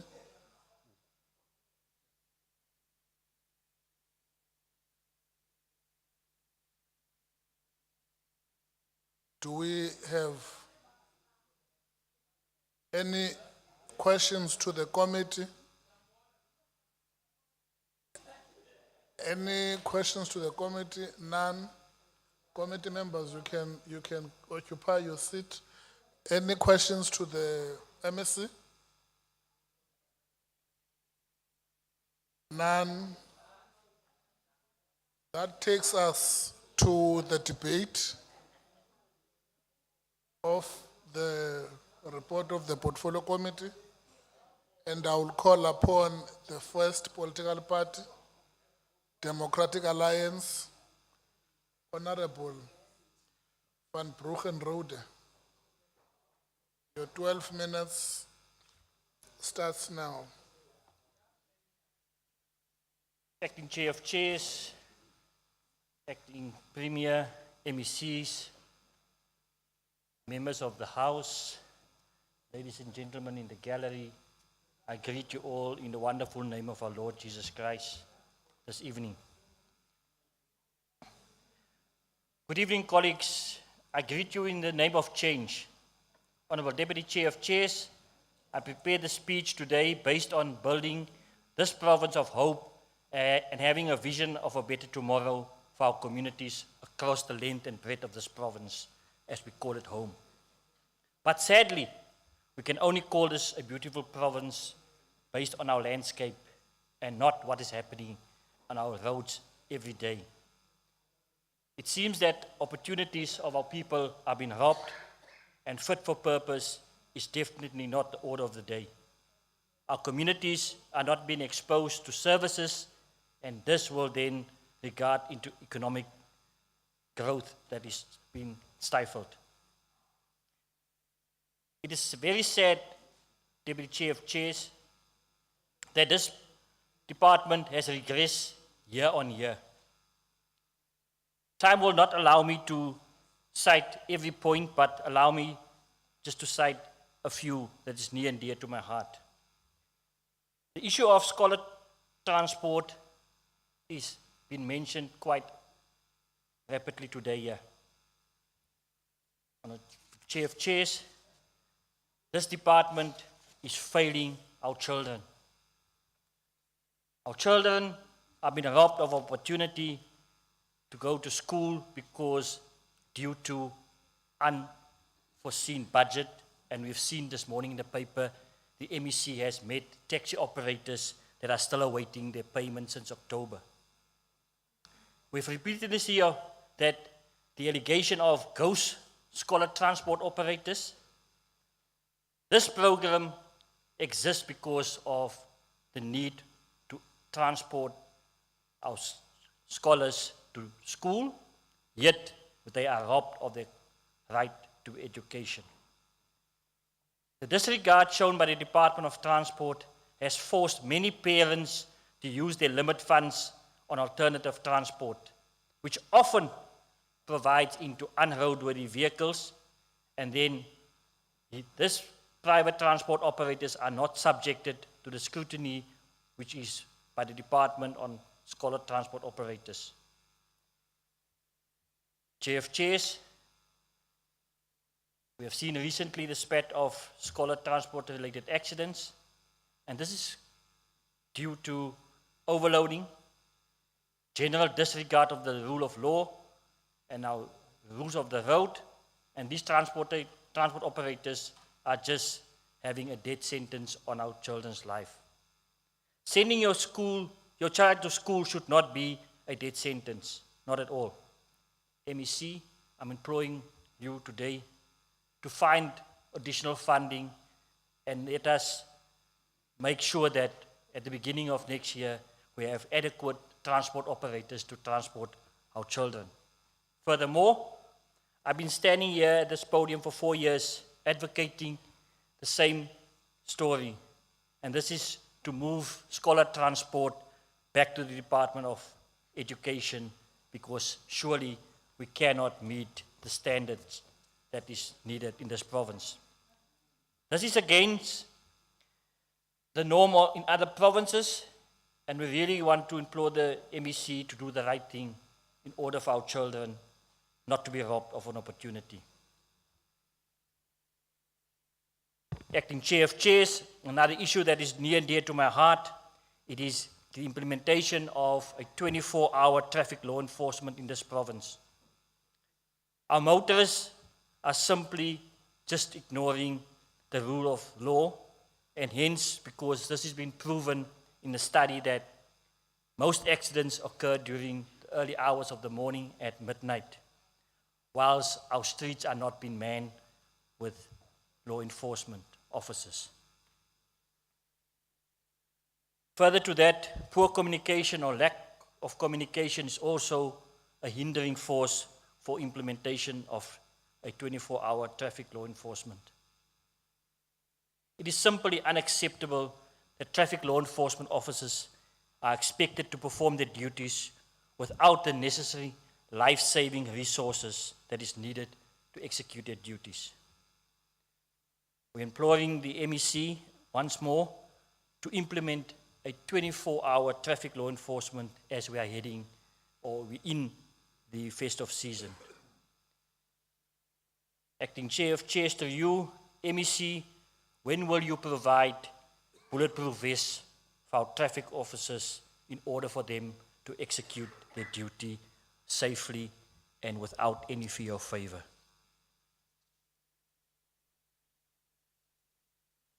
Acting Chair of Chairs, once again this House will agree with me that our roads are riddled with potholes. Potholes has become the order of the day, and we cannot fast track it enough to fix it. Whilst there's budget, we do not have the manpower to do what is needed. MEC, again, I'm asking you to start doing public-private partnership in order for us to fix our road infrastructure in order for every road user to be safe and move freely on it.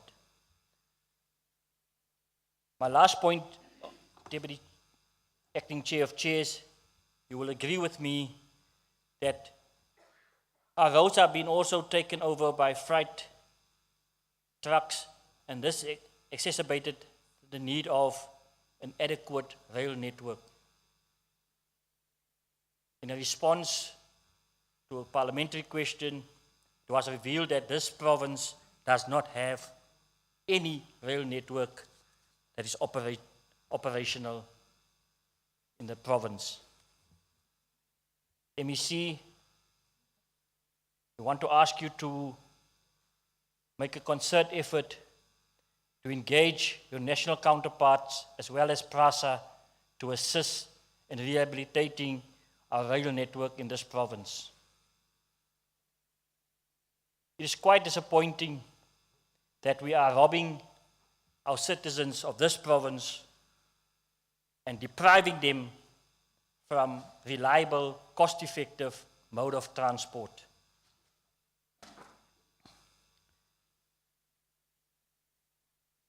We indeed also need to engage with your counterpart, which is community safety, to clamp down on vandalism on our rail network infrastructure.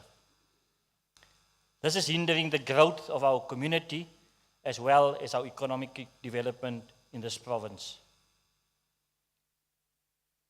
Honorable Acting Chair of Chairs, the Department of Transport should get services back in running in this province in order to create a safe environment for our people. Only the Democratic Alliance has a better tomorrow and a plan for our people to grow within this organization. The plight of the people is very near and dear to our hearts, and hence we will then make that dream of these citizens work again. It is very clear that the current ruling party is not for the people as they proclaim. The DA does support this report. In conclusion, Acting Chair of Chairs, let me ask our members here to rather say a silent prayer for all those that are going to make use of our roads during the festive season, because we do not have the manpower or the capacity to keep our roads safe. Allow me also, Acting Chair of Chairs, to wish everyone in this house a wonderful Christmas and a prosperous New Year for you and your family. I thank you. Thank you very much, Honorable Van Broekenoot. May I therefore call the next political party for the debate of the report? Economic Freedom Fighters, Honorable Zebula. Your 8 minutes.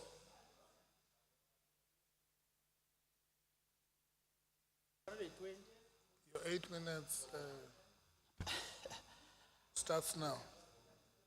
Honorable Chair of Chairs, greetings, honorable members. Also want to greet the honorable EFF MPLs and the fighters at large. Allow me, Honorable Chair, to firstly congratulate the Economic Freedom Fighters in the Eastern Cape that held its peaceful, incident-free Provincial People's Assembly almost a month ago. And I also want to congratulate also the UDM that did the same, and I hope that some other people will learn from that, especially those that are coming in this month. I also want to congratulate the fast-growing organization in South Africa, an organization that will only celebrate having reached 10 years of existence next year, 2023. That has embarked on a successful campaign this year of getting 1 million membership, and as it has set the year 2022 as a year of the branch. We are aware as EFF that we need to turn the quantity to quality, and these 1,085,843 members need to just go to get 10 people on the voting station in 2024, and so that we can be able to take over the government from the reckless ANC. Every person in the Eastern Cape will agree with me when I say the reckless ANC government, because it does not have the interests of the people in heart. ANC has been in power for 28 years, but still is doing a trial and error in service delivery, and one department that has failed dismally is the Department of Transport and Roads. One does not have to go far, because you just turn the corner and you get a pothole. Honorable Zebula, just for, I've actually put pause on your time. In terms of the dress code, we are not properly dressed, and I would like the table to note that. Can you then continue? Thank you very much, Honorable Chair of Chairs. Only in the Eastern Cape, where a tar road is built, costing millions of rands, is opened just to be closed again in less than 6 months because of the unbearable potholes to be started again afresh. The road between Makana and Ngqushwa is an example. This happens to a department that has failed maintenance program, a department that is wholly dependent on tenderpreneurs. But I'm reminded that even the ANC president, Cyril Ramaphosa, once demonstrated on TV, tarring a pothole on a Dati Mpumalanga road. Please note, tarring a pothole of a gravel road. These days, the report that an Eastern Cape department has received a qualified report is not a shock at all. The worst part is that this has been going on for the last 4 years. Qualified audit is a negative reflection of how finances are handled in the Eastern Cape. And that is a norm. As such, as each and every MEC that comes to be deployed in this department, seems like we are in the department. Ufika enombono, wokuchinja izinto emva kwethutyana njena efikile, uyatshintshwa kwayena, angaboni kwanto efana ukutshintshwa, afane nolovana jike nje afane nabo. We are in the season of rains. The most affected infrastructure is roads and bridges. When road accident takes place, we are all found wanting, as it has been, we are not aware that the festive season will come with rains as the same challenge. The same challenge of damaged roads. Just hold on. Honorable Zibula, your time is kept. Honorable Fihlano? Ngicela uqonda sekela sihlalo uba honorable Zibula akawadingi namanzi. You can continue, Honorable Zibula. Enkosi kakhulu, Honorable Chair, ayathanda nje ukuthetha nami. No, andangxela on there. The most affected people are the poor who use gravel roads and have bridges that collapse due to heavy rains and poor Just hold on, construction. Honorable Zibula. We act surprised when Honorable Zibula. Honorable Zibula, just hold on. Honorable Emerson. Ngosi Honorable Chair, ndicela ubuza honorable member. Uba ndive ethetha ngelovane. Ilovane nguye okanye ngubani? Are you going to respond, Honorable Zibula? Kuthiwa kwaXhosa xa isihlangu sinxibe. Honorable Zibula. Ndiphendulile, Chair. Remember, I've put pause on your time. So are you going to respond so that I can actually? Ndizawuresponda, Thank you Chair. very much. Impendulo yami ithi isihlangu xa sikulingana sinxibe. Thank you very much, Honorable Chair. We act surprised when we see pictures and videos on TV of our people struggling to cross the overflowing rivers, school children which are unable to go to schools. We hope as EFF that the finding by the committee gets a serious recognition. The finding that is emphasizing that what we've been saying as EFF for a long time to this ANC-led government. The finding says, noting that the expanded public works programs offers relief to poverty-stricken families, but it also exploits workers which are employed as permanent casuals for a very long time with no benefits provided when one existing system closed the quote. The funding by the committee emphasizes that we need to stop, the ANC government must stop exploiting our people. The ANC government must create jobs, quality jobs, as they have been promising ever since 1994. They must move and let EFF to create jobs, which is what we're going to be doing after 2024. The department must procure bulletproof vests for traffic officers. They must take scholar transport to education, as social development has taken early child development to education. Thank you very much, Honorable Chair. Salute.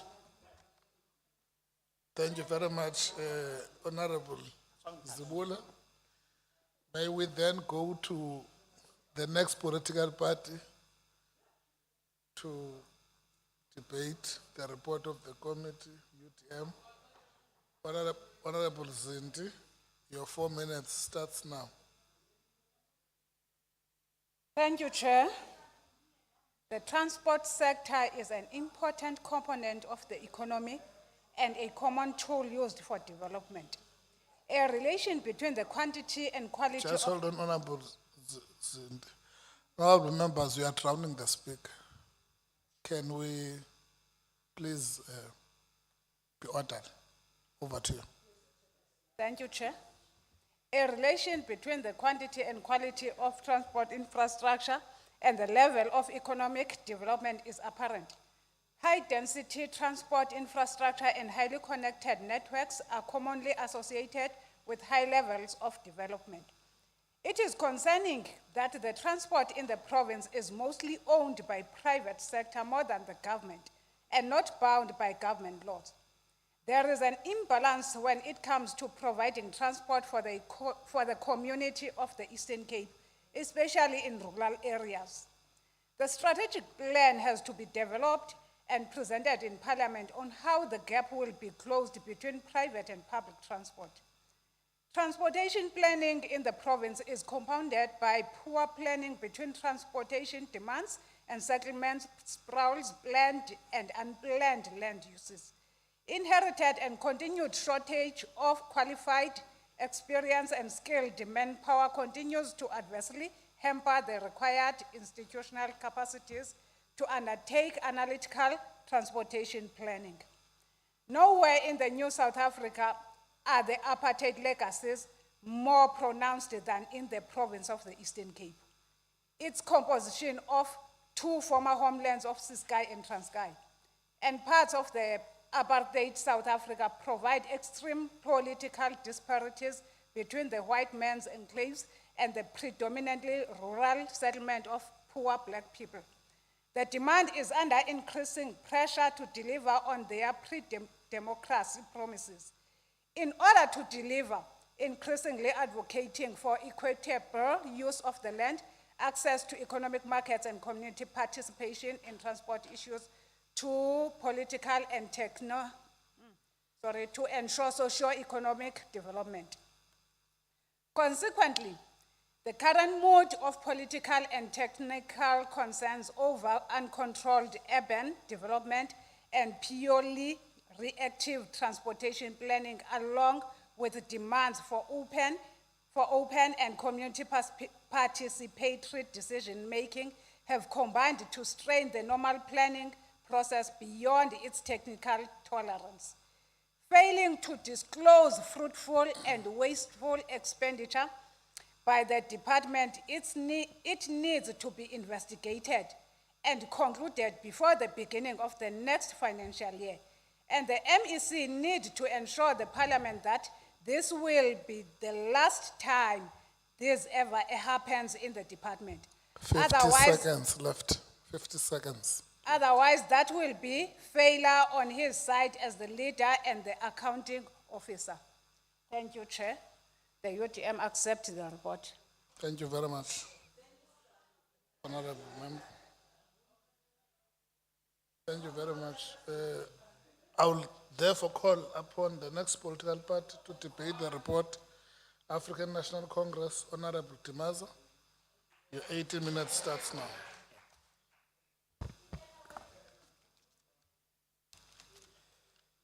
Well, thank you, Acting Chair of Chairs, honorable members, acting premier members of the Executive Council, members of political parties, HODs of different departments, the members of the board of Maibuye, led by the chairperson, Push, you, okay, Pumla Nazo, and everybody. Good afternoon. Honorable Chair of Chairs, I think today I've chose to not to debate the findings of the report, because the findings are clear, the recommendations are clear. But what I will do today, I've decided that is to follow what is contained in the sector oversight model, where the sector oversight model requires us as members of parliament and members of the legislature not only to criticize or make findings, but also to suggest and give advice. What I will do today, I will try and give advice, I will try and suggest what is it that the department has to do. All of us, we know the Department of Transport is one of the 3 departments that is in the province that has obtained a qualified audit. We all know those 3 departments, they take more than 78% of the budget of this province. Therefore, if those three departments continue to fail, it means we have failed, all of us, as far as those three departments are concerned. We are therefore challenged, all of us as members of parliament, that is to try and assist, at least to take these departments away, that is from the type of audits that they have experienced. That's why my input will focus on improving the audit outcomes of the Department of Transport, the tone and control culture in that department, the question of non-compliance, and I will end, that is by advising as far as consequence management is concerned. Honorable Chair of Chairs, the annual report of the department reveals that the Department of Transport is amongst the three that have incurred the highest irregular and unauthorized expenditure due to the failure to follow the proper tender procurement procedures as required by Section 28(1), that is of the PFMA. This is something which is worrisome to us as the African National Congress, and this indicates the complete disregard of supply chain management policies and regulations. We have noted that these are the issues that are seriously raised as far as the question of scholar transport is concerned. It therefore means the Department of Transport must improve as far as that particular question of scholar transport is concerned.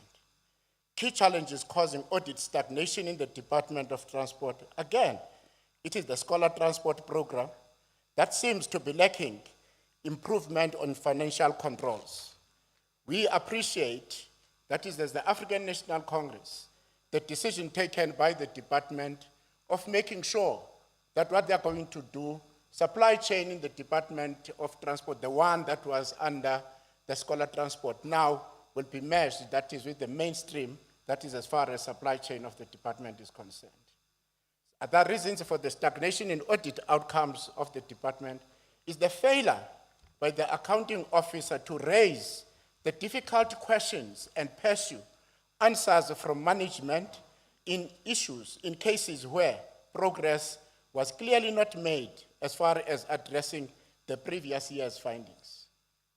That is the failure, because it is the responsibility of the accounting officer to make sure that all other members do account properly.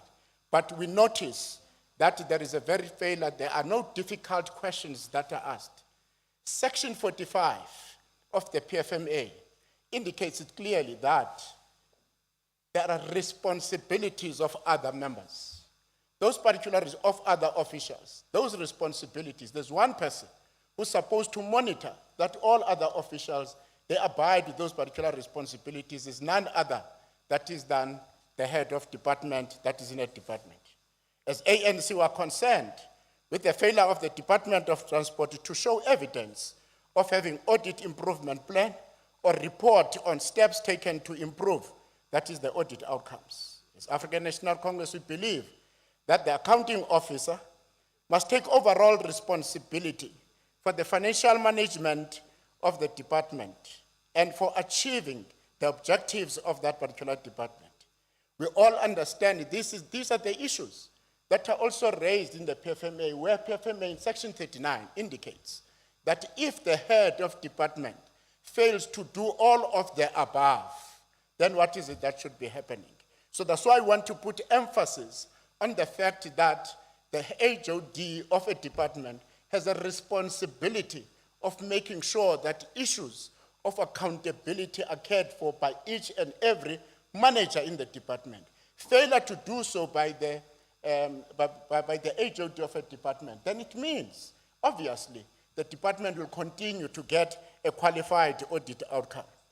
The actions of and the directives must also elevate the importance of internal controls and accountability and set the tone that is for the institution. Honorable Chair of Chairs, as African National Congress, our understanding, because the department also, there's a finding of the non-compliance with the laws by the department. And we believe as the African National Congress that the compliance, it is one way to understand the compliance. The department must be clear about the critical issues, the critical areas of compliance that the department has to follow. One of those critical areas 5 of them, is on the question of identification, prevention, monitoring, detection, resolution, but the key problem which causes the department sometimes not to improve their audit is when they fail to detect where the problem is. It's when they fail, that is to notice that here is the problem, and therefore if the problem is here, what is it that we need to do? That is where the problem is. So if then you're going to continue to get that question, finding from Auditor General talking about the non-compliance. So that's why we're saying the department must start to look into some of these particular areas. And Chair of Chairs, sometimes I'm writing. Chair of Chairs, the Department of Transport must learn to resolve compliance issues as they arise. Learn to resolve compliance issues as they arise. Don't wait. PFMA is clear as to what is it, the time frame that is given. But if you lapse from following up on those particular issues, then at the end of the day, the bus will be gone. So that's why as ANC want to suggest that to the department, learn to resolve compliance issues as they arise. The Department of Transport has to improve on the tone and control culture. Honorable Chair of Chairs, leadership sets the tone at top. If an institution and leadership in that institution have disregard for governance, compliance, and control, and are not committed to transparency and accountability, it will filter through to the lower levels. Once it starts to filter through to the lower levels, you will never start to discipline. Because kuzawuthiwa khange wenze into phaa kubani, ubani khange umenze into, ubani khange umenze into. Therefore, the leadership at head, they must start to look into these issues and be strict on it. No matter umthanda kangakanani, if a person has done something wrong, you have to act on that particular person. You see, inevitable, if you are doing nothing, the culture of poor discipline and impunity will develop. A culture in which preventative controls will not be effective whatsoever. Chair of Chairs, honorable members, as the African National Congress, we appreciate the commitment made by the Department of Transport to ensure that I've already stated that that is SCM processes for the scholar transport will be also controlled at the head office instead of them being controlled at a district level. We appreciate that.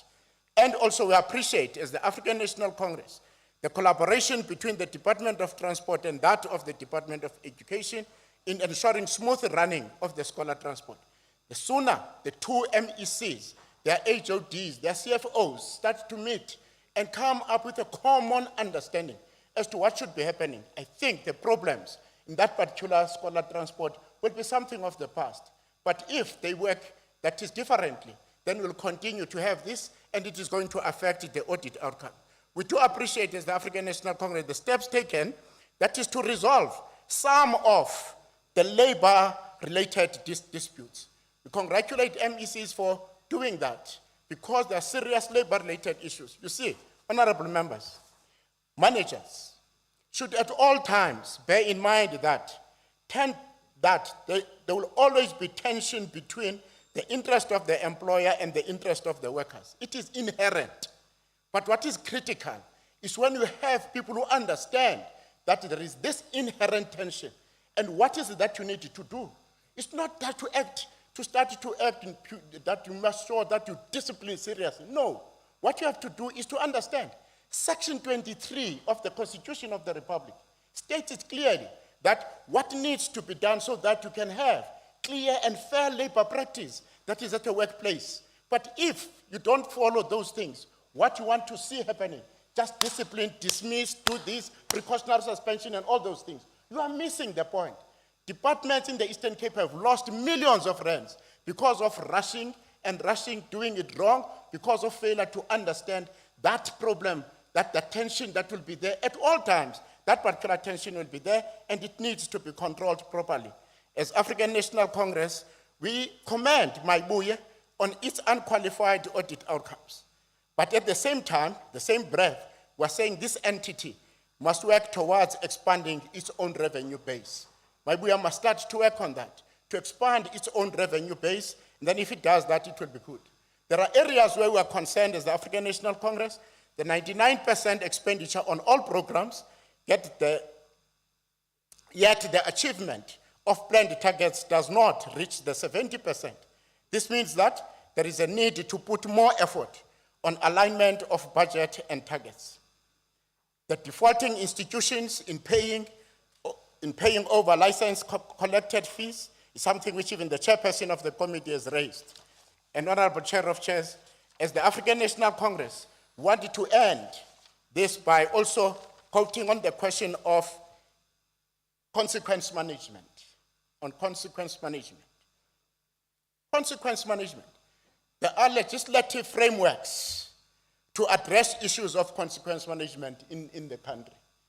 In South Africa, one,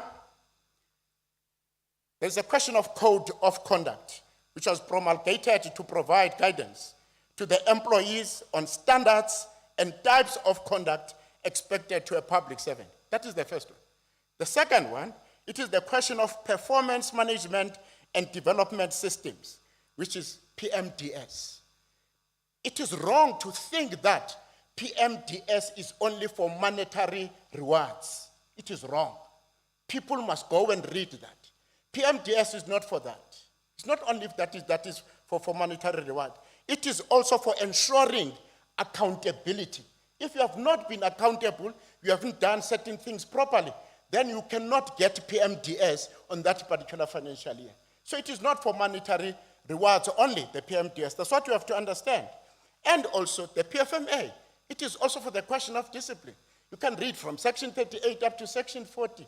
It indicates. So why it is so difficult, therefore, for managers, especially for heads of department, to implement discipline to their workers. The last one which I want to indicate, it is on the question of the Prevention and Combating of Corruption Activities Act, number 12 of 2004. That is one of those particular acts which people should be looking into when you think of disciplining. Akufunekanga sicinge into yokubana ukudisciplina abasebenzi kukugxotha, kukususpenda. There are other things that you have to look into based on the type of lento irongo umntu ayenzileyo. Chair of Chairs wanted to say sicele kodata nabanye abantu ixesha elibhizi kakhulu eli xesha libhizi kakhulu njena lidimanda ukuthi what we need to do sikwazi ukujonga abantwana bethu aba sibase esuthwini and try and save lives of our children. Otherwise, singodata, our failure to do so, sizawuba zintlekisa. We have to be strong. We have to make sure ukuthi at all times, apho kukho khona amabhuma siyawavisit. Want to wish all of you, as the African National Congress, though the chief whip will do that, all of you as members of this legislature. Christmas, Emyoli, the New Year, nihambe kakuhle niphephile njengomshumayeli Thixo abe nani. Do you support the report? Yo, Chair, nakanjani, we support the report. Okay. Thank you very much. I will call upon the Honorable MEC, Honorable Ngata, for a reply to the debate. Your 10 minutes starts now, Honorable Ngata. Yeah, thank you, Honorable Acting Chair of Chairs, Honorable Acting Premier, members of the Executive Council, and members of the Portfolio Committee led by Honorable Chair Malamlela, heads of departments, including our department, Mr. Mafani, and the top management present here, and the Chair and the CEO of MTC, Maibuye, distinguished guests, comrades, colleagues, and friends. Good evening. Yeah, we welcome the report as presented in this august house today, as well as the various inputs that were presented during the engagement with the Portfolio Committee, which has helped us to gain insights as we do our work going forward. It is this diversity of ideas during engagements and the contents of the findings and the recommendations which will help us to anchor our approach as we go forward to improve our departmental performance. It is because of the knowledge that it is through this peer review and accountability mechanism that will keep our feet firm on the ground and our focus fixated on the goal of providing meaningful services to the masses of our people of the province. Honorable members, as a Department of Transport, we are working hard to ensure that we improve the performance of the department. And one of our priorities is to improve the audit outcomes of our department. A point that the honorable members have been harping on. And the key to that, Honorable Dimaza, as you correctly put it, and is to ensure that there is no tolerance of wrongdoing. And there are consequences for wrongdoing, because tolerance for wrongdoing leads to more wrongdoing. And I'm glad that I think the decision, Honorable Acting Chair of Chairs, to invite senior government officials led by accounting officers is a good idea. Because we're feeling work, and it's quite important reinforcing what I've conveyed to them. And it is a critical issue to ensure that there are consequences and discipline is applied consistently, not in a way that is selective, to ensure that there is discipline in an organization. And as we do our work to improve the performance of the department, we will focus on the records management, as the department has been cited by the Auditor General as lacking in this area. And the negative of the scholar transport is the main reason. That is why we are in a transition now to move towards an automated system, not a paper, driven kind of system, to tighten accountability. And one of the key areas in that scholar transport issue is the implementation of the 2020 verification, which exposed areas of under expenditure and areas of over expenditure. People paid for kilometers that they did not, travel. And it is an anomaly which I put it to the HOD. Up to this stage, since 2020, the verification has not been implemented, because some of the costs we could have averted. It is quite true as well that the program is facing yet another challenge, year in, year out, of the shortage of financial resources. It's an issue that we have taken up with the Premier, and to find a way of resolving the matter. And it's true that I've met with the people in the industry to put across to them the challenges we're facing around this issue. And already we are collaborating with the Department of Education. We've had a meeting already with MEC Gade to ensure that as we try to improve the performance of the system, to facilitate the access to education by thousands and thousands of learners, we also have our system to be able to talk to it together. The SASAM system, which has the data of the kids in schools. And already the department has transferred already about 90,000 or so learners, which we're gonna putting them into our system, so that we have as accurate information as possible in terms of the kilometers to be traveled vis-a-vis the number of learners that must be taken to school. And that members, honorable members, is taken as a serious matter, as it is proven that is our area of weakness to take our department to greater heights, so to speak. And we're faced with many challenges, Honorable Acting Chair of Chairs, in maintaining our roads infrastructure in the province, and that is true. And many owes to the issues of climate change. We suffer from one disaster after another. Before we could fix other roads, there will be, other damages incurred as a result of floods, that are quite frequent. But it would be, amiss not to recognize the progress we're making in many areas of turning our province into a construction site. There are quite a number of work that we're doing as a province, whilst acknowledging that we're facing a huge backlog. For we have more gravel roads, more than 80% of our roads are gravel roads as compared to surface roads.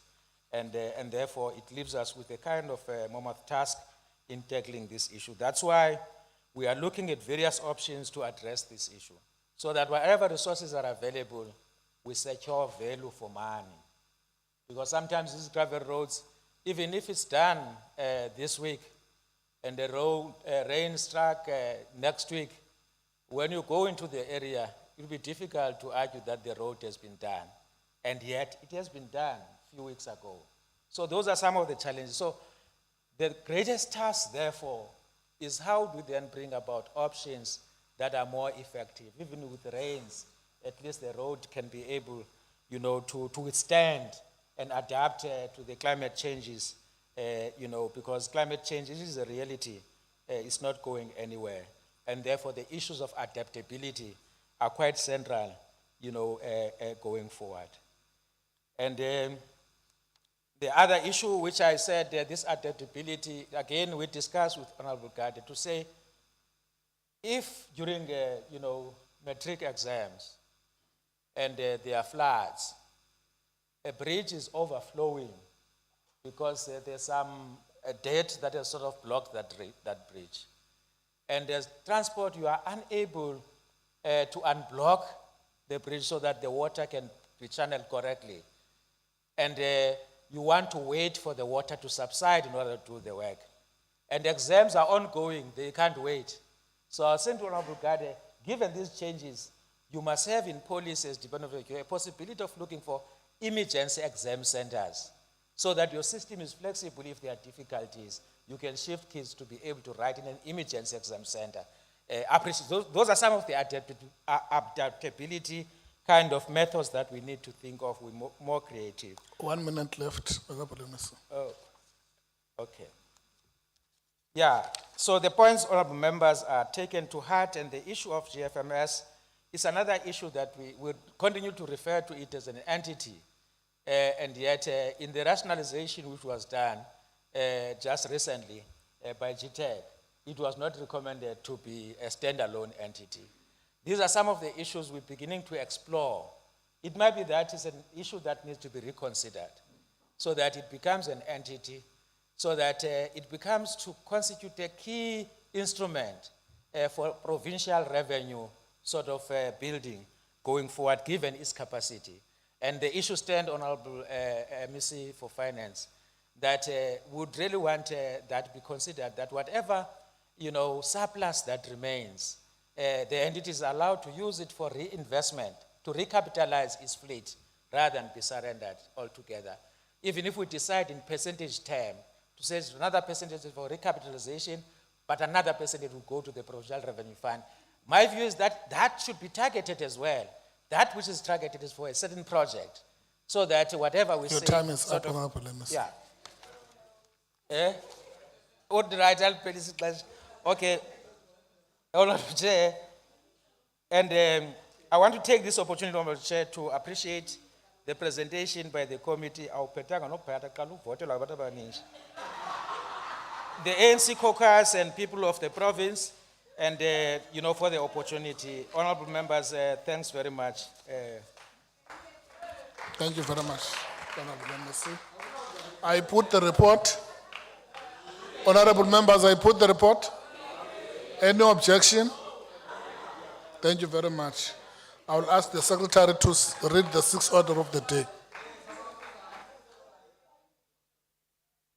Consideration of the reports of the Portfolio Committee on Economic Development, Environmental Affairs and Tourism on annual and financial oversight reports. Thank you very much. Honorable Members, may you be orderly, you are drowning us. May I call upon the chairperson of the Portfolio Committee on Economic Development, Environmental Affairs and Tourism, Honorable Ndamasa. Your 15 minutes starts now.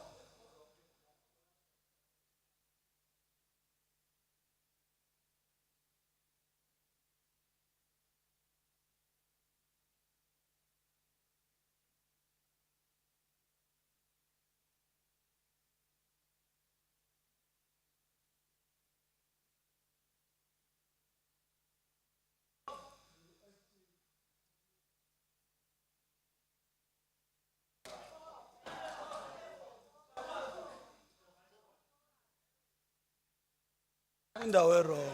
Okay.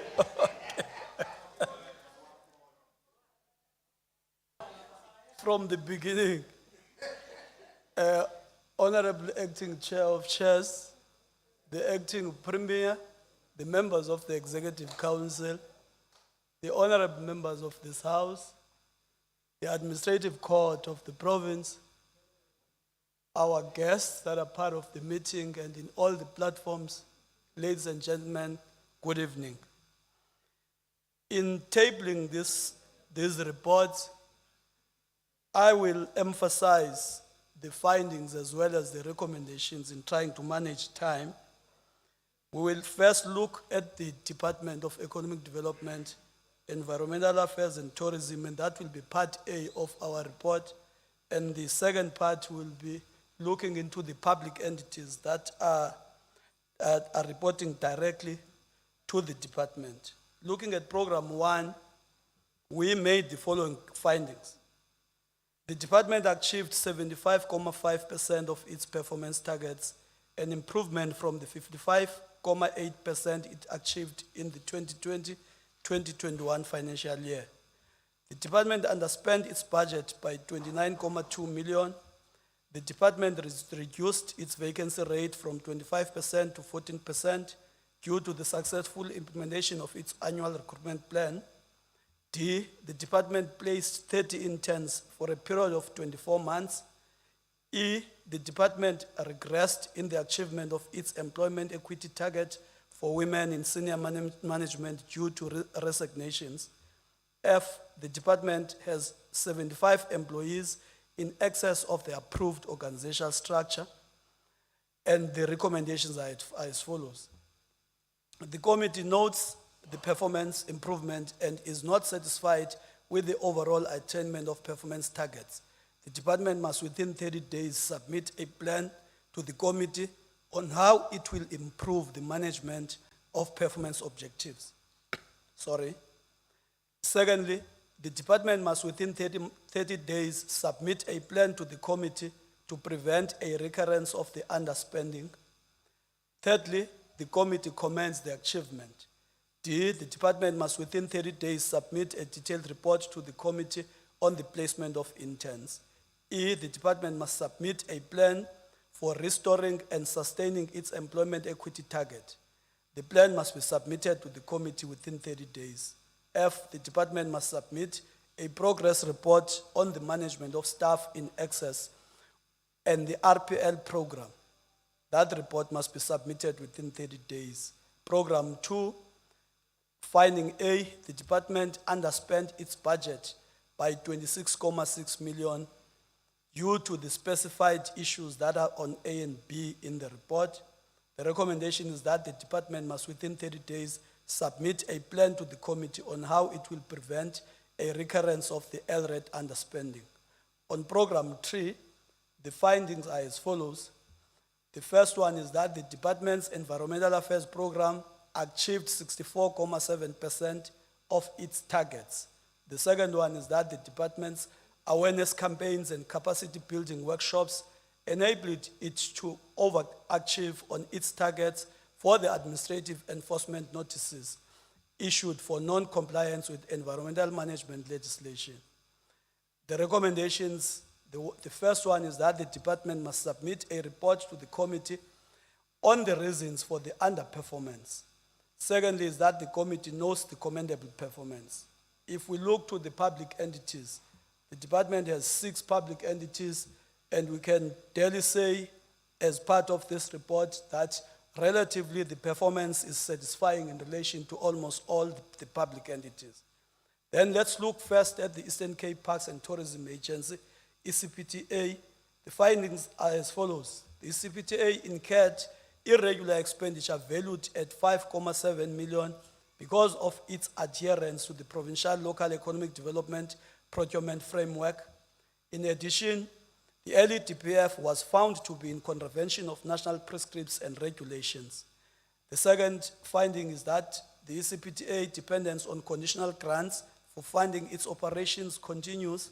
The funding model is unstable, is unsustainable, and does not support the entity's legislative mandate. The corresponding recommendations are that the entity must submit a report on consequence management steps taken to deal with the irregular expenditure and the efforts to condone the irregular expenditure.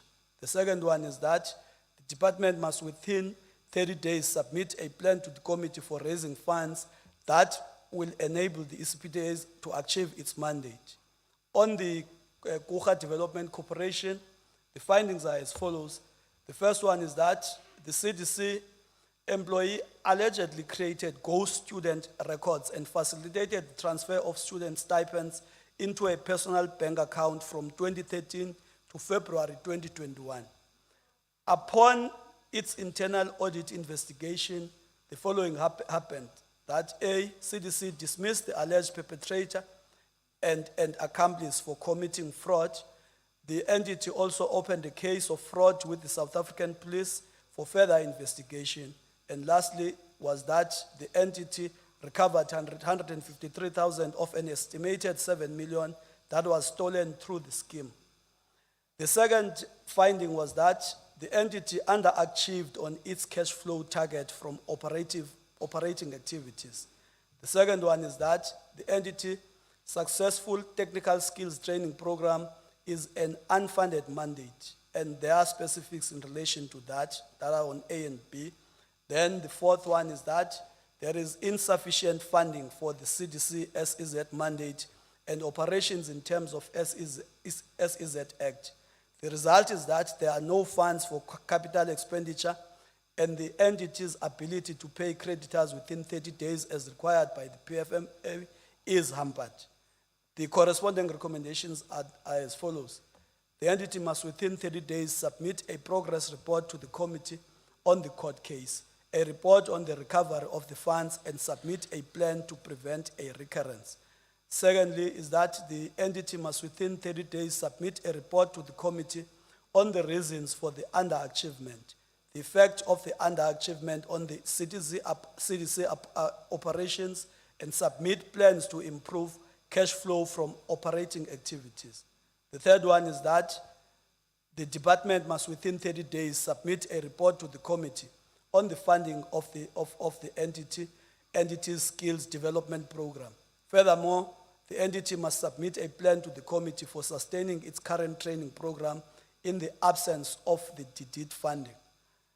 The last one in relation to CDC is that the department must engage the Department of Trade and Industry and Competition and fast-track the introduction of SEZ Act regulations to ensure that the entity achieves its legal mandate, and that must be submitted to the committee within 30 days. The third entity is the East London IDZ. The finding is that the entity exceeded its 30% target for subcontracting construction-related works by 25% and achieved 55%. Secondly, is that the entity lacks SEZ funding to modernize its infrastructure and align it with information communication technology industries in support of its digital manufacturing strategy. Thirdly, is that the entity partnered Cisco and launched Cisco Edge Center, which is an ICT incubator for the development of SMMEs. The fourth one is that the entity concluded a successful aquaculture pilot project, the Kingfish pilot project, which is ready for commercialization and expansion.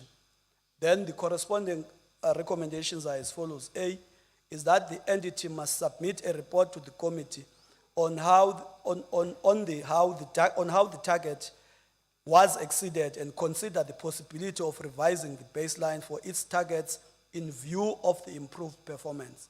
Secondly, is that the department and the entity must engage the National Department of Trade, Industry and Competition and develop a funding plan for the digitization of manufacturing infrastructure. Thirdly, is that the entity must submit a report to the committee on the partnership with Cisco, the plans of the ICT incubator and SMME development program. Fourthly, is that the entity must submit a report to the committee on the pilot project, the commercialization and expansion plans. The fourth entity is the Eastern Cape Development Corporation. The findings are as follows. The entity obtained an unqualified audit opinion with the following matters of emphasis. They are outlined from A to E. Then the second one is that the AG was unable to obtain sufficient audit evidence of effective and appropriate steps taken to collect all revenue due as required by Section 51, subsection 1B of the PFMA. C, the entity incurred irregular expenditure of 1.3 million due to not following proper contract management process. D, the entity held two property disposal auctions and raised 19.2 million from the sale of 56 non-core residential properties. E, from the 2017-18 financial year, about 138 ECDC properties in Mthatha were allegedly invaded by Public Asset Community Tenants Owners Association, PACTOA. In addition, the property invasion is estimated to cost the ECDC about 11 million rand a year. F, the ECDC has an unresolved court case against PACTOA and its associated property invaders, but has agreed to the orderly return of the invaded properties to avoid property damage and social upheaval in Mthatha. The recommendations are as follows. The ECDC must within 30 days submit an audit intervention plan to the committee.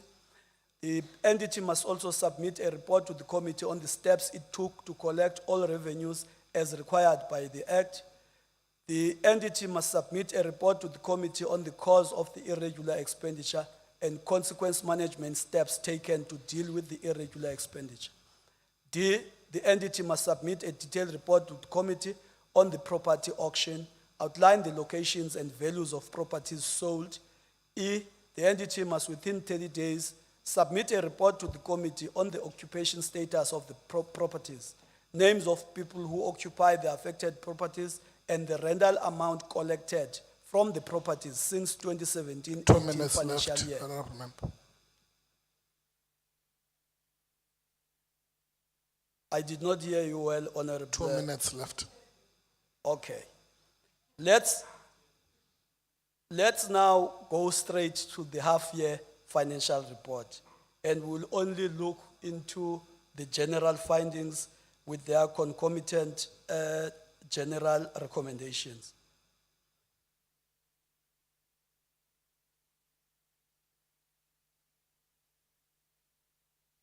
The general findings are as follows. The department's plans of merging the Eastern Cape Gambling Board with the Eastern Cape Liquor Board are underway. Secondly, the recurring underfunding of the CDC and East London IDZ undermines the economic development potential of the SEZs and the province. The underfunding is set to frustrate the establishment of the Wild Coast SEZ. Thirdly, a number of public entities under the department are non-compliant with respect to the women representation in executive management and the employment of persons with living with disabilities. Fourthly, the procurement moratorium negatively affected the expenditure on goods and services. The recommendations are that the department must submit a progress report on the merger between the two entities. The department must engage the National Department of Trade and Industry and Competition, as well as provincial and national treasury, about sustainable funding for these projects as they have the potential to unlock the provincial economy. Thirdly, the department must submit a plan to committee on how it will ensure its public entities adhere to prescripts of the Employment Equity Act. Finally, the department must submit to the committee on how it will ensure that its operations and those of its entities adhere to sound expenditure management of their respective goods and services budgets. Finally, on behalf of the committee, I would like to thank the honorable members for their continued support in terms of making sure that we bring this report to this house. Thanks the department as led by the Honorable MEC and the HOD on the administrative side. And thank you very much, Acting Honorable Chair of Chairs, for allowing us to table the report. Thank you very much. Thank you very much, Honorable Damas. Are there any questions of clarities to the committee members? None. You can occupy your seat, honorable members. Do we then have any question of clarities to the MEC? None. Can we then go straight to the debate? And the first political party to debate, Democratic Alliance, Honorable Cowley, your 12 minutes is about to start. Once you reach the point. Thank you. You can start now. Over to you. Thank you very much, Honourable Chair of Chairs. Honourable Chair of Chairs, Honourable Premier in absentia, Honourable Members of the House, officials and guests, I greet you all. Honourable Chair of Chairs, once again the annual and half-year reports of the Department of Economic Development, Environmental Affairs and Tourism, which I shall going forward refer to as DEDEET, brings a mixed bag of excellence, mediocrity, and sadly, a couple of abject failures. Having said that, I believe this department is one of the better managed departments in the province, and it has demonstrated the necessary agility to trim its sails to adjust to the prevailing winds. This speaks to improved capacity within the department and must be commended. In terms of administration, it is pleasing that vacancy rates have almost halved, but a substantial underspend of 29 million rand does raise a red flag. Underspends are usually attributed to processes that have not unfolded swiftly enough in one financial year and thus require a rollover. But these glitches must be ironed out so that the department does not suffer a reduced allocation as a result of such. A repeat finding which I find totally unacceptable is the fact that the relocation of the department to Chungwa or Kungwa House is still not finalized because it is still not ready for occupation. This is a 4-year-old story, it's a many-year-old story, and it is quite ridiculous. Whoever the contractor is that was supposed to renovate and get the house ready or the building ready for occupation should be fired and blacklisted. We simply cannot afford to sponsor such incompetence. We can't afford to. Looking at our economic development program, the biggest offender of underspending was the LRED program, caused by applicants who failed to submit their information in the required time. This underspend was in the region of 26 million rand. There's a small lesson here for the program and for the applicants. If you cannot get your application for funding or a job or an interview together in the required time, then you don't deserve the funding or the job or the interview. People who cannot get their administrative ducks in a row will certainly not be contributing to the economic development of this province. This must be the last time that such incapacity on the part of applicants is tolerated. Another disturbing finding was the fact that the department underspent on the agro-industry manufacturing cluster due to a lack of consensus on the project's deliverables. Those 3 words, lack of consensus, are very troubling. Agro-processing is flagged as one of our biggest growth sectors for the province going forward, and yet consensus cannot be found as to how this should unfold. Honourable MEC, your swift intervention is required in this regard so that consensus can be found. Another worry is that the department has, by their own admission, repeatedly failed to secure any interest in the tender on the annual investor survey, location benchmarking and master plan development for the Fort Jackson Industrial Park. This raises some concerns. The main one being, is the park geographically accessible for investment, or are there other more convenient venues that investors would gravitate towards? If this is the case, are we not whipping a dead horse? The Environmental Affairs Program remains grossly under-budgeted for the size and importance of its mandate. Despite this, they were able to overachieve on their enforcement notices issued for non-compliance with environmental management legislation, and this must be commended. The placement of 17 environmental management learners for experiential learning, to my mind, is a masterstroke that will see at least some of them joining our department's ranks. Honourable Chair of Chairs, I wish to take this opportunity to congratulate the Green Scorpions on another epic performance this year. Once again, our province did not lose a single rhino. This incredible achievement is made even more remarkable by the fact that the Green Scorpions team is tiny and their budget is the size of a flea. Their dedication to and passion for what they do are inspirational. I will repeat what I said last year, Honourable Chair of Chairs. I think I've said it for the past 2 years, and I'm going to say it again. We must back our winning horses. If everyone in the province applied themselves to their work with the same commitment as the Green Scorpions, our province would be the flagship province of this country. Excellence must be our new normal.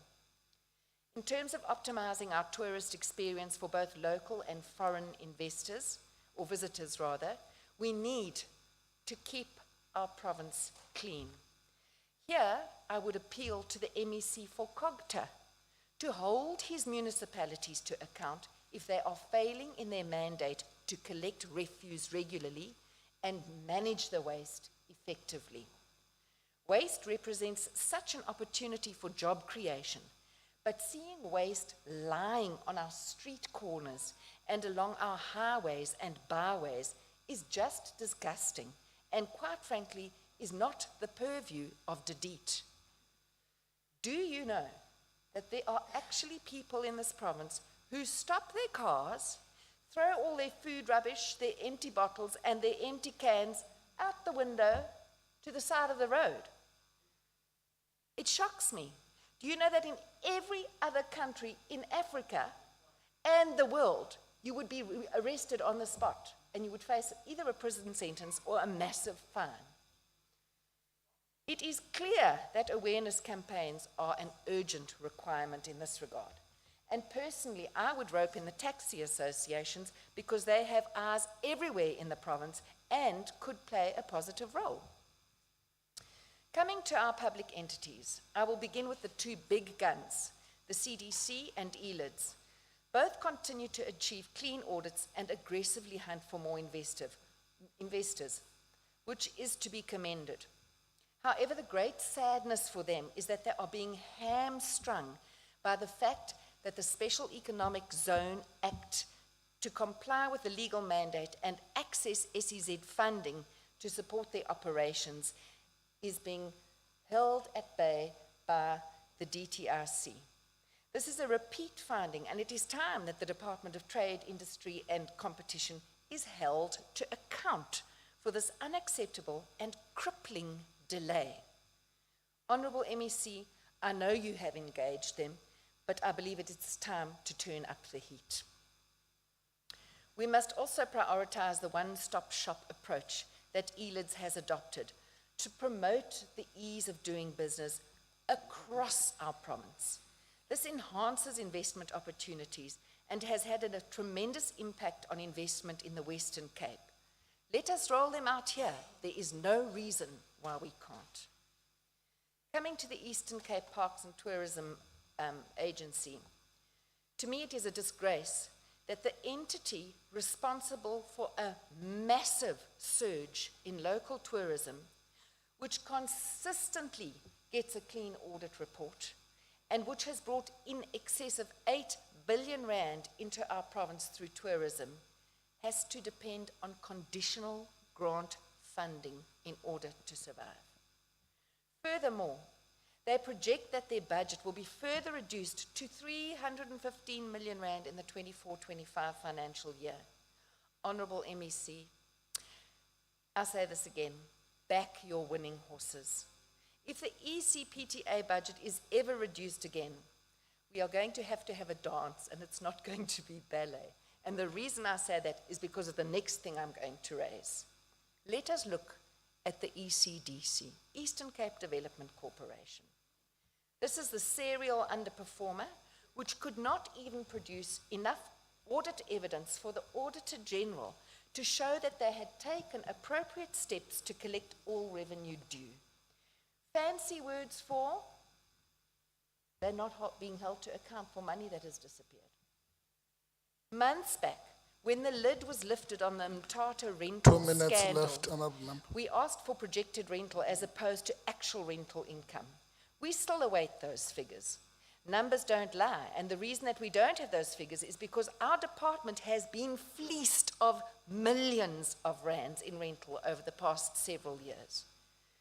What implicated managers and corrupt syndicates have stolen from DDIT in these past years could have topped up the environmental affairs allocation, it could have topped up the ECPTA allocation, and it could even have supported the SEZs with bridging finance while they wait for the DTRC to get their act together. This is a shocking indictment on government lenience towards corruption. Has the EC done anything commendable? Survivor was quite nice. Is the ECDC still relevant? This is an entity that falls under economic development, but they are bankrupt and they owe local municipalities 130 million rand.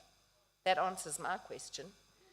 Lastly, the merger between the ECLB and the ECGB must be finalized. Insecurity around this merger is debilitating for those employed in the entities, and they deserve the peace of mind of finalization of this process. Both entities have achieved clean audits, but both are desperately in need of huge increases in the number of compliance officers and inspectors so that transparent processes are followed in terms of issuing liquor licenses and regular monitoring of gambling and liquor outlets become the norm.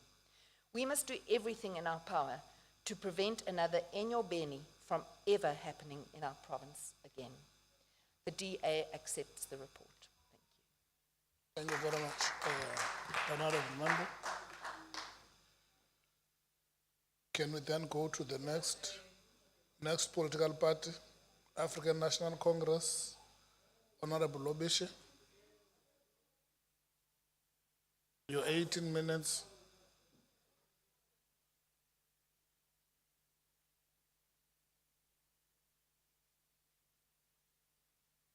Minutes. 1-8. 1-8 starts now. Honorable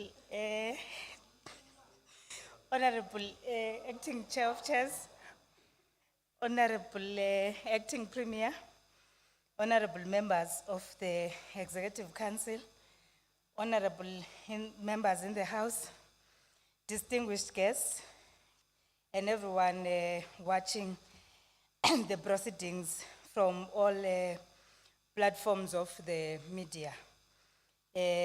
Molweni, this is it evening. Honorable Speaker, allow me to first applaud the department for obtaining a clean audit and its public entities. This comes at a very critical time in our country when we have just recovered from the pandemic, and noting that they have made all efforts possible to adhere to the financial means to make sure that we arrive at the clean audit. Madam Speaker, as well as the African National Congress, would like to mention our pleasure on the performance of the department in nurturing SMMEs within its department and also on entities that belong to the department. We know that SMMEs are the lifeblood of the SA's economy as per the COVID recovery plan. And if we are not going to be able to focus on their growth and the performance, we are not going to have a live performing economy. Hence, we are saying the department must derive better means to administer the LRED fund. The underperformance of 26.6 million in the fund draws our attention on the red tapes that are there for applicants. And if we are saying we want to really grow the economy through small businesses, we ought to derive better means in making sure that these, the prescripts that applicants must adhere to under LRED fund are prescripts that are attainable and not high level such that the applicants are unable to reach the fund. Honorable Chair of Chairs, also allow us to applaud the ECDC for its year when, as the department, we have been crying on the property portfolio for years on how they have managed the property portfolio. But we are seeing much improvement in terms of the management of the portfolio, wherein the collection rate has improved to 73%. And we also see that there are other plans in terms of making sure that they address the Mtata invasions and also other areas where in municipalities are not, are still owing them, your Buffalo City and OR Tambo municipality. We want to say to the department, this money can be better utilized in other areas to make sure that township and rural economy projects are more pumped if this collection can be made to these entities and such development can advance better. Madam Speaker, as the African National Congress, we note the redirection of funds from agro-industry, manufacturing cluster to township and rural economic projects. Yes, this was due to underperformance, but we hope that the department is going to monitor this closely such that we achieve township development, working closely with the local councils to make sure that projects are alive in these areas. We also are coming here as the African National Congress, wanting to plead with all the entities to adhere to the Employment Equity Act in terms of their management, so that women and people living with disability do have representation on the executives of these entities. And such that transformation can be literally seen on these entities.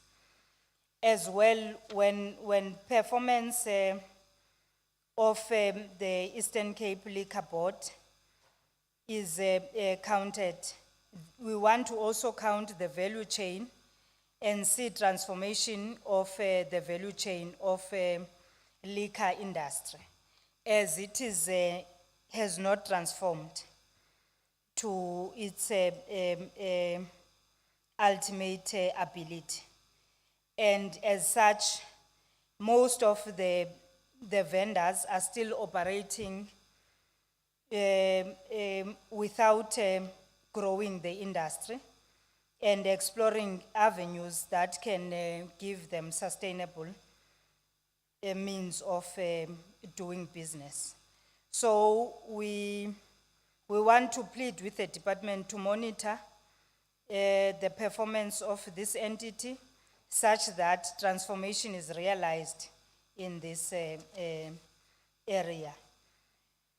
with the renewed licenses and monitoring of the process within the liquor board on issuing of licenses, we also want to say we are pleased with the performance so that we do not see any more pandemics that might arise under this very entity. Honorable Chair, let me also bring to the attention of the House that the department has reduced its rate of unemployment, its vacancy rate, pardon me, and we are pleased to say that it has reduced to 14% the vacancy rate. And we are hoping that with this low vacancy rate, much work is going to be done and accelerated so that when we come here, we don't find other programs underperformed. We also are pleased with the fact that the department is working well with the East London Development Zone to curb unemployment and also to bring into fruition the performance of SMMEs, incubation of ITC sector, and also the SMMEs that have been given jobs in the IDZ. And we, Honorable Speaker, as the African National Congress, we are also pleased to highlight the fact that it was not a mistake for our national government to establish these industrial zones. Because even during the time of COVID, investment was able to be lured and 13 new investors were being lured into our country by the CDC Yokoha Development Corporation, and also your East London IDZ was able to arrive at that, meaning 25,000 jobs were able to be facilitated over this period that we are evaluating. And it means we are really lowering the rate of unemployment through this Department of Economic Development. Honorable Chair, allow me to accept the report as presented and also cite that as we are moving forward, we are pleading with our Treasury to consider supporting these industrial zones financially so that the job creations and SMME work can be pushed to the maximum and investment can come to our country for purposes of skills transfer and purposes of keeping our economy running and for the betterment of our country. I thank you, Honorable Speaker. Thank you very much, Honorable Lobisha. I will therefore call upon the Honorable MEC, Honorable MEC Mvoko, to reply to the debate.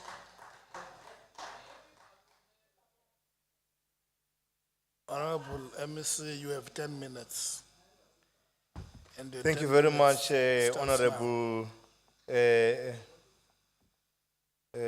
Acting Chair of Chairs.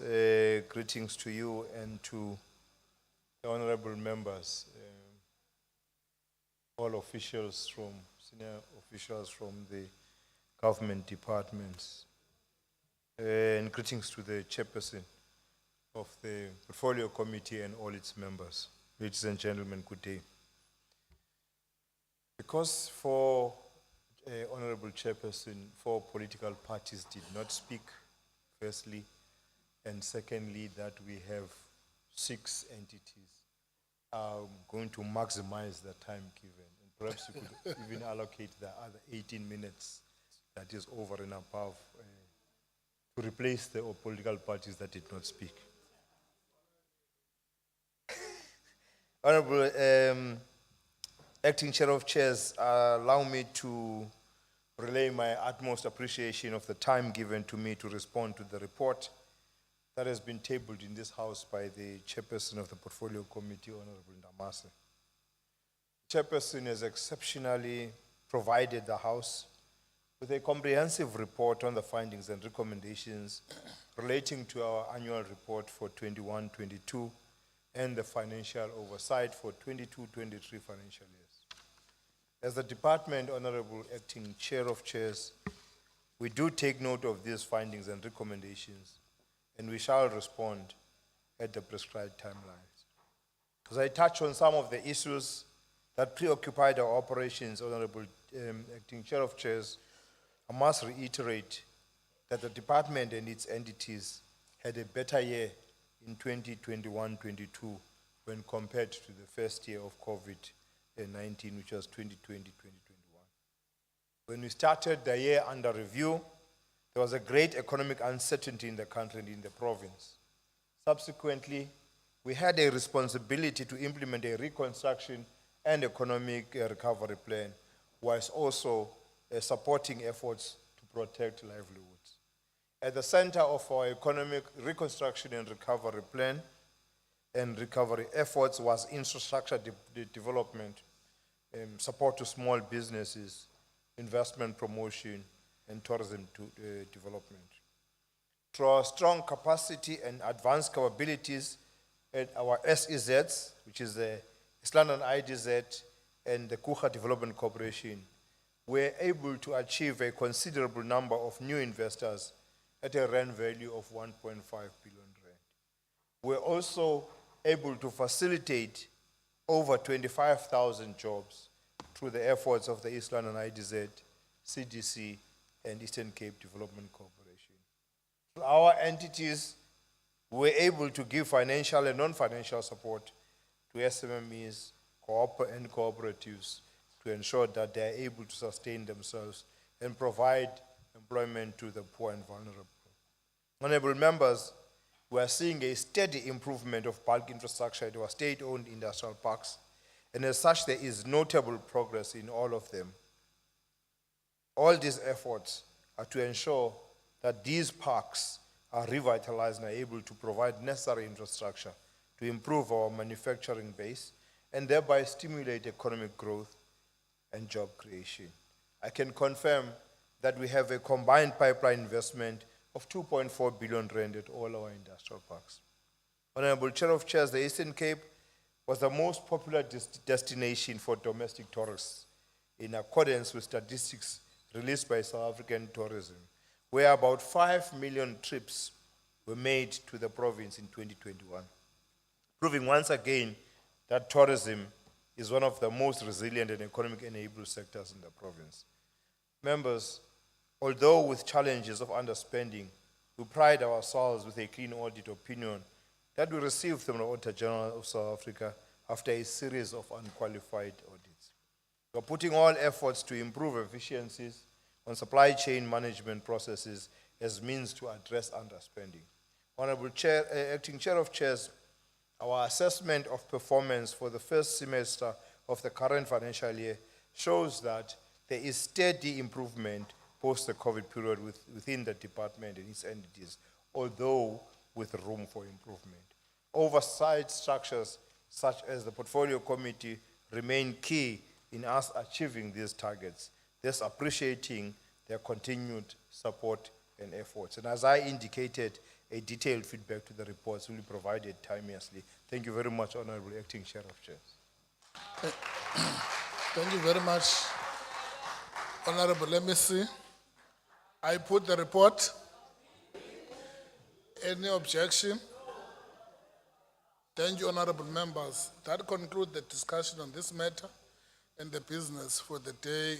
The House will be adjourned until tomorrow, Wednesday, 7 December at 12 in the parliamentary prison. Thank you. The House is adjourned.